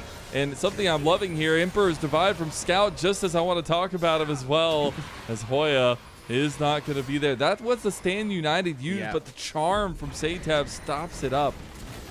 Yeah, perfect. And now TT get to respond in the mid lane as well. That's a big commitment of 2 ultis that they aren't going to have for any form of defense here. There's a Drake that spawned as well. So if TT want to turn their attention down to that bot side, they're going to have a massive advantage in terms of combat power as well. Satap did have to expend his ultimate, it looks like, on that top side, whether that was to defend Hoya with the charm, or whether that was just as a bit of a banter thing. We will wait and see. But either way, TT looking pretty darn good in this game and pushing that lead a little bit further. They've 2 Drakes to the good, complete dominion over the neutral objectives for now. And again, not like their composition scales awfully as we move later on. They're going to have a very fed Ahri. They have a Jinx who's quietly whittling away a decent gold lead over the Ezreal, so they can be quite happy with the position they're in this game as well. The fact that Satap's already on 2 items, going on to his 3rd as well, might even be thinking about getting that Magi's, because he's looking on his Scout now. And something I was going to say before all that chaos kicked off is I love what Scout is doing here. This was the bread and butter when he was at his best on LNG. He would just farm up the side lane, and then once he was strong enough, come to the fights and absolutely handle business. But you look at the lead right now for Satap, and he's the one dictating the map state by this mid lane. And I love to see kind of duality performance from that game 1 to game 2 for TT. Yeah, Satab's the one handling business. His Google Calendar is stocked up, ready for like a week full of corporate negotiations, where Scout is just like gardening leave, right? Like, this guy is vibing for 20 years, and we'll wait to see whether or not he can show up in those team fights. But game number 1, Satab had Scout's number. Game number 2, so far, it's not been a case of Satab having Scout's number necessarily, but more so that Satab has just been around the map and doing more than Scout in every facet. Which is wild to say. Scout wants the highest of highs, trying to get back to that precipice with JDG. Satab, this is a chance to get caught out. He walks in, he doesn't know where they are, he feels like somebody's around. Allah had walked all the way right back around. Will be a push into the enemy jungle by Satab. He's being really ballsy with this, I'll give him that. But Shun is right around the corner with this control ward. He starts up the red with Feituan right there. Feather also around the corner, and 1x in, hovering from mid lane. That'll be easy secure of the invade by TT. Just get a little bit more for their adventure into that topside jungle. I think this is a really good play from TT. So frequently you'll see teams be able to take those tier 1 turrets and then sort of struggle and fumble around what they can do next to extend their advantage. But it comes from plays like that where you just walk in, take away the enemy's topside jungle, and now all of a sudden Juna's got 3 camps in his bot side to clear, and then he has 2 minutes of homelessness where he doesn't have anything to do on the map, so he's forced to try and make plays. And when you're behind, it's so much harder to make those plays successfully. It becomes really easy for TT to just respond to them when they've got double TP on Hoya Satab, when they've got global pressure from the Jinx Rocket as well. There's a lot of things that can keep TT in this ascendancy, and getting Scout on the side lane looked like it was going to try to be one of them. They don't quite have enough distance to close. But you talked about the Medjais a little bit earlier, Mazel. It's been picked up for Satab, so the next fight is going to be crucial. If Satab dies, all of that momentum is gone. But if he picks up a few kills, they're all of a sudden so much further ahead than they could have ever thought they would be. That's very true, and the duality will be there. Now the Atacon actually already started up here. No contest coming through. And I'll just say JDG have taken a big back seat in this one. Even with the composition that we said, with Shun being on the Pantheon, needs to be very proactive. He's got 3 kills, but it's been off the back end plays. It's been trying to find these side lane picks, and it just feels like TT are dictating the map. And I do want to say as well, right, we've been highlighting that Scout's scaling is really, really solid, but I do think that access to this Ezreal is going to be pretty difficult as we move later into the game. Satab, though, he is isolated at the minute. Oh, really good buffer there. Scout tries Oh, to blitz, and he misses. Scout gets the whiff, and Satab destroys his ankles, and the TP not going to be fast enough. They do end up taking him down. They'll give the kill to Scout, and that's a massive shutdown going the way of this man right here. Okay, Jinx ulti stops Arla's reset, so they're looking for a tier 2 on this top side. But that book has just been torn and burned to shreds here. Has no pages left in it. And that's massive, right? Satab, one of these players who, you know, our criticisms of him were that he gets caught out on side lanes a little bit too much. He probably should have done there without the TP coming through from Arla, but a massive TP flank means that they can flash taunt his way in. I mean, Scout, it's unfortunate there, but again, a little misplay. He scoops in, and I guess we're going to get to see it again, but missing here, you know, goes for the E ulti flash, which is a little bit awkward because you can get the root, but you should ulti after the stun, and then Scout, as he inputs, puts the turret down, which, again, causes an animation, stops him, but then Satab does end up getting charmed up or at least taunted in. And in the picture-in-picture during this, Pays getting caught out. Going down 0-2 in that mid lane now as he fell right at that tier 2 turret. Another play on top side by Shun. Going on to a Yorick who's very strong right now. He's going to be hard to take down. Mega Death Rocket comes across. They do get the turret there as well. Missing's here. Chase him down. Missing's coming down. Solar Flare going to connect. CC Chain coming through. And an easy pickup from JDG in the side lane. But how much is enough at this point? I mean, it feels like TT are grabbing up so much real estate on the map. Yeah, I mean, I'm really happy that your Shen is 1,200 gold ahead of the Yorick, but my Jinx is 2 items. Your Ezreal is fair enough, 2 items as well, but the 2 items on the Jinx are terrifying. And I'm scared for how that looks to play out. Maybe Arla can one-shot the Jinx with this new Shen buff that I'm not familiar with, and like maybe genuinely maybe that's the thing between Titanic plus the pull-through damage from the Q. I wouldn't put it out of the realms of possibility, but with Taunt plus Flash available, I'd like to think that 1xN can stop that from happening. Yeah, we're gonna take a look back at this initial pick on a Pays, just disrespecting, way too far stepped up. I mean, he's missing 2 turrets in the mid lane, and he's trying to farm the mid wave on a neutral state. That is, as you mentioned, a little bit too far forward. Seitab, I want to quickly call out that he kept the book, which is a big play for him. It's a massive investment, right, to keep that and not just refund, get a needlessly large rod or something like that. This is an investment into him still having confidence in him, which is something that I criticised TT for in game number 1. So I'm actually happy that we're getting to see this iteration from Seitab in particular. But the Verdant Barrier picked up is really important. That pick potential now becomes even harder for JDG because they've got to go through 2 instances or find 2 instances of pick, as well as still lock down the Ahri. And that's the hardest part about all of this. I think Seitab's going to be able to dictate a lot of the tempo of the fights here as we're taking a look at the side lane pressures coming through. Scout has just been off on vacations in the side lane trying to get as much quick damage as he can. Ala getting caught now by Hoya. Still pretty tanky himself, though. Going to buy a lot of time there as there's some plays being set up by TT in the JDG jungle. Missing will dodge out of that initial one. Missing's had some pretty fancy feat so far this season. There have been multiple times where I've watched him and I'm like, damn, okay, bro, put the hands on him. And he's the last remaining member of JDG 2024. It's actually kind of crazy to think about. Wow, yeah, that they just actually did some big swaps. You're not wrong. Hoya, for the 3rd time this game, will be 3-manned. Is it enough this time? It looks like it might just be that Spirit's refuge will not be a refuge for Hoya's Spirit, as he'll be taken down low. Another tier 2 tower gonna fall. That'll be the last one. And Missing, getting caught by the rest of TT now. He's gonna buy some time. TP's coming in now. Pays coming through. Grand Starfall as well on the back. Scout is the focus, but he wants the big play. Emperor's Divide comes through. They find 1xN, but they need to follow through. Allah's gonna take him down just like you predicted there. As they get him down, the Titanic Hydra comes clutch, and Pays can help try to whittle down the rest of these health bars here, but JDG, they're fighting back, still down 3,000 gold.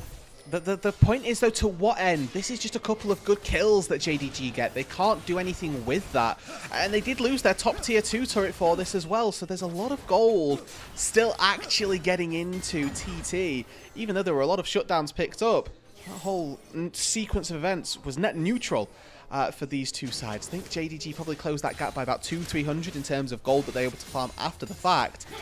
But in the fight itself, they were able to take down 1xN through Flash, through Cleanse, it's worth saying. So Jun doing a very good job here. And, you know, we're starting to see some of the issues with a Jinx here, is that if you don't have that peel, don't have that support, a Jinx at 3 items, there's no point trying to kite a Pantheon. You should just sit there and right-click, see if you win the stat check, and unfortunately, the odds are you don't. I feel like we're getting another iteration of the JDG. Let's see how far I can almost lose before trying to win. They've literally given up 100% neutral objective control. The Atacant, the Dragons, all 6 grubs, the Rift Terror. Like, it is dastardly that they are still even close in this game. But yet they are. 20 seconds on that soul spawning for TT. Now, they might just say, hey, you know what? You can get your first neutral objective. Guess what? We'll take our bigger one.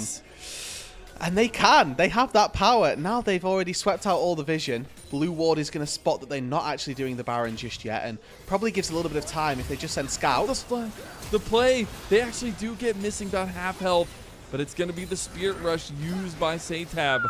Flash is going to be burnt there by Missing, so he's not going to have that extra length of engage, but the Dragon, started by Scout, they won't pull through with it because they're worried about the Baron going down to TT. Yeah, I mean, Scout, any damage that he takes is going to stick, right? Not somebody that can heal it up. I might have liked to see TT start this a little sooner. Arla's going to spot this out now, so now the jig is up.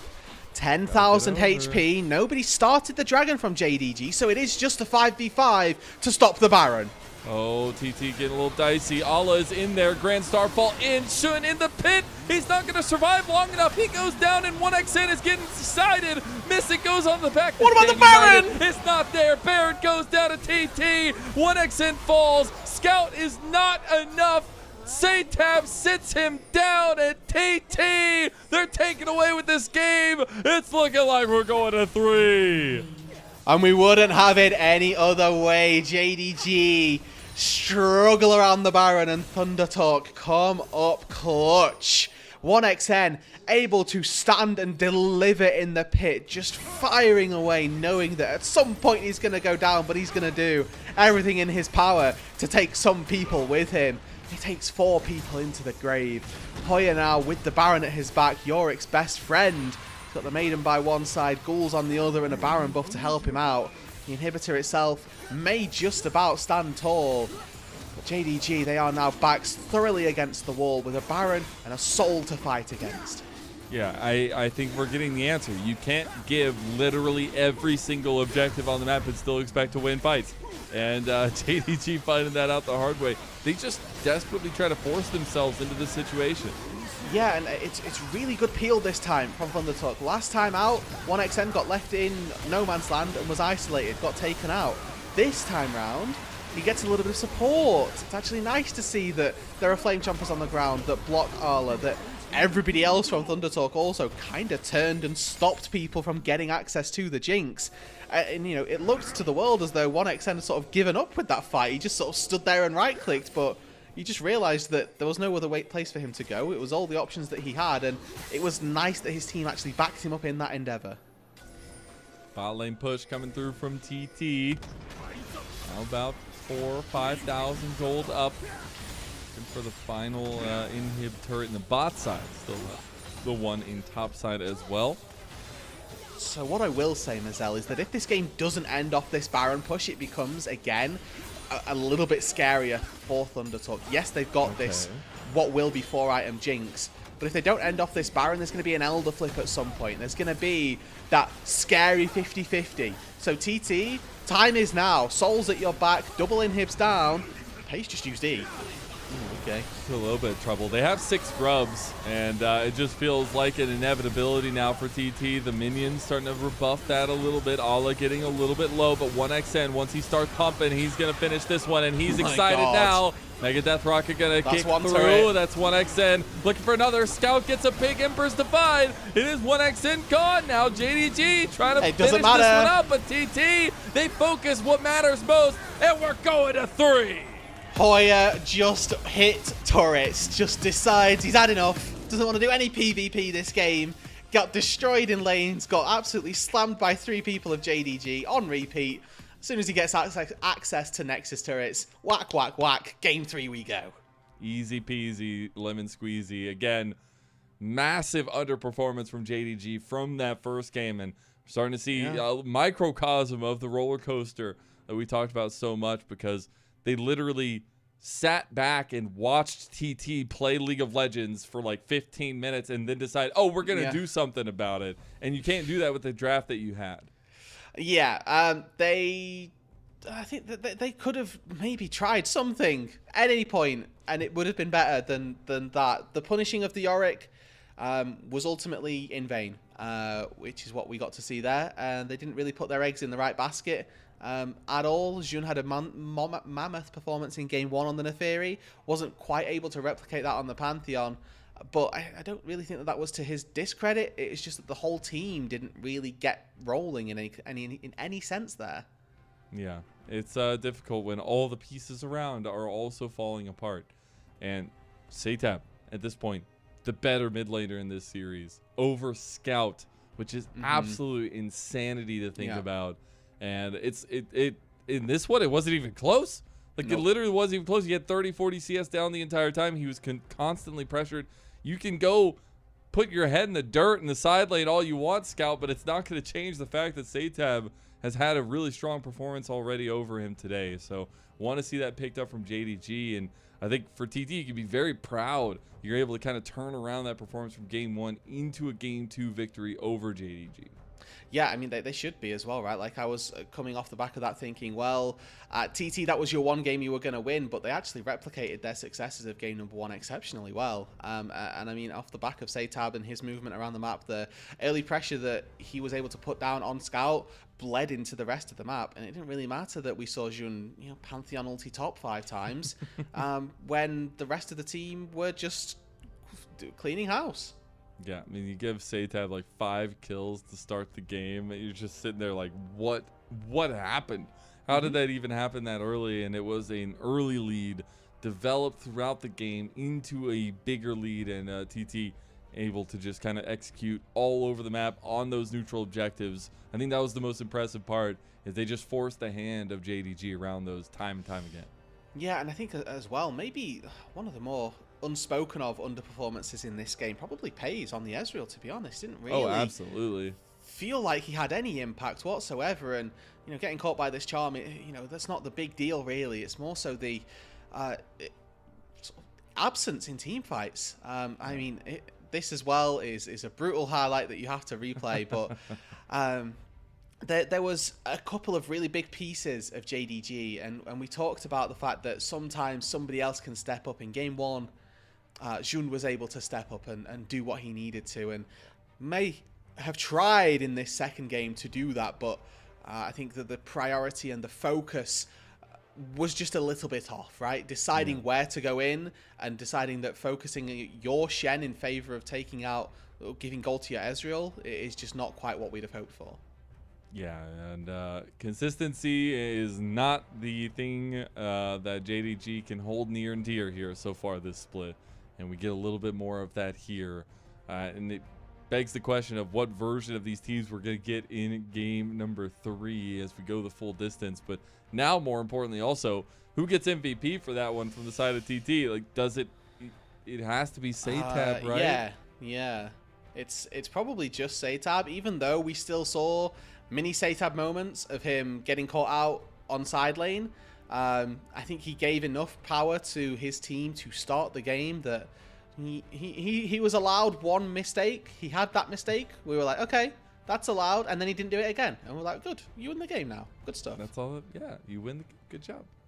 Participation trophies everywhere. I don't, that's what it will be if they end up losing this series. Yeah. They will be, Oh, you know what? You really tried. This is your one game win versus JDG. Good effort. People in history won't remember this, but we will. We will. We'll make sure everybody knows of the time that you beat JDG one time. Remember that one time you beat Scout in lane? There you go. Hey, technically he beat him both games. True. All right, let's be real about that one.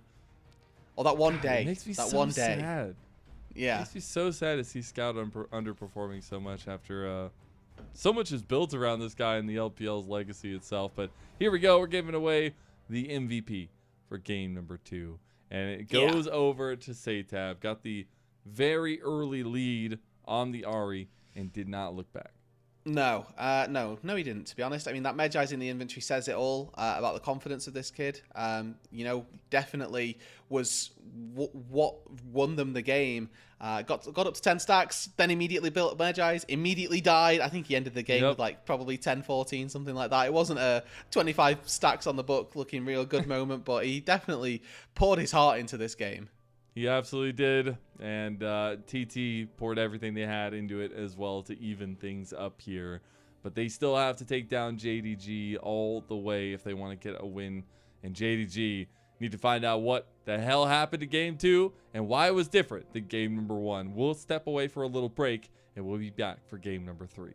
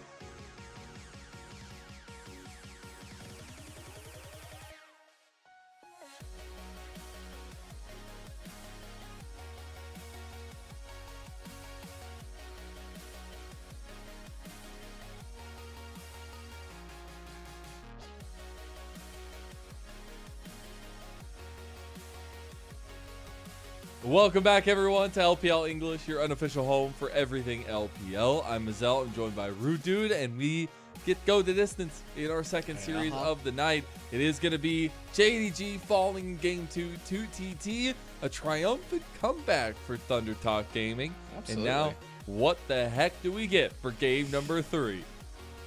Well, the honest answer is probably a stomp.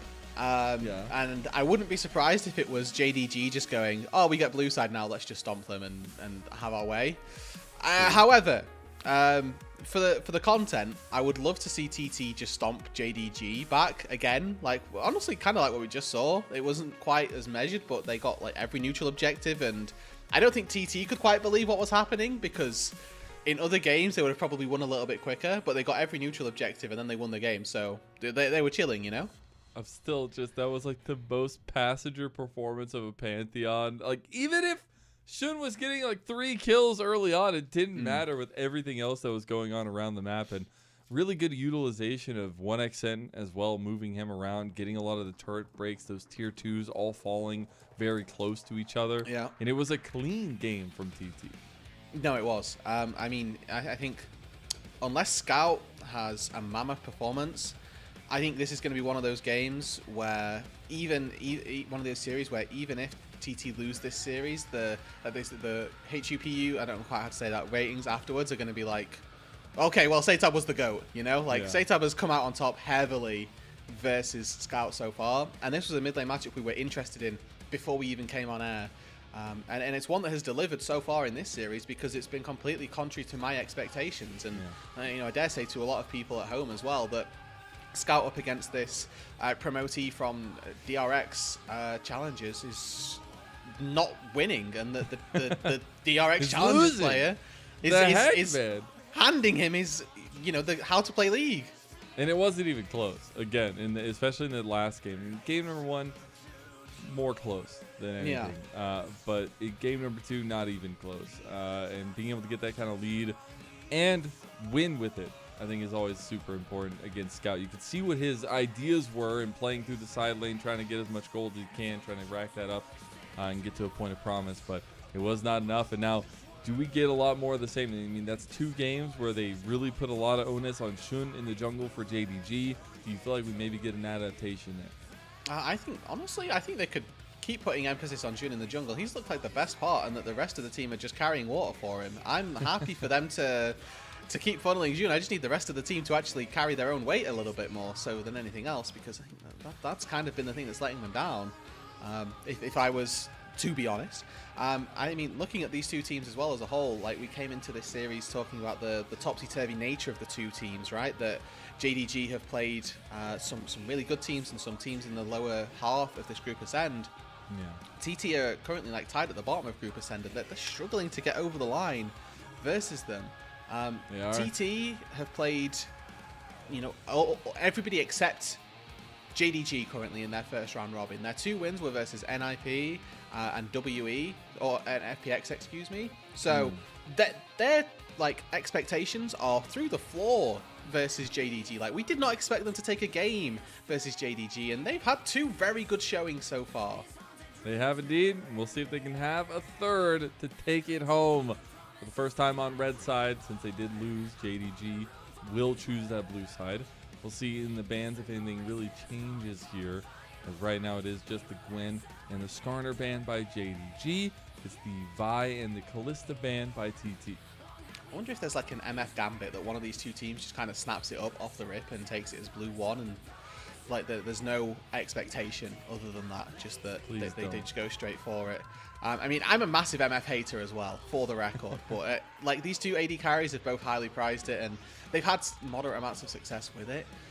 Still seeing, you know, Jace is open, right? Rumble as well is one of those picks that JDG seemed to be intentionally leaving open previously. It had been Gwen Rumble bans plus something else.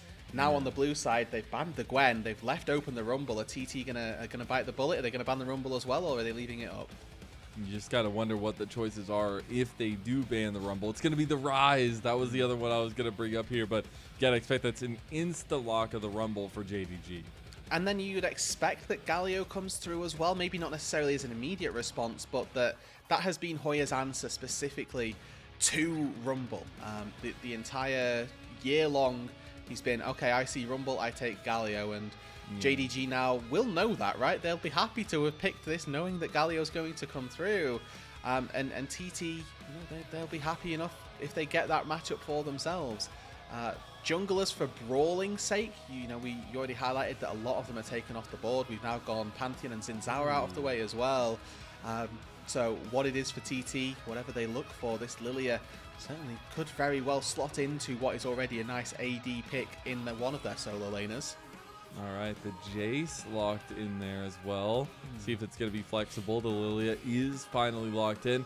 The funny thing, looking back across the JDG side of things, I mean, Allah's definitely a cooker. He's definitely played Rumble a lot in his past. So far, this split has not pulled it out just yet. So we'll see what version of this Rumble we get from Allah. But now they're going to have a 1-2 punch as a response for JDG to finish out their first phase of picks.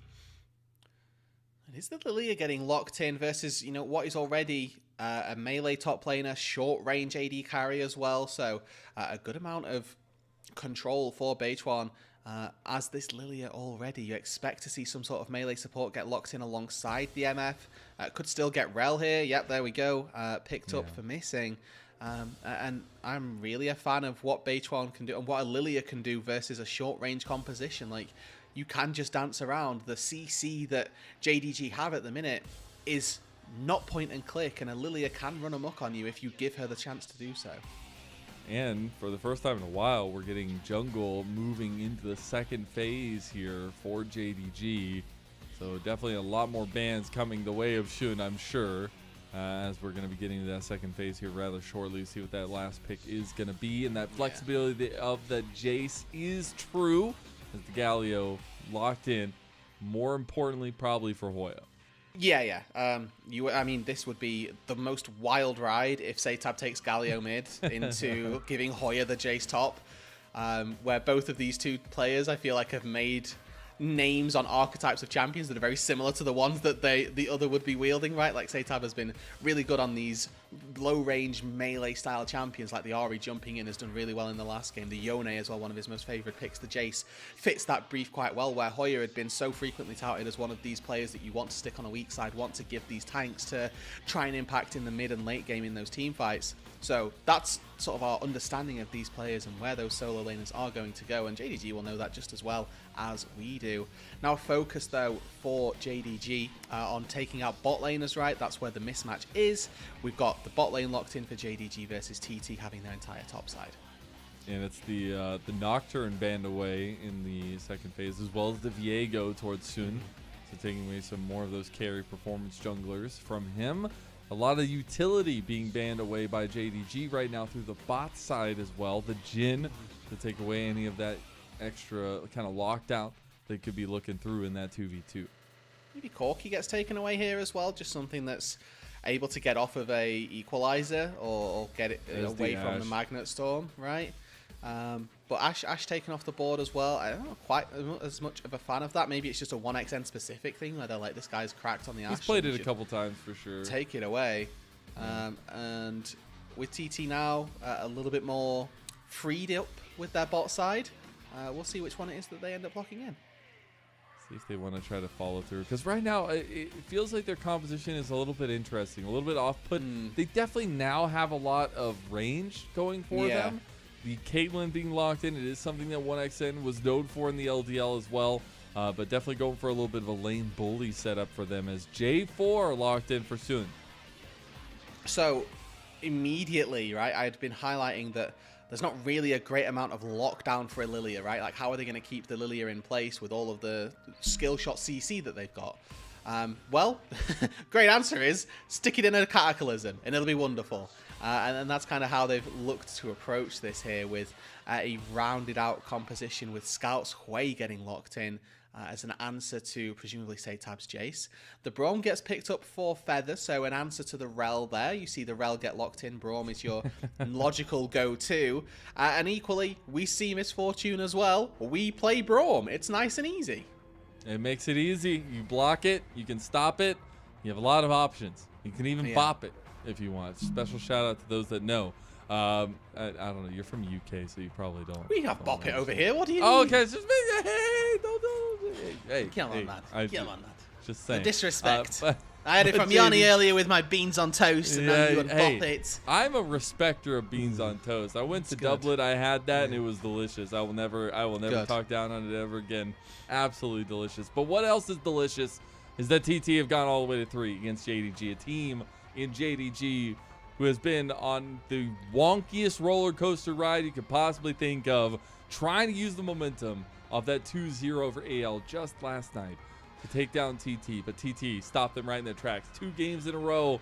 They looked good in the early game. Game 2, they were able to turn that around and find a dominant win over JDG across the board. 100% neutral objective control over a team that is attempting to be so dominant like JDG is wild enough for me. But we'll see if they can bring it all the way home, find another series win in this split in their final opponent in the first round robin in JDG. It's a tall task of any team, but TT maybe just finding the momentum themselves and finding the crack in the armor of JDG.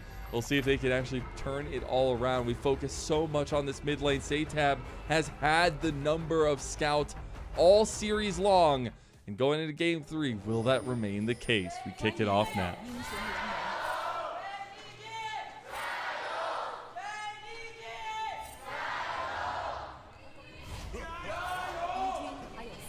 Yeah, that was better. They've improved. You know, this is like maybe a little bit mind altering, but it's so funny to me how people still get embarrassed about like cheers and stuff in Yeah. the LPL when it's like a league that's literally known for their cheers. But it's Yeah. the same thing in LCK. It's like all this legacy doesn't matter. It's just when you get a bunch of gamers, people that watch esports in a crowd, everybody gets a little embarrassed, you know? Yeah, I remember that. I remember going to a finals event recently, just a little UK one, and the attempting to try and get a crowd going was a struggle for sure. But it was good fun once you get them going, and once people realize like what's at stake, they get more into it, and they'll accept it a little bit more. And I think that game 3 is in the best of 3 series, it's as good as it gets for trying to get people on board for some sort of chanting and jeering and things like that.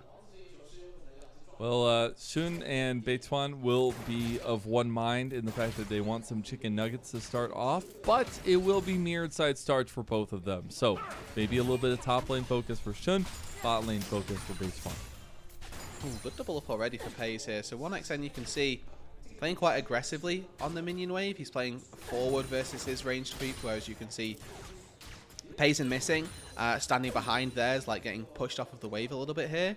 But getting double ups like that are going to be able to neutralize how that lane should really be played. And looks like, for the time being, missing quite happy and Pay's quite happy in their own right.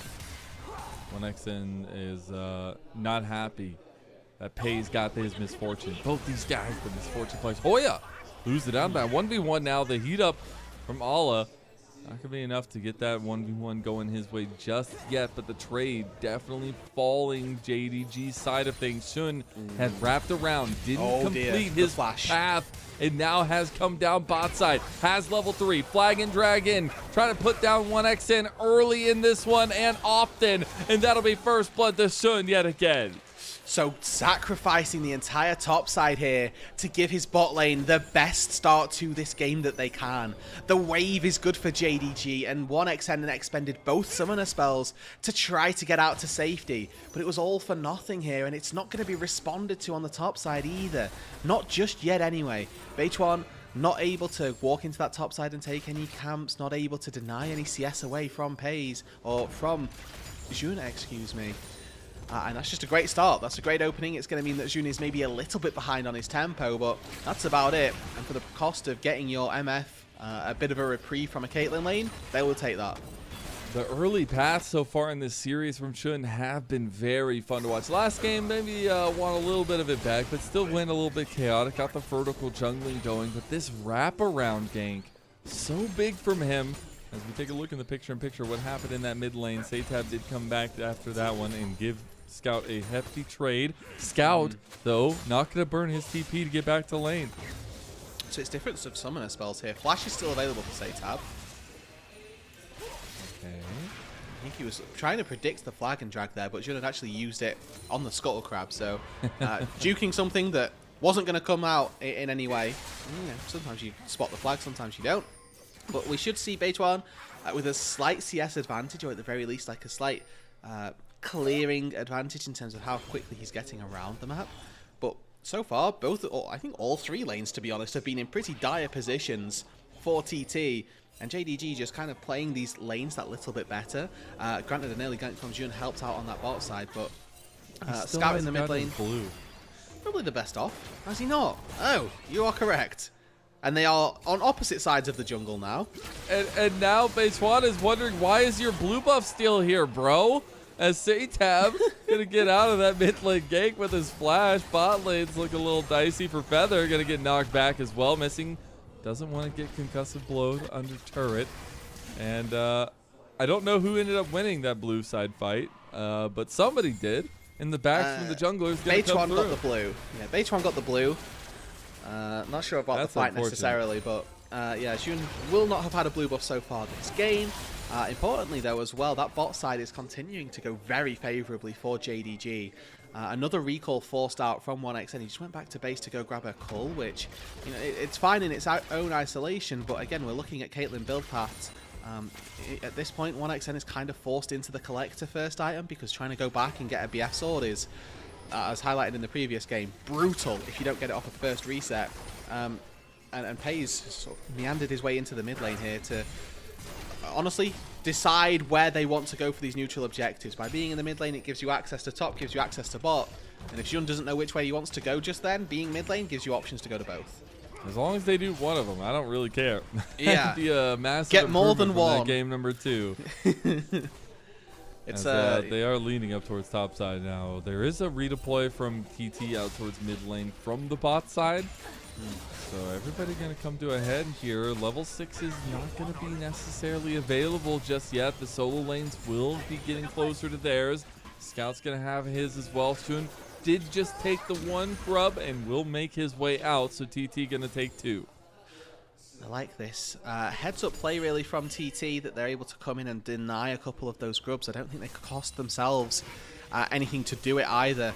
Might even be able to put up a little bit of a contest for the Drake as well. But it's important to remember that their strength at the minute lies with Beituan, as he was able to get a good pacing on his own clear, and now missing, maybe in trouble. Type of the winner's right, he's able to get out to safety. But the good dodging here. Nice from Satab. Probably dies, honestly, between Spiraling Despair and the damage from the Hui, if that fear lands. But getting the early advantage into Beituan is the only real position that TT have, whereas the rest of the map feels like it's just a little further behind. So now that we've had those first grubs go down, the next one definitely going to take a little bit more of an onus towards the fight. No dragon early here for either side. But checking in on scaling win conditions here, do you favor either side holistically, or is it really down to execution? I actually really like TT if we go mega late game, to be honest with you. They have a lot of poke and a lot of range between Caitlyn ults, plus bowling balls, plus Jace poke, and then they probably rely on Pays to tank that up and then BT it back up to safety. And also just the amount of agency I give to Lilia in this game in particular is going to be quite high. Oh, the play mid lane. Concussive blows connects, but the cleanse immediately Onto used. the trap. Missing Yep. is going to go down. The double combo there, CCing him down. It will tie up the kills 1-1. Yeah, and they didn't even need to burn Beituan's flash to get that either, so double summoner spells from Missing, including Ala now in a bit of trouble. Oh, Never maybe mind. get the play, Ala! Another solo bolo, and that time over Satab. And Satab, who's had such a good series, especially up against Scout, goes to the other solo laner, fancies his chances, but doesn't really have what it takes. And even in this game, you can see the Hui has done a very good job at keeping Jace in keeping the Jace in check. Excuse me. And she's down about 25 CS now versus that Hui. Dude, Moved his up onto health this top just side. melts. Yeah, and he even lands with this Q here. Saves for the empowered auto attack, so he's got that as well, but Scrap Shield comes up and ends up being the difference maker. was able to absorb some damage from the auto and then start rattling in damage when silenced. Now JDG feeling a little bit of their blood boiling, going towards this dragon fight. Shun will be spotted out as he tries to start that one up. Maybe try to back off that one after that.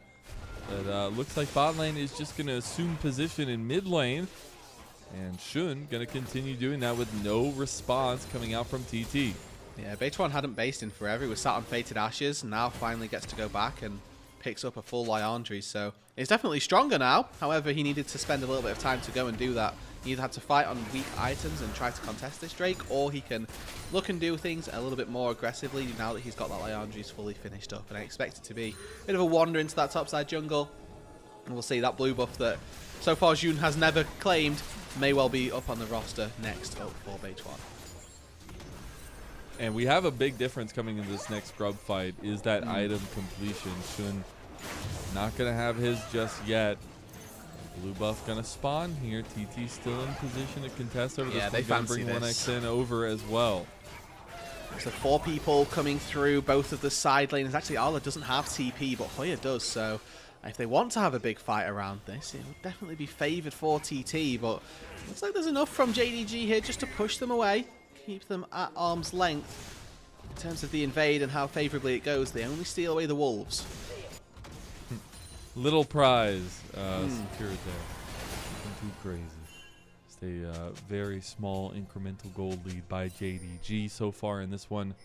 Nothing else really to speak of, but does this Liandry's really make the biggest difference here coming into this scrub fight with the redeploys from both sides coming up towards this top? I would argue when it's the only first item that we see in the game that probably could, to be honest with you. Nobody else has reached first item status literally at all. Now TP in from Arla, he's trying to get into this top side and they're trying to stop this fight. Missing, going for the crash down with the Magnet Storm into the equalizer with the bullet time, throwing the wombo combo, but it didn't get anybody. Severing Bolt's not going to hit either. Rogue entrance coming in now to try to save the day. Shun going to flash over the wall. He's away from the fight, but now it's on to Beitwan. The Spiraling Despair has hit, and JDG showing some of their mechanical prowess. Going to take down Hoya in the back of the pit as well. Nobody from JDG falls. 3 are down for TT, and the lead has just ballooned to 2,000 plus. They may have lost out on the Grubs, Mazel, but they got everything else that they wanted. 3 kills from the top side get swiftly picked up by JDG. And it's almost like TT hadn't even played the first 2 games. Just immediately, the JDG that we know and that we expect turn up in the top side. I want you to take a look at, in particular, 1xN and his contributions to this team fight, because he comes in at a different angle. He's never really able to contribute to this. He's walking down to try and hit Pays, but never actually gets anywhere with it. Beitwan caught in the Cataclysm. He can never actually have that high agency. The one answer that I asked for was some hard CC for Lilia, and JDG used Jun and this Jarvan in particular to answer it perfectly. And they've got that answer, and if they can continue to use that, these team fights later on are going to be a breeze. It's going to be an absolute breeze, just like that. JDG could right a lot of the wrongs that were going their way. Going on a 2-win streak would be pretty massive for them. Even if those 2 wins are off of AL and TT, very differing teams in the standings. Now JDG looking to be proactive as ever. Had an angle on the Feather and Beitwan, but not going to follow through with it any further. But look at JDG. I mean, they are just exerting their aura onto the Rift. I think about the wins as well is that it's more important that JDG fight Beitwan. This is a weird combo. Shun is a little bit overextended now. Gonna get his way out now. Spiraling Despair on a save tab, and out of nothing, JDG make miracles happen. 1xN is gonna get a big pick himself, get TT their second kill of the game, but it is that 2-for-1 trade in favor of JDG. Yeah, and it really just feels like TT don't have any answers to the aggression that JDG are putting down, right? Like, you have to remember that JDG so far, right, they went on this 3-game losing streak, had been a bit topsy-turvy, managed to win versus AL, again, one of the best teams that we have in the LPL at the minute. But when we look at the other games that JDG lost, right, one of them's against FPX, and I don't think they can afford to have a loss against FPX and Thunder Talk and then also be in discussion for, you know, trying to challenge for some of those MSI spots. Got to take the track record that is given to you, and it was not looking pretty for JDG. See if they can clean that up in the back half of things, right? And see if they can make good on that one. They still have another game, or another series rather, in this first round robin for them after this TT series. And we can see that sometimes they're able to show that expectationary form that we have of them, that next level form this team was built around at least. And then you get the moments where you're just wondering if they've ever touched League of Legends in their entire life. Yeah, and I mean, it's worth highlighting as well that that series is up against Top Esports, our actually currently statistically best team in the LPL. So it's not going to be an easy series for JDG by any means. So a win here would put them in a pretty good stead, because if they lose this and then lose to JDG, or rather then lose to Top Esports, that's a negative win rate for the first round. No, you got it right the first time. They're losing to themselves. There you go. True. Sorry. No, you're right. But going into the end of the first round robin, 4 and 5, it's not going to be enough for JDG. And you know, this organization, right? I feel like with the roster that they have, expect so much. The fans expect so much. And, you know, that was sort of highlighted in the fact that they lose 3 games back, or 3 series back to back. Immediately something happens. There's a change made. And, you know, you go into the end of the first round robin with a negative score. I dread to think, you know, what happens.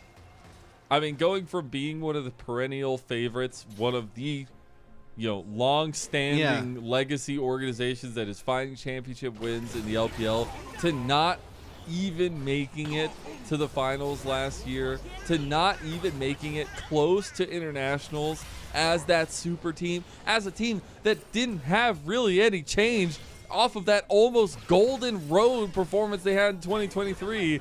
I mean, the organization was reeling after that, and to come in, change the entirety of this roster besides missing, it's been a big change, but something they've been coming akin to here, as they're going to take down Satab in the side lane, and that might just be another check in that box. 0 and 4 for Satab in this game 3. Yeah, definitely not quite the same style of performance that we've had from Satab in the first two games. I mean, yeah. The fact that Scout is, like, if they come out with a win, is Scout is going to win this one with Satab 1, 2 out of 3 games over him? Like, that feels so like a robbery to Satab. Yeah, and I mean, fortunately enough, Scout, League of Legends is a team game, so he gets to say that he won 2 of those games, even though he lost 2 of the mid lanes, right? Like, that's the beauty slash disgustingness of it all, for lack of a better word, because Scout did get handled in the first 2 games, and game number 2 he was absolutely destroyed and they lost. Game number 1 he was along for the ride, and he got a win anyway, and I think that Satab had a pretty solid performance in game 1 either way. But you know, to think about as well what JDG are looking to do, at least in this series, right? If they take this win here, put themselves to 5 and 3, they secure that first round robin positive scorecard. And you know, you talked about the roster changes that they made. I think that it's also important to remember that, like, one of the really big changes, like maybe the biggest change that they made, was dropping Kanavi, right? Like, choosing your legacy franchise jungler to leave, and you know, that's the final matchup that they have of this round robin, is JDG versus Kanavi. Is so going to be the decider of how the end of the first round robin finishes. And so far, like, Kanavi is winning the breakup, like, hands down. Like, he's having a absolutely incredible year on Top Esports, where JDG are, you know, having to make organizational changes, or like struggling to win series versus ThunderTalk, failing to win series versus FPX. Like, there's a real mismatch in how these two parties have fared since they split. Yep, exactly that. Everything coming to a head here as well. As now, speaking about the game, we have in store for us another minute and a half until an Infernal Soul point for JDG, which is difficult for TP to come back from. The Rift Herald charge from JDG won't necessarily net them very much in mid lane, but the TP from Satab and the turret still falls anyways. Yeah. So they'll get that outer turret gold and still have about a 4,000 gold lead. And I mean, the issue, I think, for Thundertalk this game is that their scaling might be pretty decent if they can get to the hyper late game.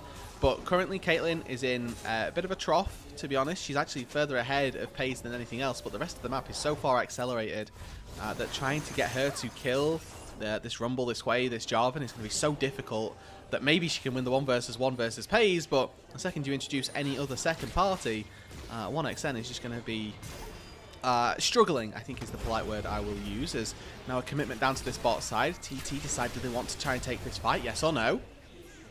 Okay, maybe they find an angle they like here, but the turret is going down to JDG.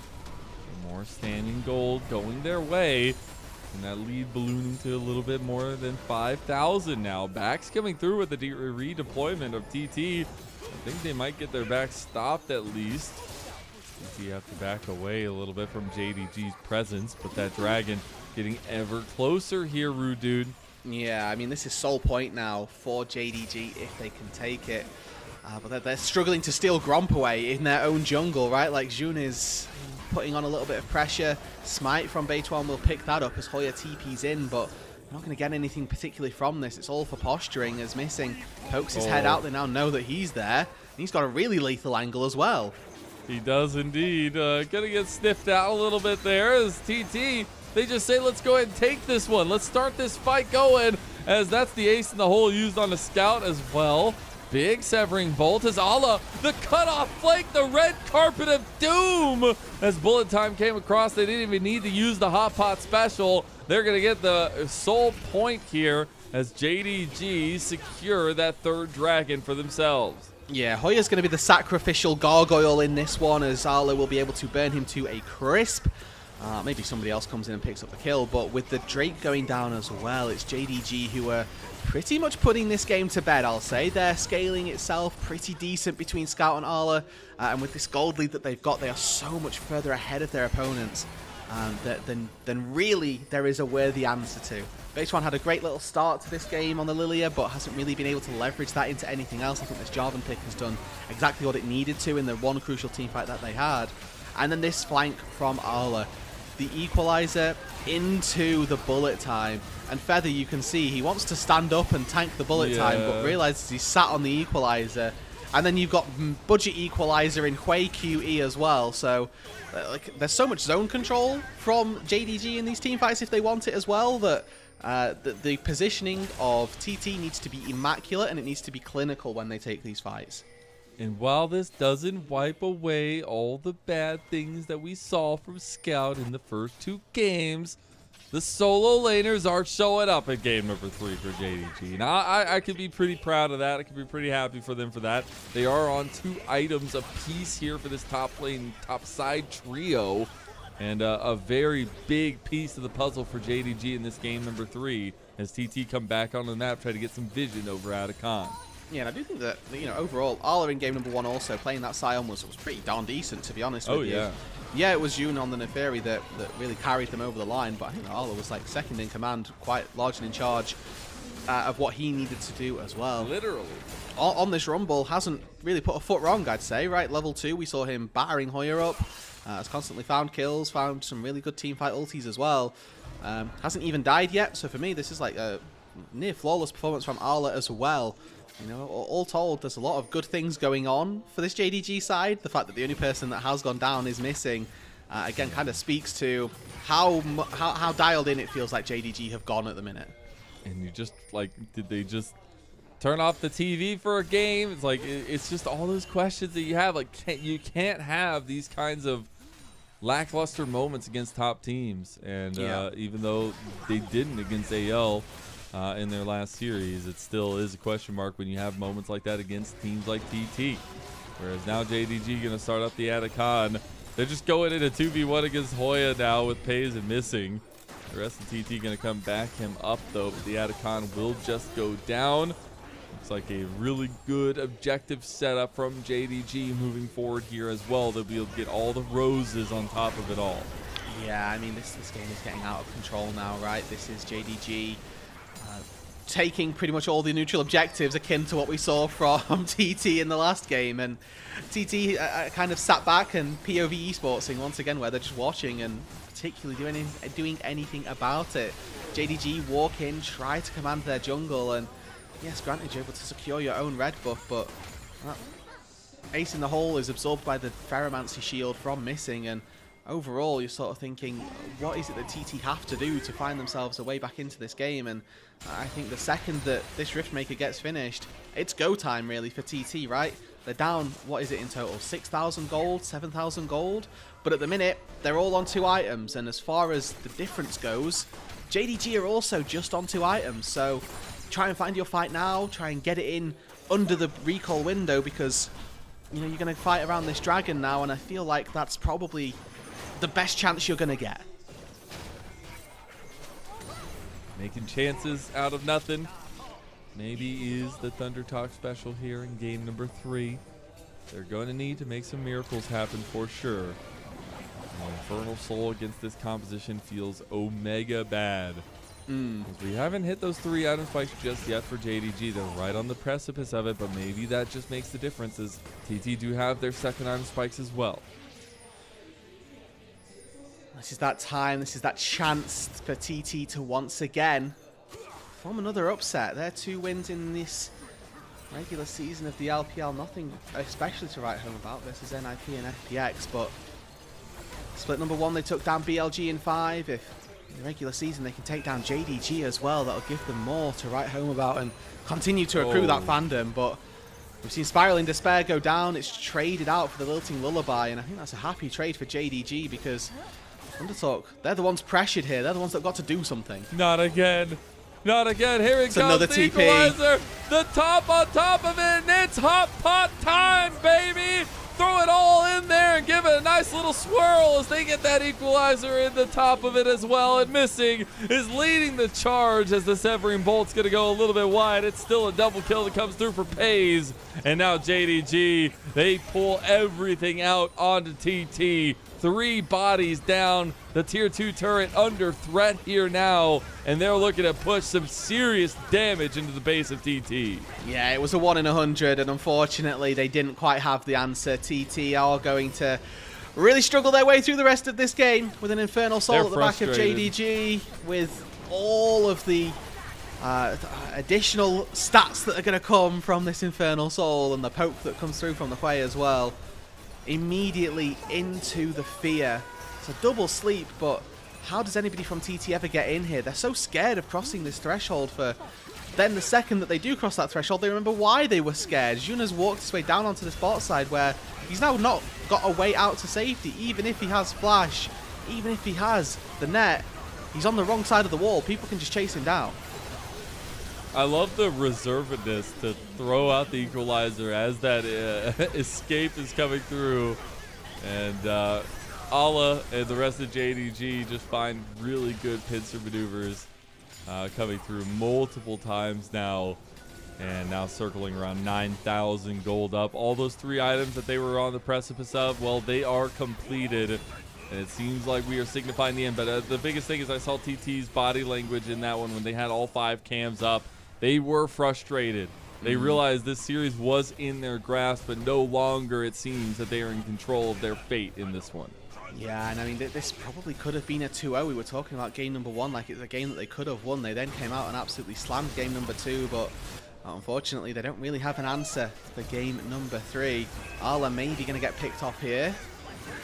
Lilting Lullaby comes through. He's going to instantly get out with that Mikhails across the wall from Missing. Now Missing wants to try to get the engage back, but I don't think they're going to be able to follow it through, even though they have all the Baron buffs aplenty.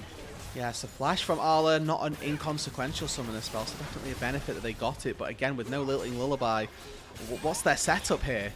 With Braum as their support, they've got good poke. Maybe you can argue that that's going to thwart the aggression of JDG, but again, Pays has got a Bloodthirst, so any poke on him doesn't stick. Scout is playing so far back it doesn't really matter. And Jun's got enough HP, Arla's got enough HP that they can just sit tank and then they can be successful anyway. All are going to reassume position in this top side as mid lane Inhib is looking under threat now. Pays was actually looking to take down 1xN. As back coming through from Beituan, but he was just out on the base or outside of the base trying to get something going back to bring back to TT. It looks like JDG want to try to take down this outer turret, or at least this in-hit turret and top side. I mean, poke in a little bit. Oh, loses half his health. This is how you know it's going well, when you can just walk in and ego check under the turrets. That's all you need to know. Equalizer on top, but the bullet time didn't even need the Cataclysm. Severing Bolt not going to connect, but it still doesn't matter. The follow-through damage is there. JDG. That game 2 was just a blip on the radar. 2 dominant games here coming through with their 2-1 victory over TT to put themselves at 5-3. And that's what we expect from JDG. A clinical performance, 17-4, 28 minutes on the clock, a nice and simple win for them. They got the Soul, they got the Baron, they took the game. It was straightforward. What happened game 2, man? Well, this is what happened to them. Actually, that's exactly what happened to them in game 2, to be honest. But yeah, team is so frustrating, man. But it's crazy when they put it together. Like, okay, JDG, I see it. you. Yeah, I see you. And we can understand the vision. Like, we get why they've put these players together and what their view of the future is going to be for this organization. And the high highs that you get from this JDG roster are genuinely very fulfilling. And it's just a shame that it's shrouded by the frustrations of games 1 and 2 like that, where you have old guard legacy mid laner Scout who's struggling in a 1v1 matchup versus Satab, and that's no disrespect to Satab at all, because I think that he in this series actually outperformed Scout for 2 out of 3 games, and probably increased, you know, his value, my opinion of him, maybe some others at home as well, of how well he's been able to play. So it does feel a little bit rough for JDG fans. It feels rough for Thunder Talk fans, because yes, JDG came in with the 2-1 and they'll be happy with that, but they didn't end up looking like the JDG that they know they can be until the very end.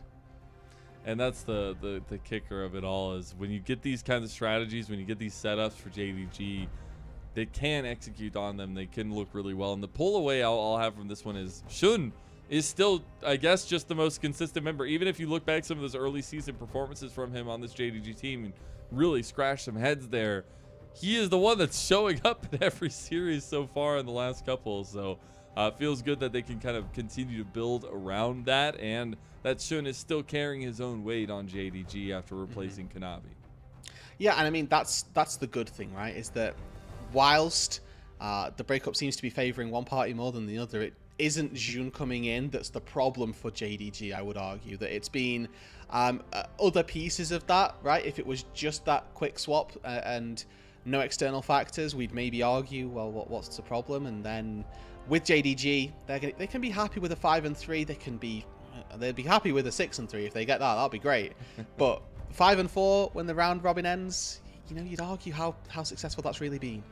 Yeah, definitely don't want that as an organization for No. JDG. Of only known success before last year, really, and then their first couple of years and a little bit in between. But it's a team that now just continues to have that question mark next to their name. Which version of them is going to show up on the day? And I know that top esports matchup is going to be an absolute banger. You have to also remember, this is the JDG 4 series week, at least. We do have a lot of teams that sometimes play 2 4 series weeks as well, but it's hard when you're playing 4 best of 3s against top tier teams in a 7-day week. But JDG, so far, so good in this one. Yeah, I mean, they started off the week, or rather they've got now this match against TT, which is concluded. Then they play top literally tomorrow, the final game of the day, that big heater tomorrow. And you know, they've just played AL as well, so it's been a big set of days for JDG, and the fact that they've come away at least 2-fold for wins so far, and if they can continue that into tomorrow, then, you know, even better. It is indeed, and we're going to be taking a look down memory lane of this last game. It's going to be interesting to see the highlights, because it was a little bit one-sided in the end of things, but it was all like getting this masterful solo bolo over Satab at the end. And this is interesting, because I think that these types of 1v1s are actually what really dictate how the game ends up playing, because if Satab wins that 1v1, it changes the entire complexion of how the side lanes get to play, and when that's an impact that can be had, that's when you start to think, well, actually the way that this 1v1 is very important, and sometimes they can be a little bit undervalued, right? Oh, you just lost a 1v1, but well, actually, at such a crucial moment, I think that decides how the game ends up playing out from there. But the fact that Ale comes out on top of it is incredible. And you know, it's funny when you look at the schedule and you think about this double round robin. There's a ton of teams. You think, oh, well, surely there's not going to be some like snake situation where we have to face teams right after we just faced them. But if you look at the schedule, there's a ton of matchups that literally just happened that are about to happen again in the second round robin. And the point and present factor of it is that TT literally go against JDG in like 3 days time. Yeah. Which is just wild to me. Yeah, Wednesday is so what we've got it on the insane. docket as. They will be playing them Wednesday for the most of us, very late Tuesday night for Americans, if I'm reading my time zones and interpreting them correctly. But Yes. yeah, it's not long. It's wild. Let's learn, let's adapt, let's improve, and hopefully you can best them next time round. So who gets MVP for this one? Who you get? So honestly, I'd go Arla or I'd go Scout. Scout did have a very good game, and I think that there's probably a small argument to give Pays it, but I'd probably argue yeah. Solo laners for me. IMO. All right. How about you? If I'm going bias, shoot, absolutely. Yeah, That's yeah. my full-on bias. I love Objectively. Scout. He's been one of my favorite players. I can't get over. I can't get over those first 2 games. So I have to give it to Allah out of all people. Okay. In this one. Either Allah or Shun. Well, let's see. I think there's a good shout for Shun as well, to be honest. Yeah. Ha-ha! Yeah, good. The hot pot extraordinaire. I think the one crucial fight around the Rift Herald where he locks Beituan in the Cataclysm won them the game. So I think that'd be my distinct argument for it. I like it. Man, what a day. We get to go to 3 games for this one, though. It was a lot of fun to watch. JDG trying to return to form here, pushing themselves up the standings. Again, top 4 really matters in Group Ascend to get that round robin, or at least the bye going into playoffs and the automatic slot into playoffs themselves. But it still is a TT that's scratching away, trying to find wins, trying to be scrappy. And unfortunately didn't come up big today. Do you have any takeaways, though? I think that TT, probably not an equivalent to 2 and 17, but this is the end of their first round robin, and that's where they land.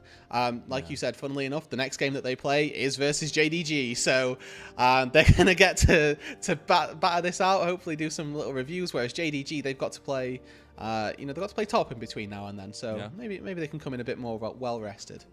Well, it was an absolute pleasure, Rude Dude. And shout out to Yanni coming in earlier to cover that first series. And Kai, our producer behind the scenes, keeping us clutch all day long. Before we get going, though, we got to give a massive and very heartfelt thank you to our Elite Coffee supporters, Aaron Soup, Mung, and Forrest without my goat. Their pledged financial contributions help level up the broadcast and give back to the cast and crew who's tried to give you an LPL English product on a daily basis. Thank you to all of our coffee members. We're giving a little bit of shout out to the VIP short list there, but make sure you go subscribe. Links will be in the chat. And everybody, it has been a pleasure. We'll be back earlier tomorrow because, of course, it's going to be Super Saturday. It is going to be 3 best of 3s, so make sure you get locked in. It's going to be a ton of fun, and we'll see you there.